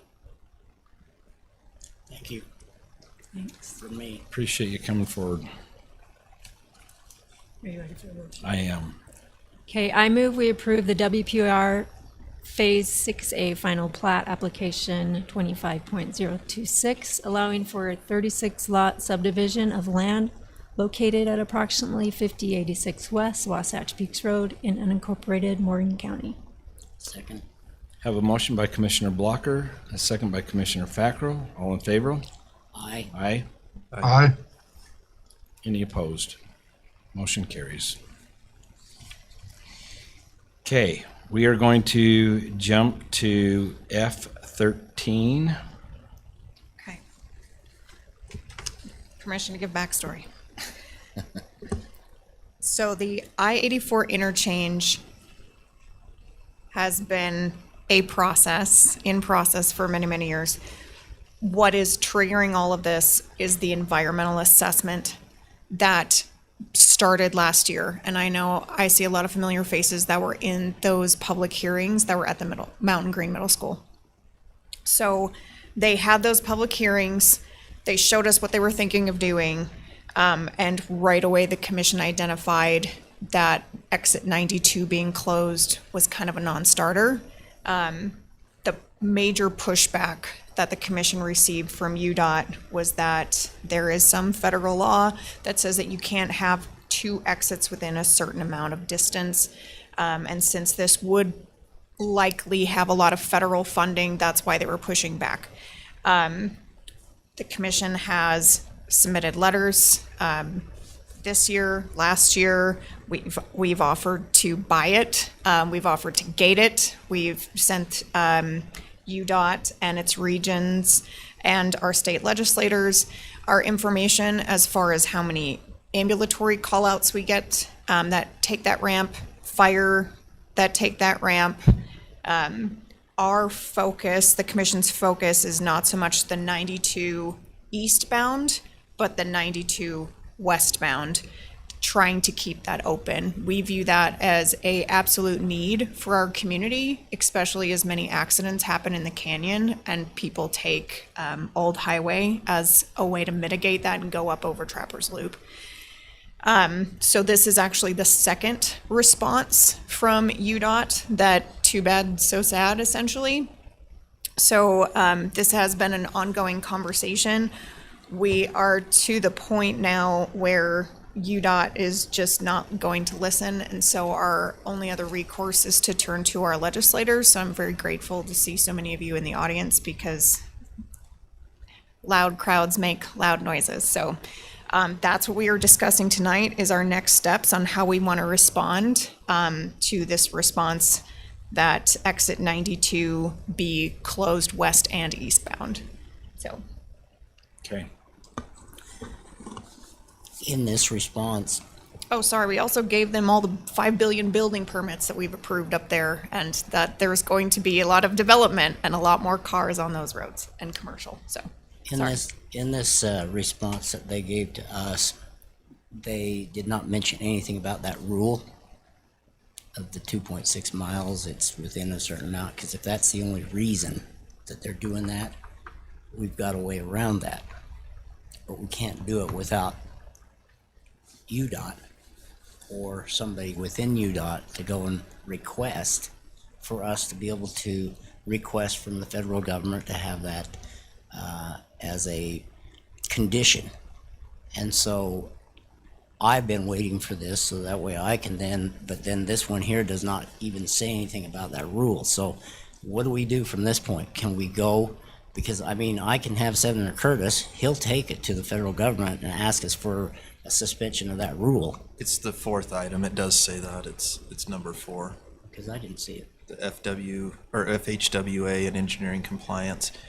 Interestingly enough, though, in all the searching I've done, it's a recommendation. It's a Right. spacing recommendation. It is not a rule. That's We're right. being told it's a rule by UDOT, but that's incorrect. It's actually a recommendation. Right. So do we go forward with a letter to Senator Curtis to go ahead with saying, okay, why is this a recommendation, and can we override this recommendation? So, Commissioner Fackrell, in that meeting that we had with Senator Curtis, he said he'd be willing to go forward if UDOT was requesting. Right. If UDOT would request that, then he would take it to the federal transportation people. So if UDOT, I mean, that's what he was requesting. So it doesn't sound like UDOT's wanting to budge at all, and but that's what he was looking for, was a request from UDOT to go around to kind of negate that rule, or that not rule, but that guideline. And so it doesn't sound like, if we got to have, somebody needs to push UDOT to request that, is what Senator Curtis said.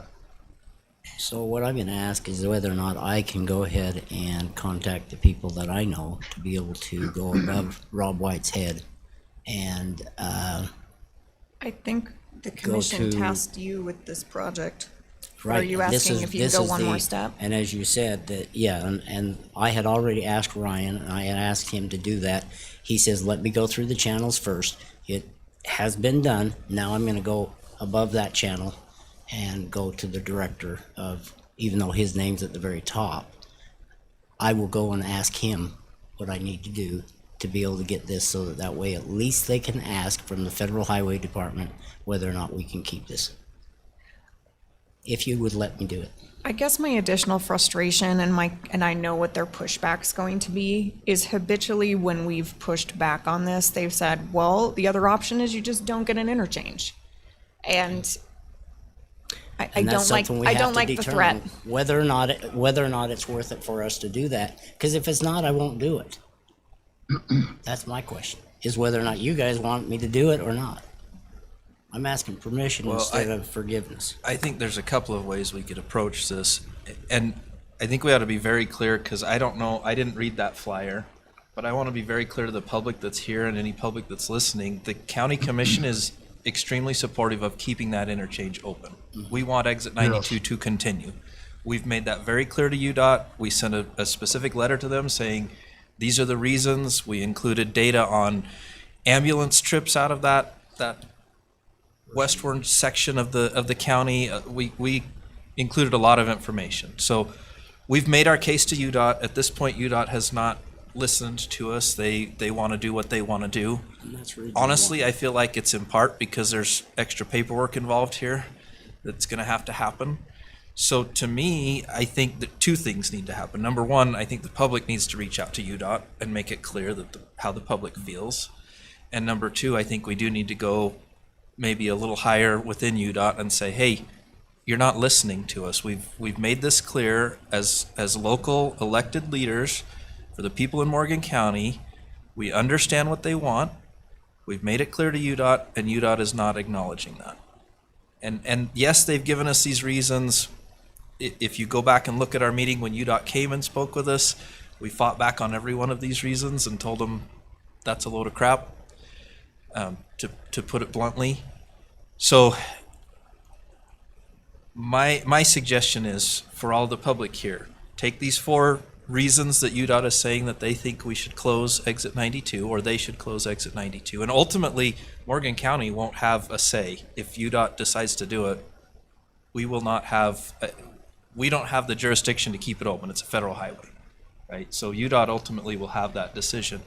But I think some good letters and maybe some phone calls to UDOT addressing these specifically would be helpful. I do believe we need to go as high as we can. Yeah, let's go to Carlos and talk to him about it. Public comment would be great.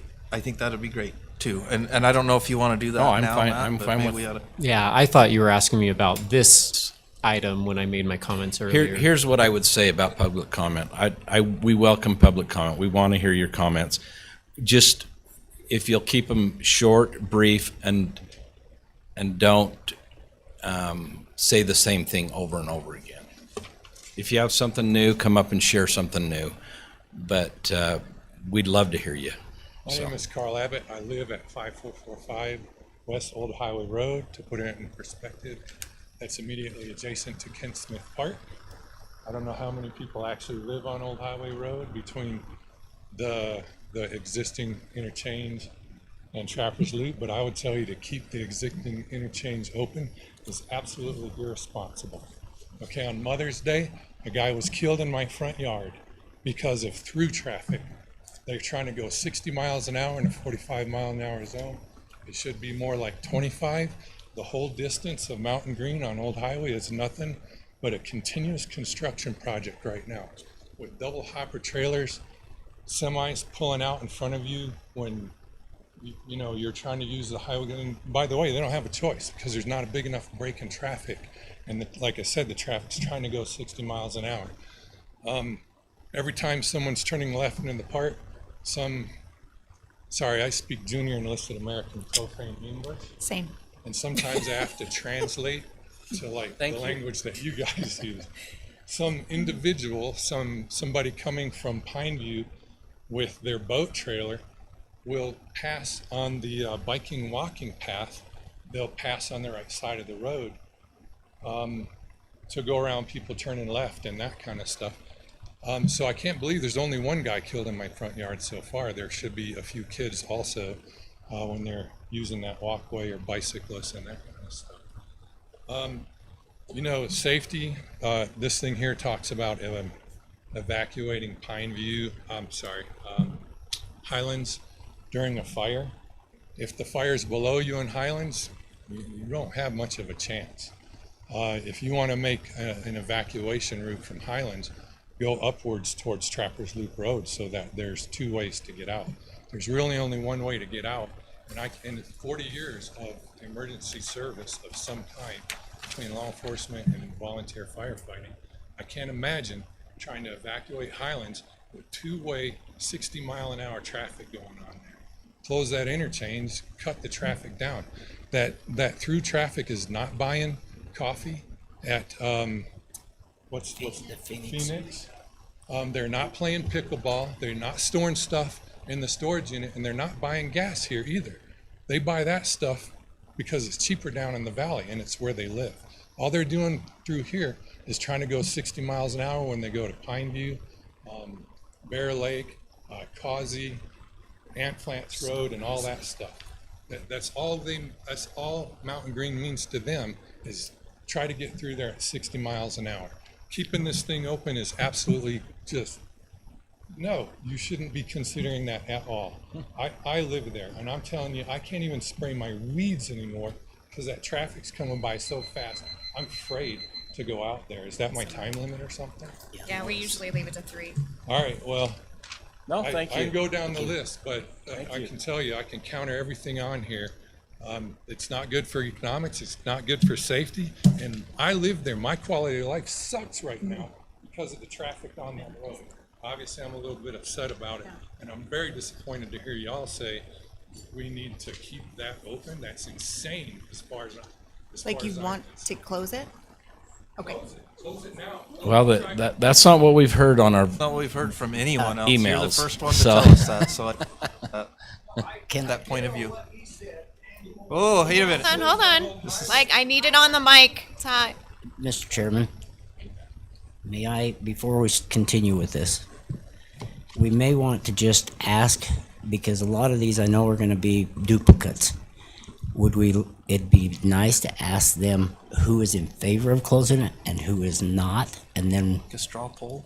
Yeah, a straw poll, of the audience that's here. And then if there's anything different, we could go ahead and let them talk. Okay. Hang on one second here then. Let's see all those in favor of closing it that are sitting here. Of closing 92? Yes. Exit. So 3 people. And who's in favor of leaving it open? All right, you'll Okay. have a time. Okay, All ma'am. right, hey guys, I can't have side conversation and arguments. So we have an open mic, ma'am. You'll state your name, please. Yes, Kathleen Astle from Mountain Green. And I just like to say that Mountain Green is much larger than it used to be. And just one exit in Mountain Green is not going to work. If Highlands is a high fire danger. We couldn't even get insurance on our house because of the wood up there. I mean, they finally gave it to us. And we're over in Monteverde. So the fire danger, earthquakes, accidents could cause bottlenecks at one single exit. So we need more than one exit in Mountain Green. And above the interchange, there's lots of subdivisions and Browning Arms and skiers and lots of things up there, and they would be great on the interchange. But I live down in Monteverde, close to exit 92, and I don't want to backtrack from where I live in Monteverde all the way down to Farmers Market and Trappers Loop just to be able to get on the freeway every day. And so, let's see. And then also the businesses that are down by exit 92, the Phoenix House Cafe, the kitchen, the court they just built for all those things, and the Wildcat storage and all that. They have invested heavily in the area, and closing that exit would harm them and discourage future development. Also, the Olympics and things like that will happen. There's just no way that all of Mountain Green can exit in just one exit. There's just no way, absolutely no way. So I would like to have how I can reach UDOT to be able to see what their 4 things are. I would like a copy of those 4 things and be able to write to UDOT myself. Let's see. Okay. I think that's all. Thank you. Yes, ma'am. Sorry, ladies I first. raised my hand. Ladies first. Full proper. I live in Mountain Green, also in the Highlands, and you guys wrote out some things that were affected, one of which was ambulances. I had 2 ambulance rides, 2019, when my son passed away. It took over 36 minutes for the ambulance to get to us. Closing that exit will affect ambulances, first responders. I also had an incident that I passed away and had to help the ambulance come.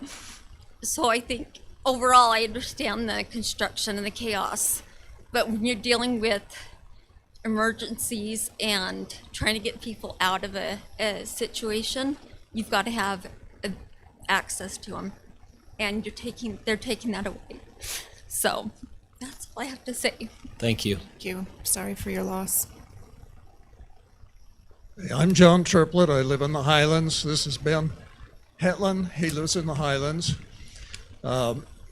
We are responsible for the flyer that you didn't know who put it out. We are it. Okay. I figured. You're fine. That's okay. Yeah, thank you. Okay. One thing that's been mentioned is the lack of public input on this. And as we took that flyer around, a few people we talked to, it was amazing how many of them didn't even know that there was an issue with an NE2, that it was going to be closed. That's where the public is. The public has left themselves out, but they've been let to leave themselves out. So we're trying to do something about that, and I think that this has been mentioned that we need more public input. We are determined to bring that about. One thing that we're thinking of is a petition. If we can get a petition that covers essentially almost as near as 100% as possible of Mountain Green, of the western part of Mountain Green, that's the part that's affected mostly. The part that uses 90, well, they all use 92 now, of course. We think that that would be a petition that was signed by that large a portion of the public, would be a powerful tool to use with UDOT. I haven't heard any mention of going to the governor, but I'm wondering if that's not an option that hasn't been thought about and explored possibly. And then what I hear about going to the federal Department of Transportation, that heartens me that we are as dedicated.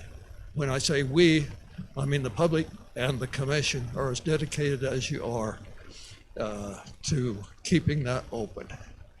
Ben, you got some things to say. Just a little bit. Again, it's kind of already been mentioned, but with the rapid growth of Mountain Green, I mean, there's going to be plenty more developments in the Highlands area. They put in all that money into the little economic circle there that they've got. I feel it could effectively kill those businesses, but meanwhile adding more housing, which means more travel, and it's just going to plug things up even more as it keeps growing more and more. Because I mean, developments keep going in even when they're, you know, it's areas that maybe previously could not be built. New technology comes along, so where they can be built up, and so this I feel and am concerned that the Highlands area will continue to grow and the traffic problem will remain just as bad as it is, but just in a different direction. Thank you.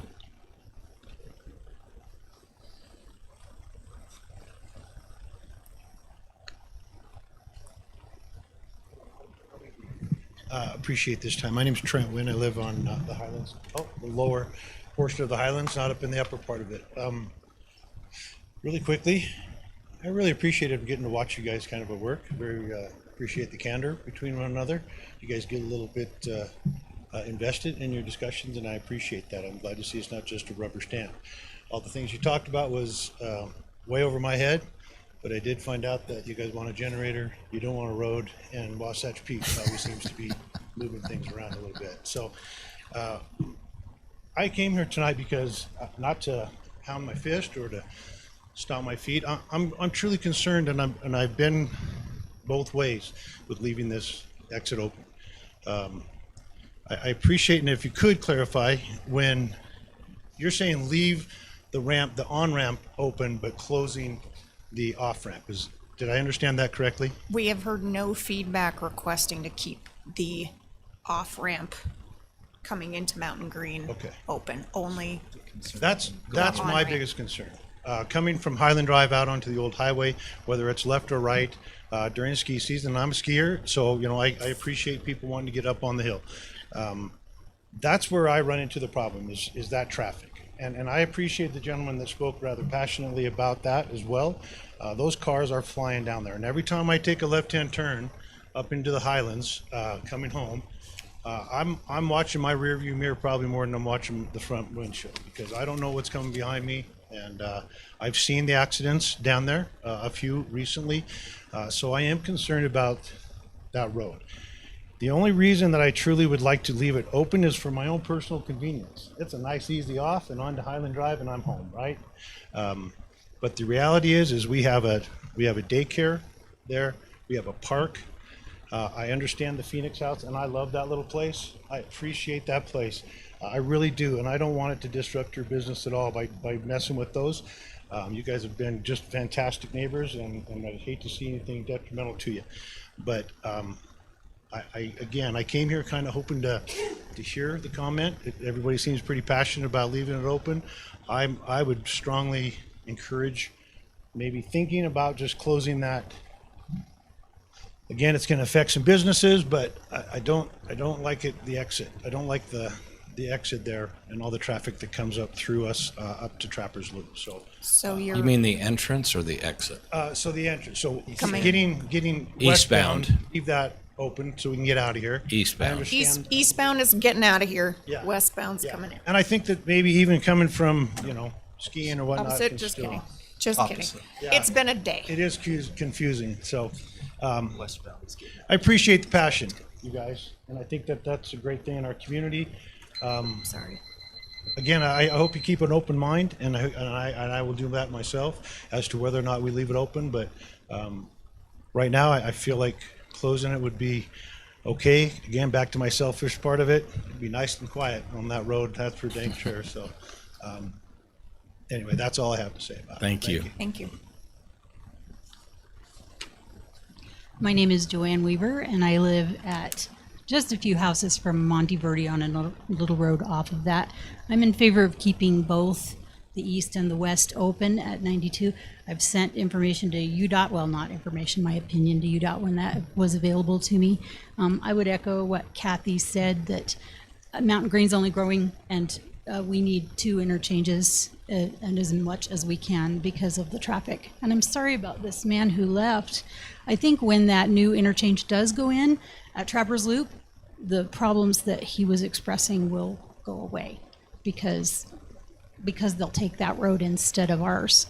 Thank you for your time and appreciate your service to our community. Thank you. Thank you.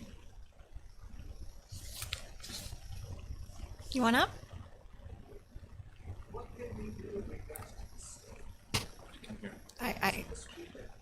I have to have it on mic. I have to have you on mic. Gotta come up here. Sorry, because everything is AI'd, because I don't know, we forget what happened just the day before. to kind of remind everyone, so a public comment period is not really a discussion, but you can voice all your concerns, voice your comments, and then the commission can do it at the end. The reason for that is because a lot of times we get passionate and we don't want to have a back and forth. But if you just state all your questions, explain your position, then at the end, the body will be able to discuss all the comments. Yeah, I would like to see it open, but the speed limit needs to be dropped. And in regards to the park and the pathway, there are no pedestrian signs. The pathway is pretty much unusable. And I use the pathway regularly, continue when I'm returning back to Highland Drive. I'm looking behind me the whole time. And I also ride a bike, my wife and I, regularly. The road is just too narrow and the speed limit's too high. And that's a state road, but it's not county, so. And I don't know what, if anything, can be done about dropping the speed limit and making that pathway safer. There used to be a lot of no parking signs along both sides of the road. And most of those are gone, so people come to the park, these big soccer tournaments, and park on the road. And I've seen multiple wrecks. Several dogs get killed. I was there when that guy was killed here not too long ago. Anyway. I don't think if that's something the county can do, great. But I think it's something the state has to do, right? Yeah, but I'll have Commissioner Blocker address that as soon as we're done with our comments. Okay, that's. Thanks. Thank you. Jeff Madison. Thank you, Jeff. Ma'am? My name is Clarissa Means. I live in the Monte Verde area. Kathy. I live right across the street from this gal here, and my I've been here over 20 years, and I've noticed, and I remember at one time you were putting in an option to make the road bigger, and it was voted down because the people that didn't want that exit to be open voted down having the road altered. There is so much traffic that comes through there. All of Whisper Ridge and Monteverde have to put their kids at the bottom of the street to get picked up by the bus that's on a highway, which is supposed to be, you're not supposed to have kids walking along Old Highway Road, but they are having them do it anyway. And we could have had, or at least from what I understood, is if we were able to widen the road and have a median for people to turn left, and also have turning lanes for people that want to turn right, that would help with a lot of the safety issues, and actually have a dedicated real trail, not one that's kind of hopscotch. You know, I don't even let my kids go along Old Highway Road because I'm afraid they're, one, gonna get kidnapped, and two, they're gonna get hit by a car.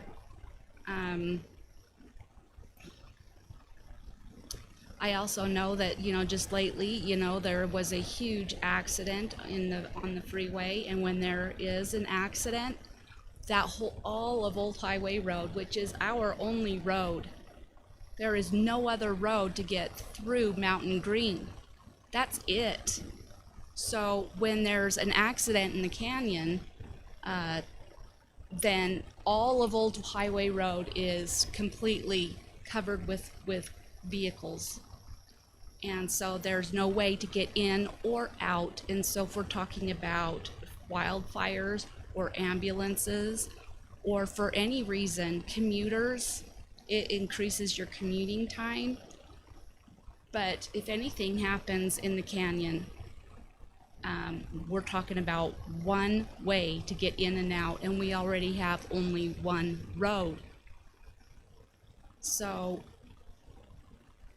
I've seen a lot of changes happening in Morgan City, but I see very little getting put towards Mountain Green, and it's time that a road be put in that allows for all of this traffic. And if you saw the traffic that comes back and forth constantly, it's just not safe for anyone. It's not safe for a bus stop or anything else. There needs to be a turning lane and a median, especially for the amount of traffic that comes through there. And there definitely needs to have someone put into account the local drivers to get in around. All UDOT cares about is Snow Basin and you know, all the tourists want to come back and forth, but nobody's taking into account the locals. And Old Highway Road is a tiny, tiny little road. And just imagine if we were to put a counter along that road to count how many cars go back and forth, I'm sure it'd be shocking. And yet there's no turning lane. So if anybody does want to turn left and go across traffic into their subdivision, yeah, all the cars have to stop behind you, and then there's a constant string of traffic coming the other way. So if you even want to get out of your subdivision, you have to just really romp on the gas, because there's someone coming around that corner and they're hauling. And so I definitely think that UDOT needs to consider all of this, because it is definitely a safety thing, wildfires and everything else, especially the number of people that go through Trappers Loop.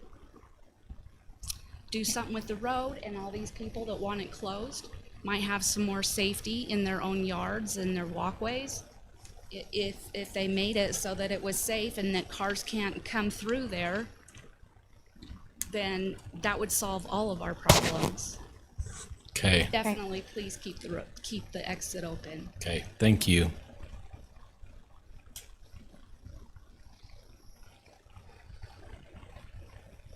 My name is Bill Bindrup. I live in the Highlands, And I agree with all of these people that want to keep the 92 exit open.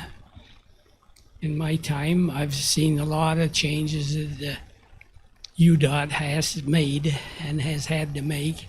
And so if we can just get our backbones straightened up and demand that they keep that open, we can do it, working together.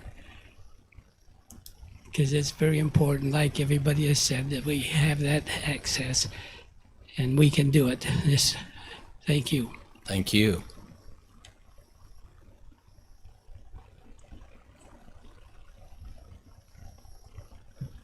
Brett Smith, I live in the Highlands. I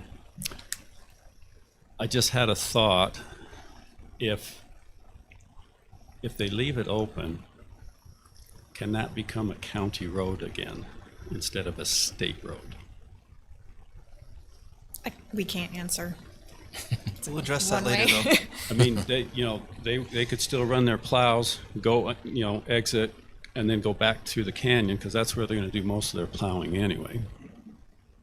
But if it's not a state road, we can lower the speed limit, which would alleviate some of it, and people coming up to go up, trappers and that, they wouldn't want to take that road if the speed limit was, say, 35. If they can stay on the freeway, which they probably would want to anyway, they're going to get up there quicker.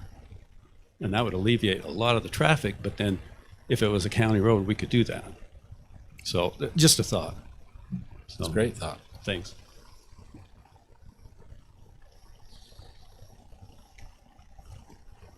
Rand Madsen. I don't live in the Highlands. But I think it's pretty important that we keep this open. I've got out Google Maps. I'm not the smartest guy in the whole world. But if you can't have 2 freeway exits within 5 miles, the Peterson exit is only, according to the map right here, 2.8 miles from the rest stop. They're breaking their own rules. Hold it against them. If we're afraid that they won't put in the exit, let's gamble a little bit, because they don't care about us per se. They're catering to the skiers, the tourism, and the money. If we just follow the money, I think we could be very successful in overcoming this. And I think this last speaker hit the nail on the head. I spoke with the Utah DOT extensively, and they said, well, if we leave it open, people will just use that because, they won't want to go all the way, which they said doesn't make any difference for us, up to the new exit to go up to Snow Basin or to go over to Pine View or wherever they're going. All we'd have to do is have them slow the traffic down. And I'll bet if you were to talk to the sheriff and say, hey, we need a little bit of enforcement here, that word gets out. Because ask anybody in the room, have they lowered the speed limits on the old highway? Yes. Yeah, you all know it now. And all you'd have to do is have the sheriff sit down there a couple of times, and you would be able to control the flow of the traffic. So I would just encourage you to look out for the people who voted you into office and who have given you this job, and look out for those people that want to keep it open and as a safety issue as well. And then make the state justify how they're breaking their own rule for this exit relative to Peterson, and they won't break the rule to keep it open on the other end. Thank you. Thanks. Going once. Going twice. Tina, really?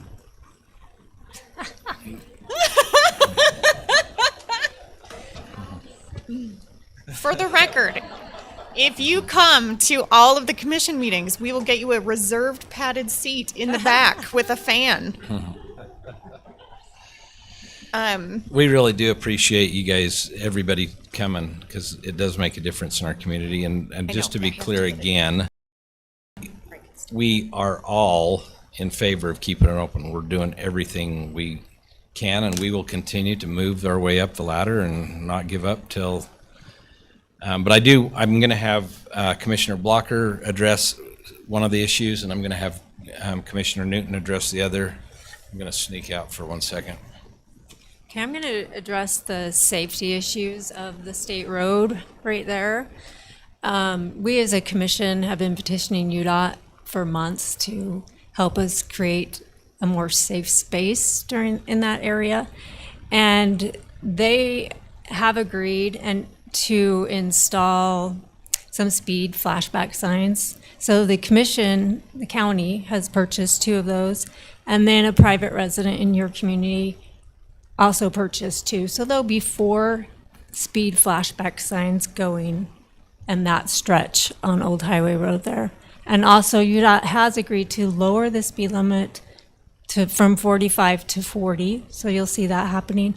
And they have agreed to do a left turn study on how many left turns are being made in that stretch.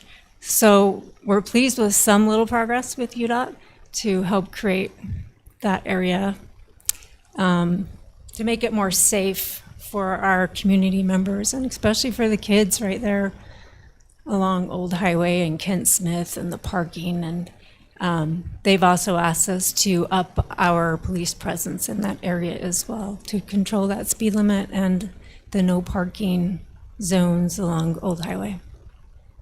Commissioner Blocker, do you want to also speak just a little bit to the project that we're working on with expanding parking at Kent Smith? Yes. We're working with the Mountain Green Sewer Improvement District to lease 4 acres, possibly more, right behind Kent Smith there, to create 2 more fields and also to create more parking, because parking is a huge issue in their soccer games and whatnot, and pickleball and all that. So we're hoping to create another parking area back behind the field there and a couple more fields as well. Then I'll address, there were some comments regarding the existing Old Highway. So first of all, my understanding is that once the new interchange is built, the Old Highway will be given back to the county. It will not remain a state road between Trappers Loop and Exit 92. There's good and bad to that. It means it's more road for us to maintain, a little more cost, but the good thing is we would control the speed limit and control it a little more.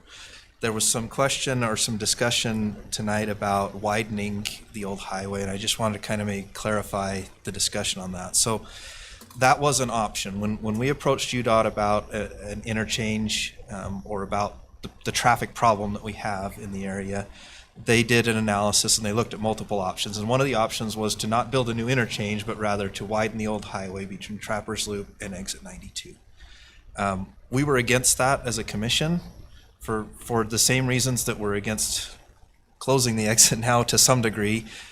We felt like it would contribute a lot more traffic to that road. And we feel like it's much better to have an interchange that will get people directly off the freeway and directly onto Trappers Loop rather than through our neighborhoods.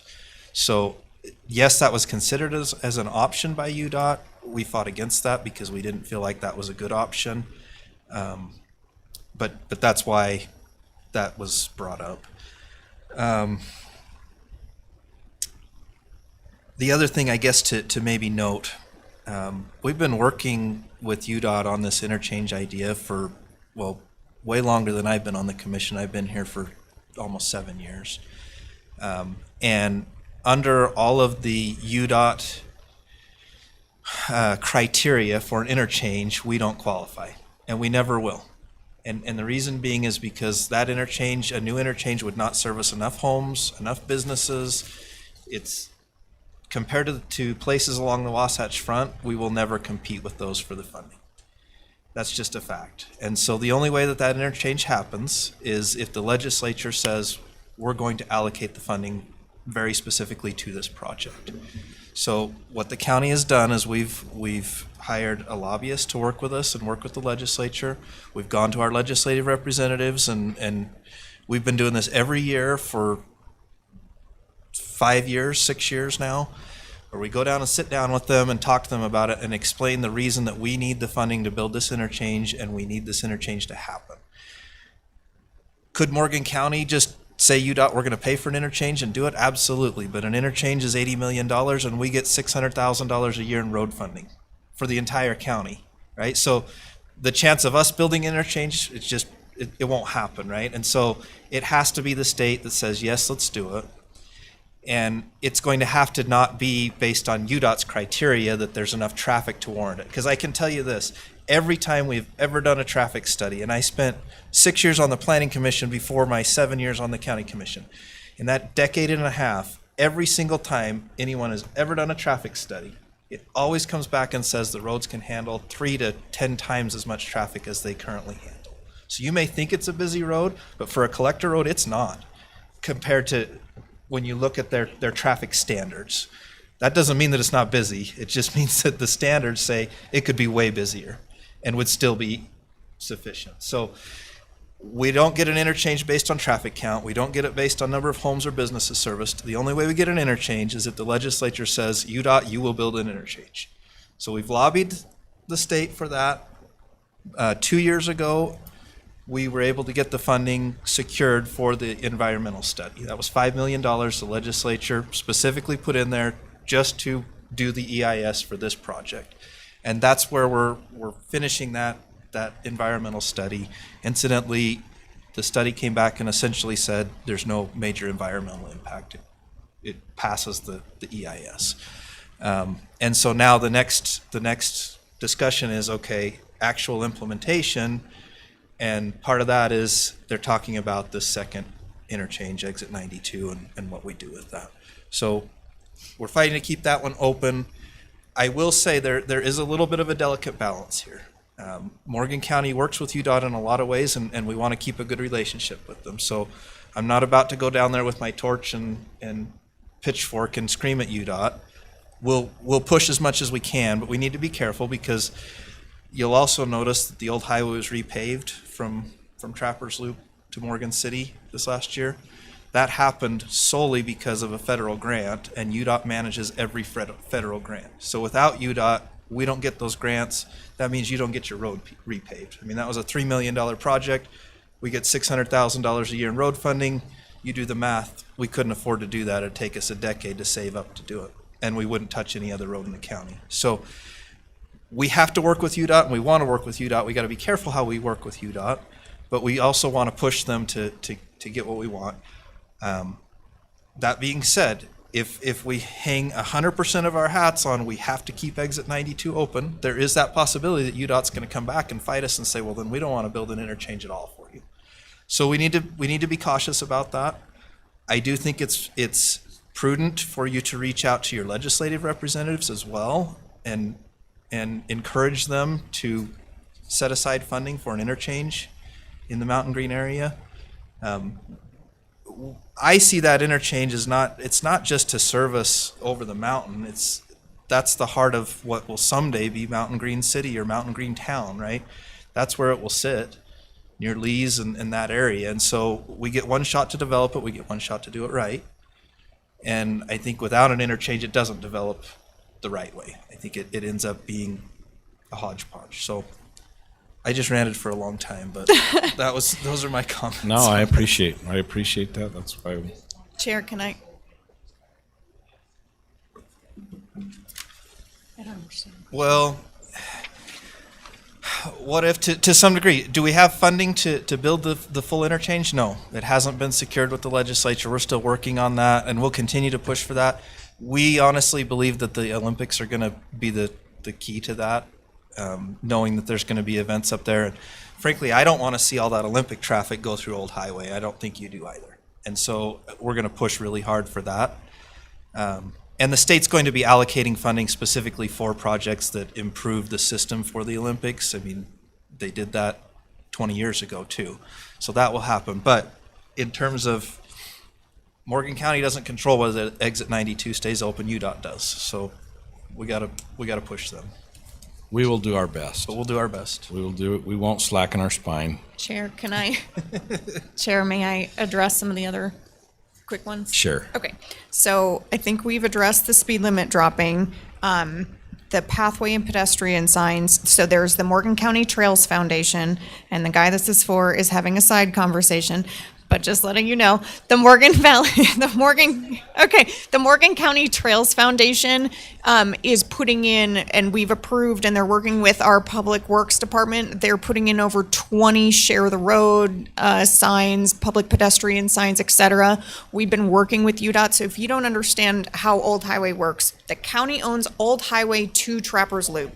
Trappers Loop and Old Highway that way is owned by UDOT. So when I needed that pedestrian fixed, we started in that in February. Yep. Still waiting on it.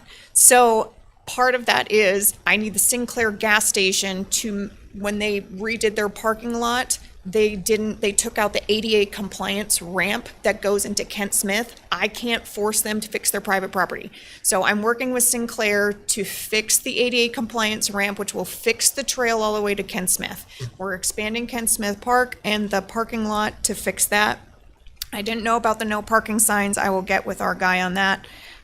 We did do a study. Well, actually, Wasatch Front Regional Council did a study to widen Old Highway from Trappers Loop all the way to Morgan 6 feet for a biking trail, hiking trail, what have you. $30.6 million to do that for the trail and the engineering. That does not include the cost of buying the 6 feet from the neighbors, and then whose side are we going to pull it from? So that was kind of a non-starter. But it's not that we're not giving you trails because we don't want to. We're not giving you trails because they're friggin' expensive. But we did look at that. So it would be interesting to see a possibility on, do we have the bandwidth with the easement that we have on a possible median to turn left or right in some certain spots. I do understand the incident with the accidents in the canyon and how they use that. I love the follow the money. As a forensic accountant, that makes sense to me. And so I will look into that. And then once the rest of it is a county road, we will have more control of being able to drop that speed limit. Because when I go to get my coffee in the morning, I too have to, I'm not awake. Anyone here will tell you I'm not awake before 9. And I take my life into my hands trying to get my espresso, but I need it to live. I will go wherever coffee is brewed. I am the token Catholic of the county, and I need it to live. And my staff need it to survive me. So I don't. I live 2 blocks away. But I don't know if you've heard, but Grounds for Coffee is closing at the end of the year. So yeah, Mama needs espresso. Okay. So did I miss anything? I've got 3 Okay. quick things. Go. And if you can just pull it up as I'm talking about it. So there was a question for the UDOT contact, and I think it's on the letter, or if you have a contact who they should be reaching out, maybe we can put that on the screen. Someone asked for access to the letter that UDOT wrote with the 4 points. If you go to morgancountyutah.gov, you can pull up, you can pull up this letter in our packet. And so, can you just go to Morgan County, just our county website? I am. There's the address and phone number too on that. Yeah, so we can put that back on after. But if we go to just the county website, if you go to the main page and you go to public notices and RFPs, and you click on that, it'll take you to the meeting minutes. And so just in the left-hand corner, you can go to all the packets, or it has the recently posted ones. And so that's how you'll find this letter that has the UDOT contact information. Lastly, someone was making a comment about not knowing until you came by with flyers and things like that. Probably the best way to get a notice of what's coming up in the meetings is to go to the Utah Public Notice website.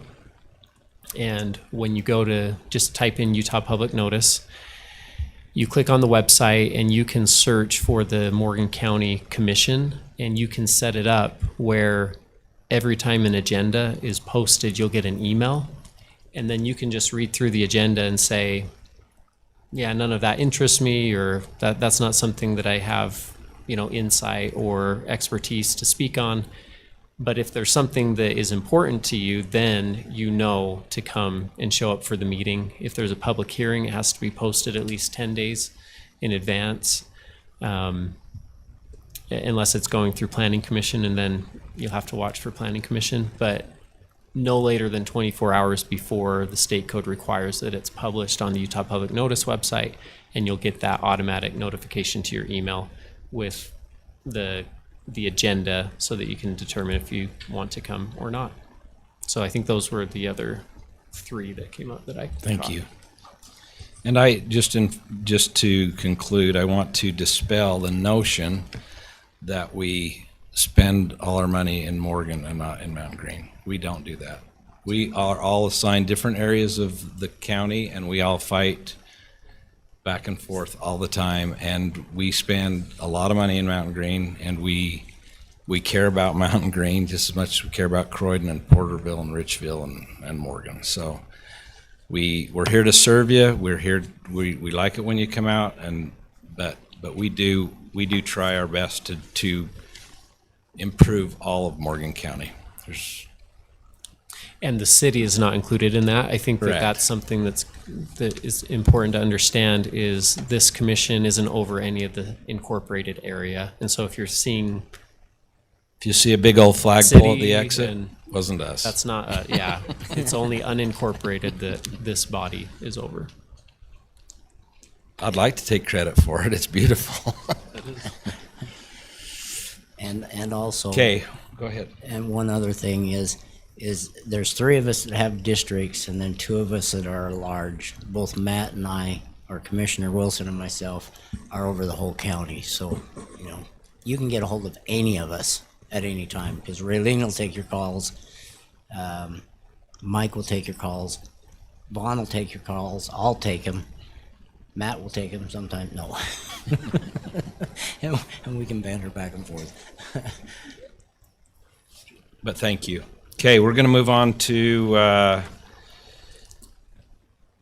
F8, jumping back. Okay, so this is from budget hearings. There were some things the commission wanted to see if they could fund this year. So that's this conversation. So the first one would be the $10,000 in, oh, good grief, what's he call it? The scanning and indexing of our historic records. So there's all these you already reviewed in the budget hearing, so I'm just bringing forth the budget adjustments. I will tell you that all of these I'm pulling from non-departmental instead of fund balance because we have plenty in there.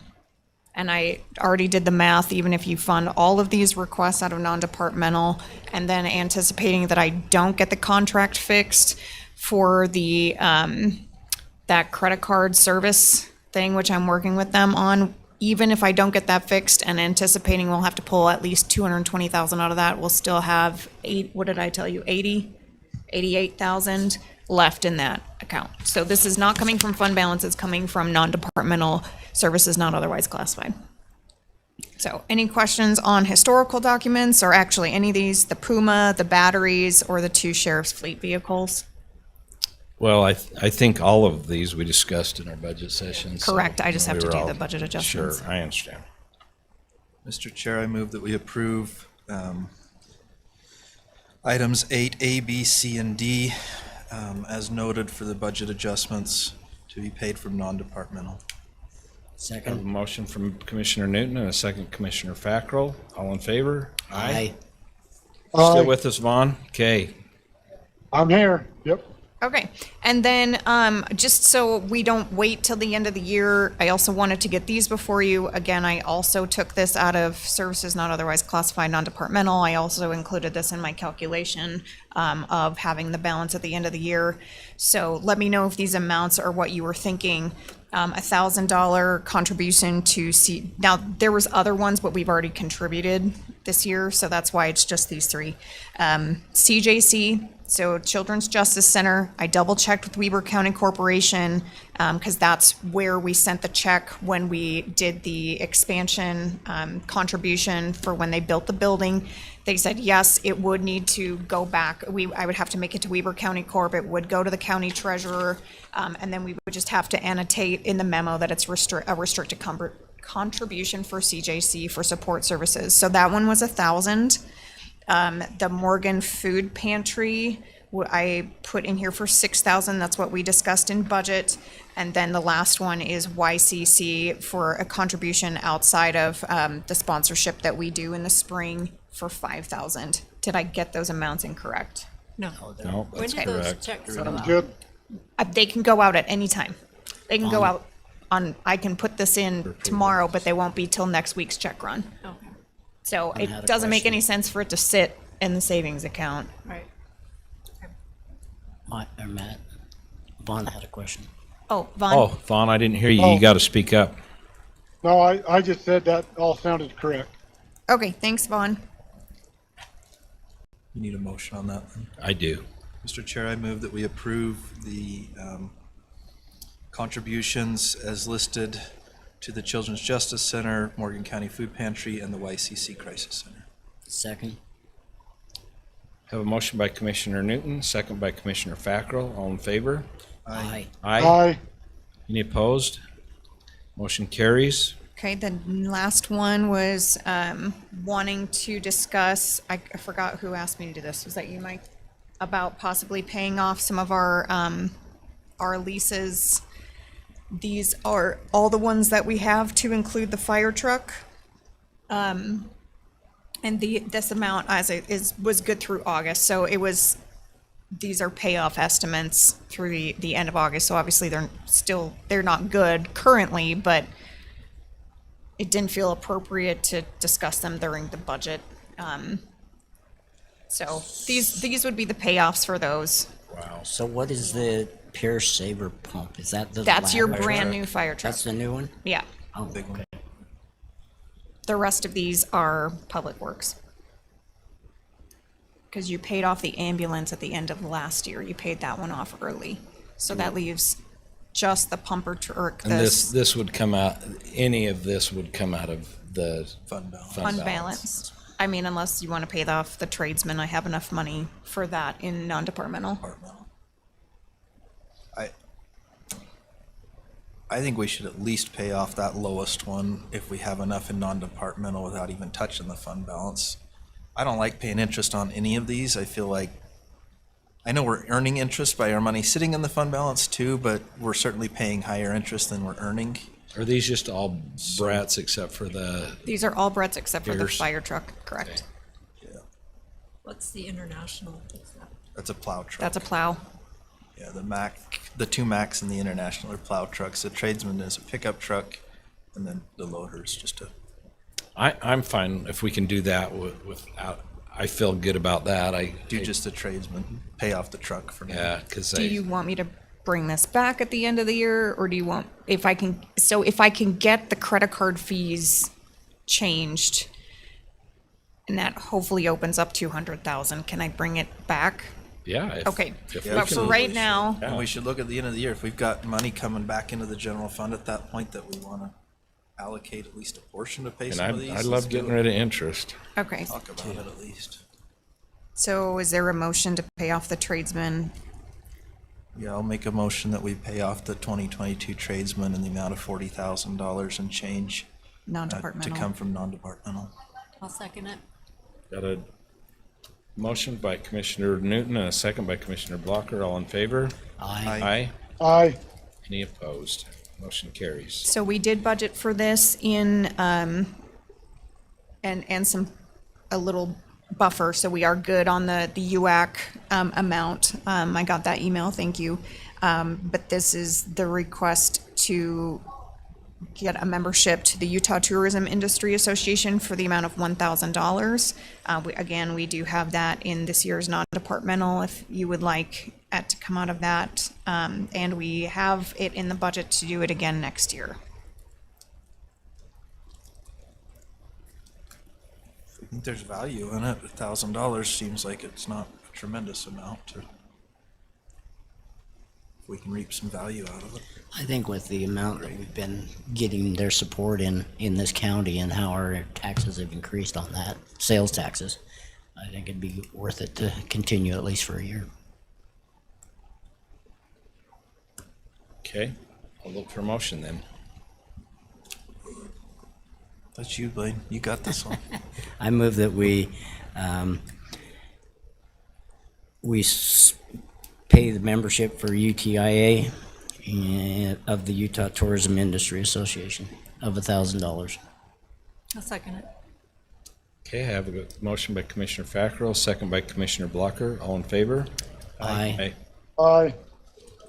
Okay, so our last one is our fee analysis. I apologize, I didn't realize I put the wrong one in the packet. So this is the update from Zion's that they just sent me actually yesterday, because they said there was something wrong in the one they sent me before, but then I realized the one I sent you before is the one that was from 2024.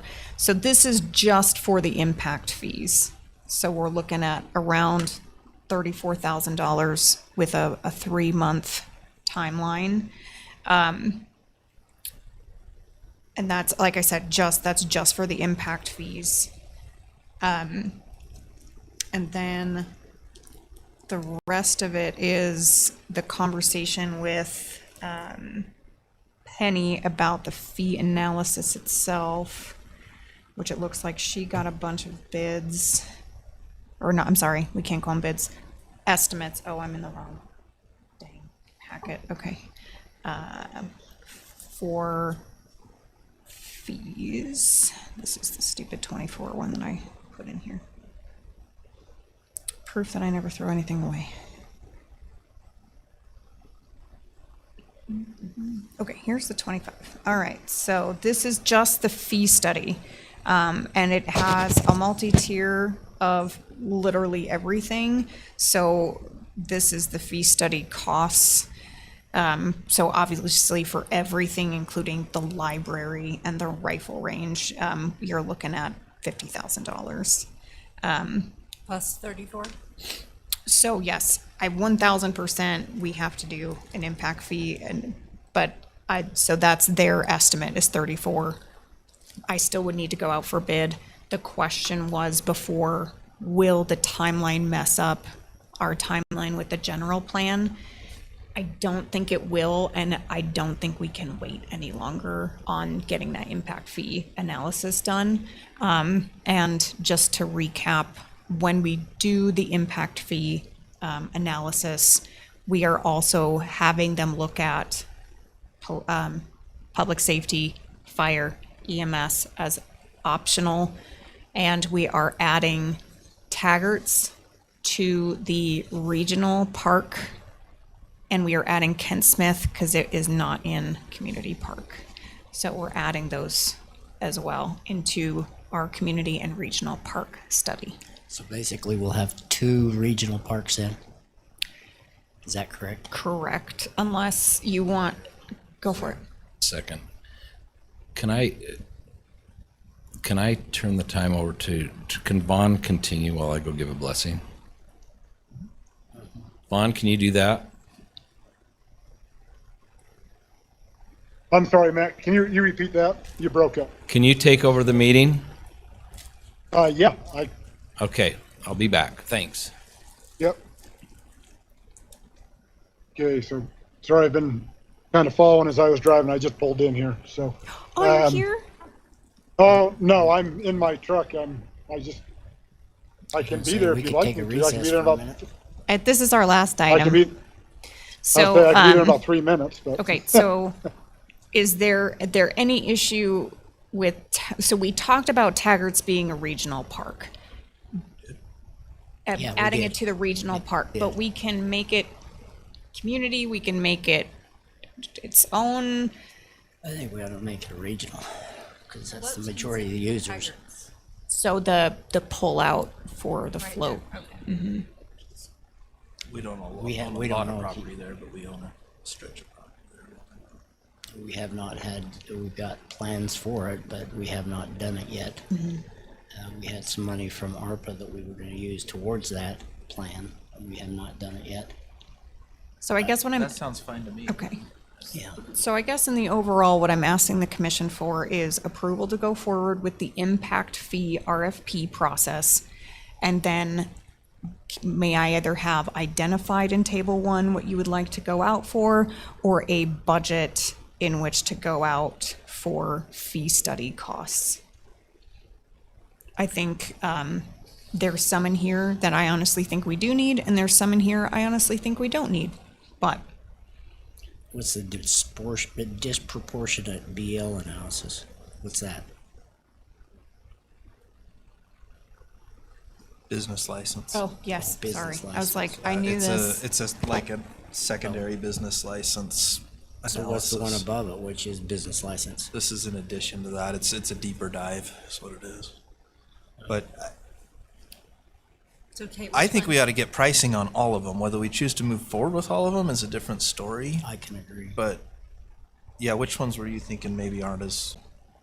I don't think we need. Building and park rentals, I don't think we need. And this is my personal opinion. Penny may disagree with me. The garbage, there's nothing we can do about that. We already set that fee. No, we don't need a study there. I don't really see us changing the marriage licenses, but it is de minimis. I don't see us changing our library fee schedule. Again, it's also de minimis. Obviously, I would love to have rec. I would love to have planning development, building permits, the business license one, fairgrounds, fire EMS, but there's just those animal control. I don't think we need. It's our, so we have adoption fees, and we have tag fees. You don't think we need that? I mean, you can, it's $16.25, but it doesn't even bring in $16.25 a year. No, it doesn't. So there's that. The building and park rentals. For the building and park rentals, at least. Yes. Yeah, I would Okay. like that. Me Garbage, I personally. don't think we need. I would like us to be able to show, when we have the discussion about do we charge more for out of county residents or whatever, Right. I'd like us to Okay. be able to show what amount people are subsidizing and what it costs. Okay. And garbage, do you Garbage, want that as well to substantiate the decision for the increase, or? I don't, because, we base our our garbage pricing on what it costs us to dispose of the trash. It's not like there's there's no alternative. It's not like we can do anything about it, So it sounds like if you're good with it, we'll go out for RFP, and we'll write it in a way that they understand that we are going to pick and choose based off the total cost. But may I remove at least animal control and garbage? Yeah. Yeah. Okay. So that is my request, that we go out for RFP for impact fee, we go out for RFP for the comprehensive fee study, minus animal control and garbage fees. I'm okay with that. Looking for a So motion. do you need a motion? Okay. So, yeah, do we have a motion? Yeah, Mr. Chair, I'll move that we approve to go out for RFP for the fee study costs with the changes that were noted this evening, removing animal control and garbage. I'll second it. I have a motion by Commissioner Newton and a second by Commissioner Fackrell. All in favor? Aye. Aye. Motion or any opposed? Motion passes. Okay, so that just leaves us to our commissioner comments and updates that I have. I sent you, obviously, I'm trying to learn to better do the timed text messages so you don't get them at dark 30 in the morning. But it's a very exciting Friday. And then the only other thing I have to add is I did meet with our downtown businesses, and I did meet with the film site Key, I think is his title, after they filmed for the Yellowstone spinoff. Everyone seemed really happy. Yes, the businesses says that their business was slower in the morning, but because they opened up traffic at I think like 11:30, it didn't really impact their lunch, and it definitely didn't impact their dinner crowd. They were, happy. The film side was also happy because I don't think it really got out on Morgan Moms until like midday. And so there wasn't a lot of gawkers until like the early afternoon, which we still had 4 sheriff's deputies on contract that were managing traffic. So overall, I think it was very successful. I have pointed out several other places in the county that they may be interested in filming, and they have met with those property owners. So I hoped to have them back, and it sounds like a positive experience for our downtown community so far. I have not heard anything negative except for Deb's, but that's Deb's. Just leave that at that. So that is my only update unless you have questions for me about all the crazy going on. Okay, cool. I just have a clarifying question on Sure. the contributions to the CJC and the food pantry and the YCC. Is that a yearly contribution? Is that in our budget or is that just this one time? So we set it for our budget for 26, but we had not set it in the budget for 25. So that is for 25, but it's already in the budget for 26, but we'll still have to come forth and ask for the distribution. Okay. And you will be able as a commission to change the amount up or down at that time. Yeah, so I wouldn't tell them, hey, we're gonna give you this much every year. Right, that's But what you I could was certainly wondering tell what them I we're should giving this tell them, right? the next 2 years, right? This year and next. So to clarify then, we're meeting with the IBR group or whoever it was. LRB. LRB, on virtually. Thursday or on Friday? Thursday, Okay. virtually Then I'll change it. Okay. At 2 o'clock, or at at 3 3. o'clock. Okay, thank you. Which I need to get with you on how to notice that. Are you wanting to come here? Or it's a virtual meeting? I don't, Virtual's fine. Okay, virtual is fine. so I'll just have to get with you on how to notice that correctly. So thank you for reminding me. I need to notice that sooner rather than later. Is there anyone not going to attend where I wouldn't have to worry about a quorum? Or does it sound like for the most part everyone's coming? except There'll for- be a link where I can. Yes, it'll complete. You'll It's at least already have in your. 3 of us, it You sounds already like, for sure, approved it. probably 4. I did approve it. Yeah. So that's the link. Okay. Is in that calendar. On open I thought that meetings. was on Friday. I No. clicked on a link for Friday. No, I don't think she sent out a thing, did you? I did. Oh, you did? Sent out a calendar thing? Hold one. Okay.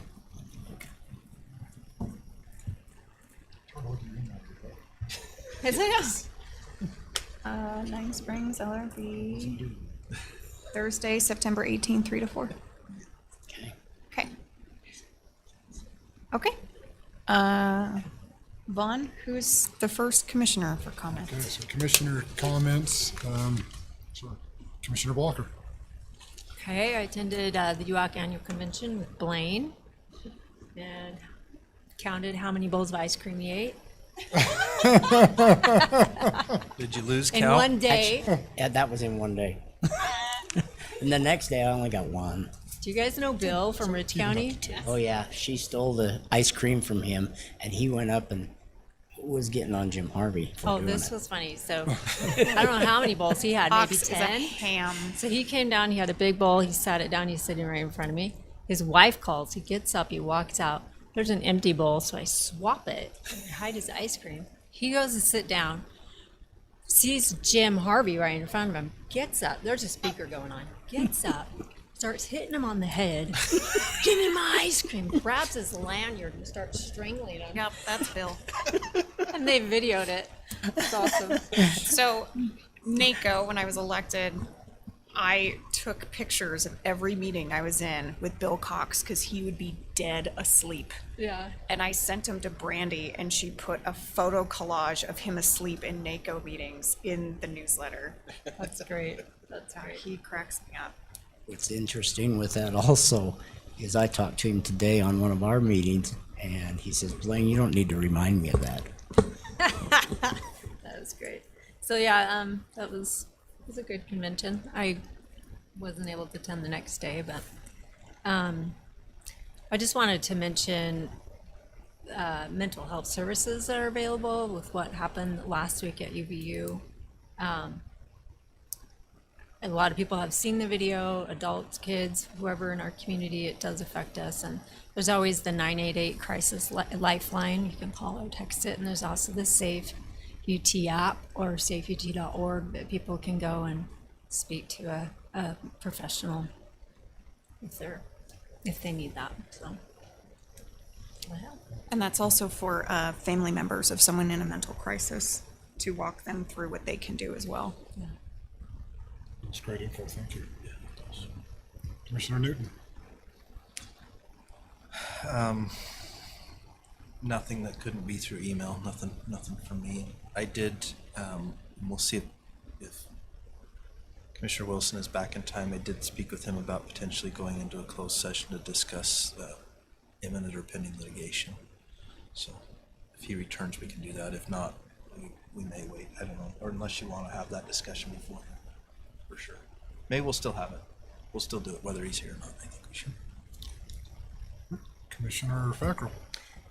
I attended that meeting also, but I attended a couple other meetings too, but this one in particular will affect our budget for next year. We have a requirement now by the state legislature that we have to go to training to be able to approve the BOE starting next year. That means just even our vote of approving it, we have to attend some meetings. Those meetings are 3 days and 1 day, unless we can get them to, and that was a suggestion I made to them, is why not have it for the evening since we have people that work during the day. And so she was going to take that into advisement, and hopefully they will, in their scheduling when they do that, that way we can have it during the week at night versus you guys having to take days off to do this. But we have to, according to this state code, and I don't, Senate Bill 202. It basically says that we have to go to these trainings to be able to vote for anything that happens on a BOE. So in that, does the commission want, we had reduced the commission travel and training budget. Does the commission want me to leave it at what it is this year? And then if we have to do a budget adjustment? Maybe we should, just in case. Okay. Yeah, because there will be some cost to it also. I'm sure. And depending on where we have to go also. And then, if I may, Katie is our BOE for the clerk's office. And I know deadline was yesterday. Can you give an idea of how many we have? Yes, we have 103. We had 7 last year. And so she's gonna have to, Okay. and so she will have to 7 go go to state. to training. Anybody that's involved with BOE will have to go Okay. to training. Okay, thank you. Okay, that was a major thing, and I don't want to go through everything because it was a long meeting. One of the things in JPAC, though, that was brought up in JPAC meeting was the fairness of taxes on transportation, and we had a lively discussion on that. WFRC and I and everybody else, and MAG and all. So anyway, that discussion went on, and we anyway, I'm not sure I want to discuss what it's all about, but if they're going to have fairness on one, they got to have fairness on everybody, including people that ride bicycles and people that walk on the roads, and whatever it might be, they have to have fairness on that besides the electric vehicles. So, or hybrids or whatever it might be. So there was some of that had to go on. And then under the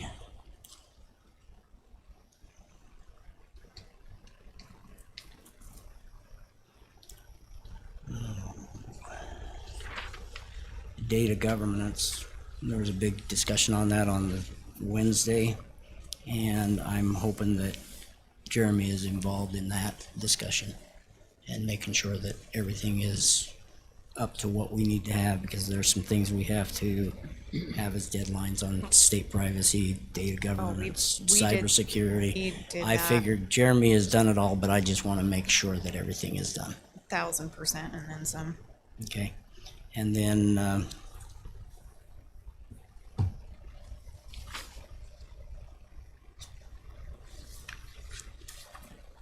oh, there's some funding available if we want to go out for it, and I have not determined what or anything yet. It's to do with the Wasatch Front Economic Development, and if we want any kind of like TAP assistance or anything like that, we need to look into those. Any of those, because those are just letter of intents that if we want to do anything, Or we do have to do it September by the end 25th. of, yeah. Mhm. And some of it we may be able to do, some of it might just be planning that we can get assistance on if we need that. And maybe they can help us with that regional park at Taggart's. So, as an idea, that would help out. And that's it for now. Okay, thank you. The only thing I had was we had a, let's see, it was a COG, good grief, it was a meeting this last week. And we were just discussing things. One of the things that did come up was the e-bikes and kind of the dangers and the issues that we're having, seeing more and more. I know in the city they were saying that they had one going down the sidewalk at over 40 miles an hour. And so the city, they're looking at what they're going to do to enforce this. It will be nice if the county and the city are on the same page because it's the same people enforcing those laws. So that will be in future conversations as far as the direction the city's looking at going. But I think that's something that we need to look at as far as regulations on these e-bikes. One of the things they're seeing is that they're quiet and people don't hear them and they go fast. They are not quiet. And we've got little kids riding them, zipping up and down the roads. They are fast. And I don't like them. And so that is one of the things that we discussed very quickly, but we'll continue that conversation. I'll bring any information back here to the commission and kind of the directions and so keep that in your mind. What are we thinking we want to do as far as state law, how that fits in? It's kind of I think looping Corey and myself Yeah. in so that you don't pass something that maybe we're not willing to enforce. Right, and that's where I And think prosecute. the conversation is just beginning, and so we'll kind of see where that goes. But yes, absolutely. And I'm not saying I'm unwilling. I'm very willing to prosecute. I'm just saying, you know, the cases, unless they come to me, I don't have any control. And so if we're all on the same page and saying, what does that look like? And I think that was kind of that. It was like I said, it was just a very brief discussion as far as where we want to go with this, and who needs to be involved, and make sure that we're doing something that we're going to enforce. Something that we can enforce. Are there any state laws that obviously trump our laws? Things like that. So it's just something that's going to be coming forward. We'll be discussing is the e-bike issue. Sounds good. That's all I had. May I bring one more thing? If you don't mind. Today I had a meeting with the regional committee of the outdoor rec, and they're still wanting to have some bigger projects that are going to work between different counties, potentially for whatever events it might be, but they are also talking about potentially with some help on a water trail, which is basically a trail along the river. And so I'm wondering if maybe part of that that project that we've got, the multi-use field, and maybe that additional trail around the park over there that Lydia was talking about, that we could possibly talk to them about it and discuss that with them and see whether or not they will help us with that funding, even though we have the current one on that field with them. Just as a thought. There's about, I can't remember, $19 million for our area. They don't have enough projects. And that's outdoor rec? Yeah, outdoor rec. Okay. So, sorry, that actually, you guys are going to be mad. That actually reminded me of something else. Sorry. So in that same meeting, we talked about the trail. Blaine's going to love this. It's trails in Raylene. It's in Mountain Green. Actually reaching out, there's a lot of support for reaching out to the landowners. Most of it is on Snow Basin for the old highway road and connecting that through. So UDOT is going to jump on that, kind of start pursuing that and seeing what they can do as far as working with the landowners to get access through that to revitalize the old highway road. the way they were looking at it was if we can try to push the bicyclists and that onto that and go all the way over, they wouldn't need to spend all the money on bike lanes on Trappers Loop. And so they're like, that could be a huge money savings for UDOT. So when we started talking about that, so that was, thanks for saying the trail. When you said old highway, you mean the old Sorry, Trappers Loop? sorry, the old Trappers Loop road, Okay. yes. I was confused for a Sorry. minute there. That makes sense. Okay. I've been talking to parents for the last You're good. half an hour, so, yes, thank you for that clarification. Yeah, the old Trappers Loop Road. They're discussing that because they were looking at the money from the trails, well, right, so the Utah Trails Network, it would have to be paved. And so getting money from them plus UDOT, so that is the direction they're kind of leaning. So UDOT's on board with that, is going to look into that as far as what they can do there, so. Okay, good. Anything else? I'm done for now. Yeah, I'll move to go into closed session for the purposes of discussing reasonably imminent or pending litigation. Second. I have a motion by Commissioner Newton, a second by Commissioner Fackrell. All in favor? Aye. Have a good night, Katie.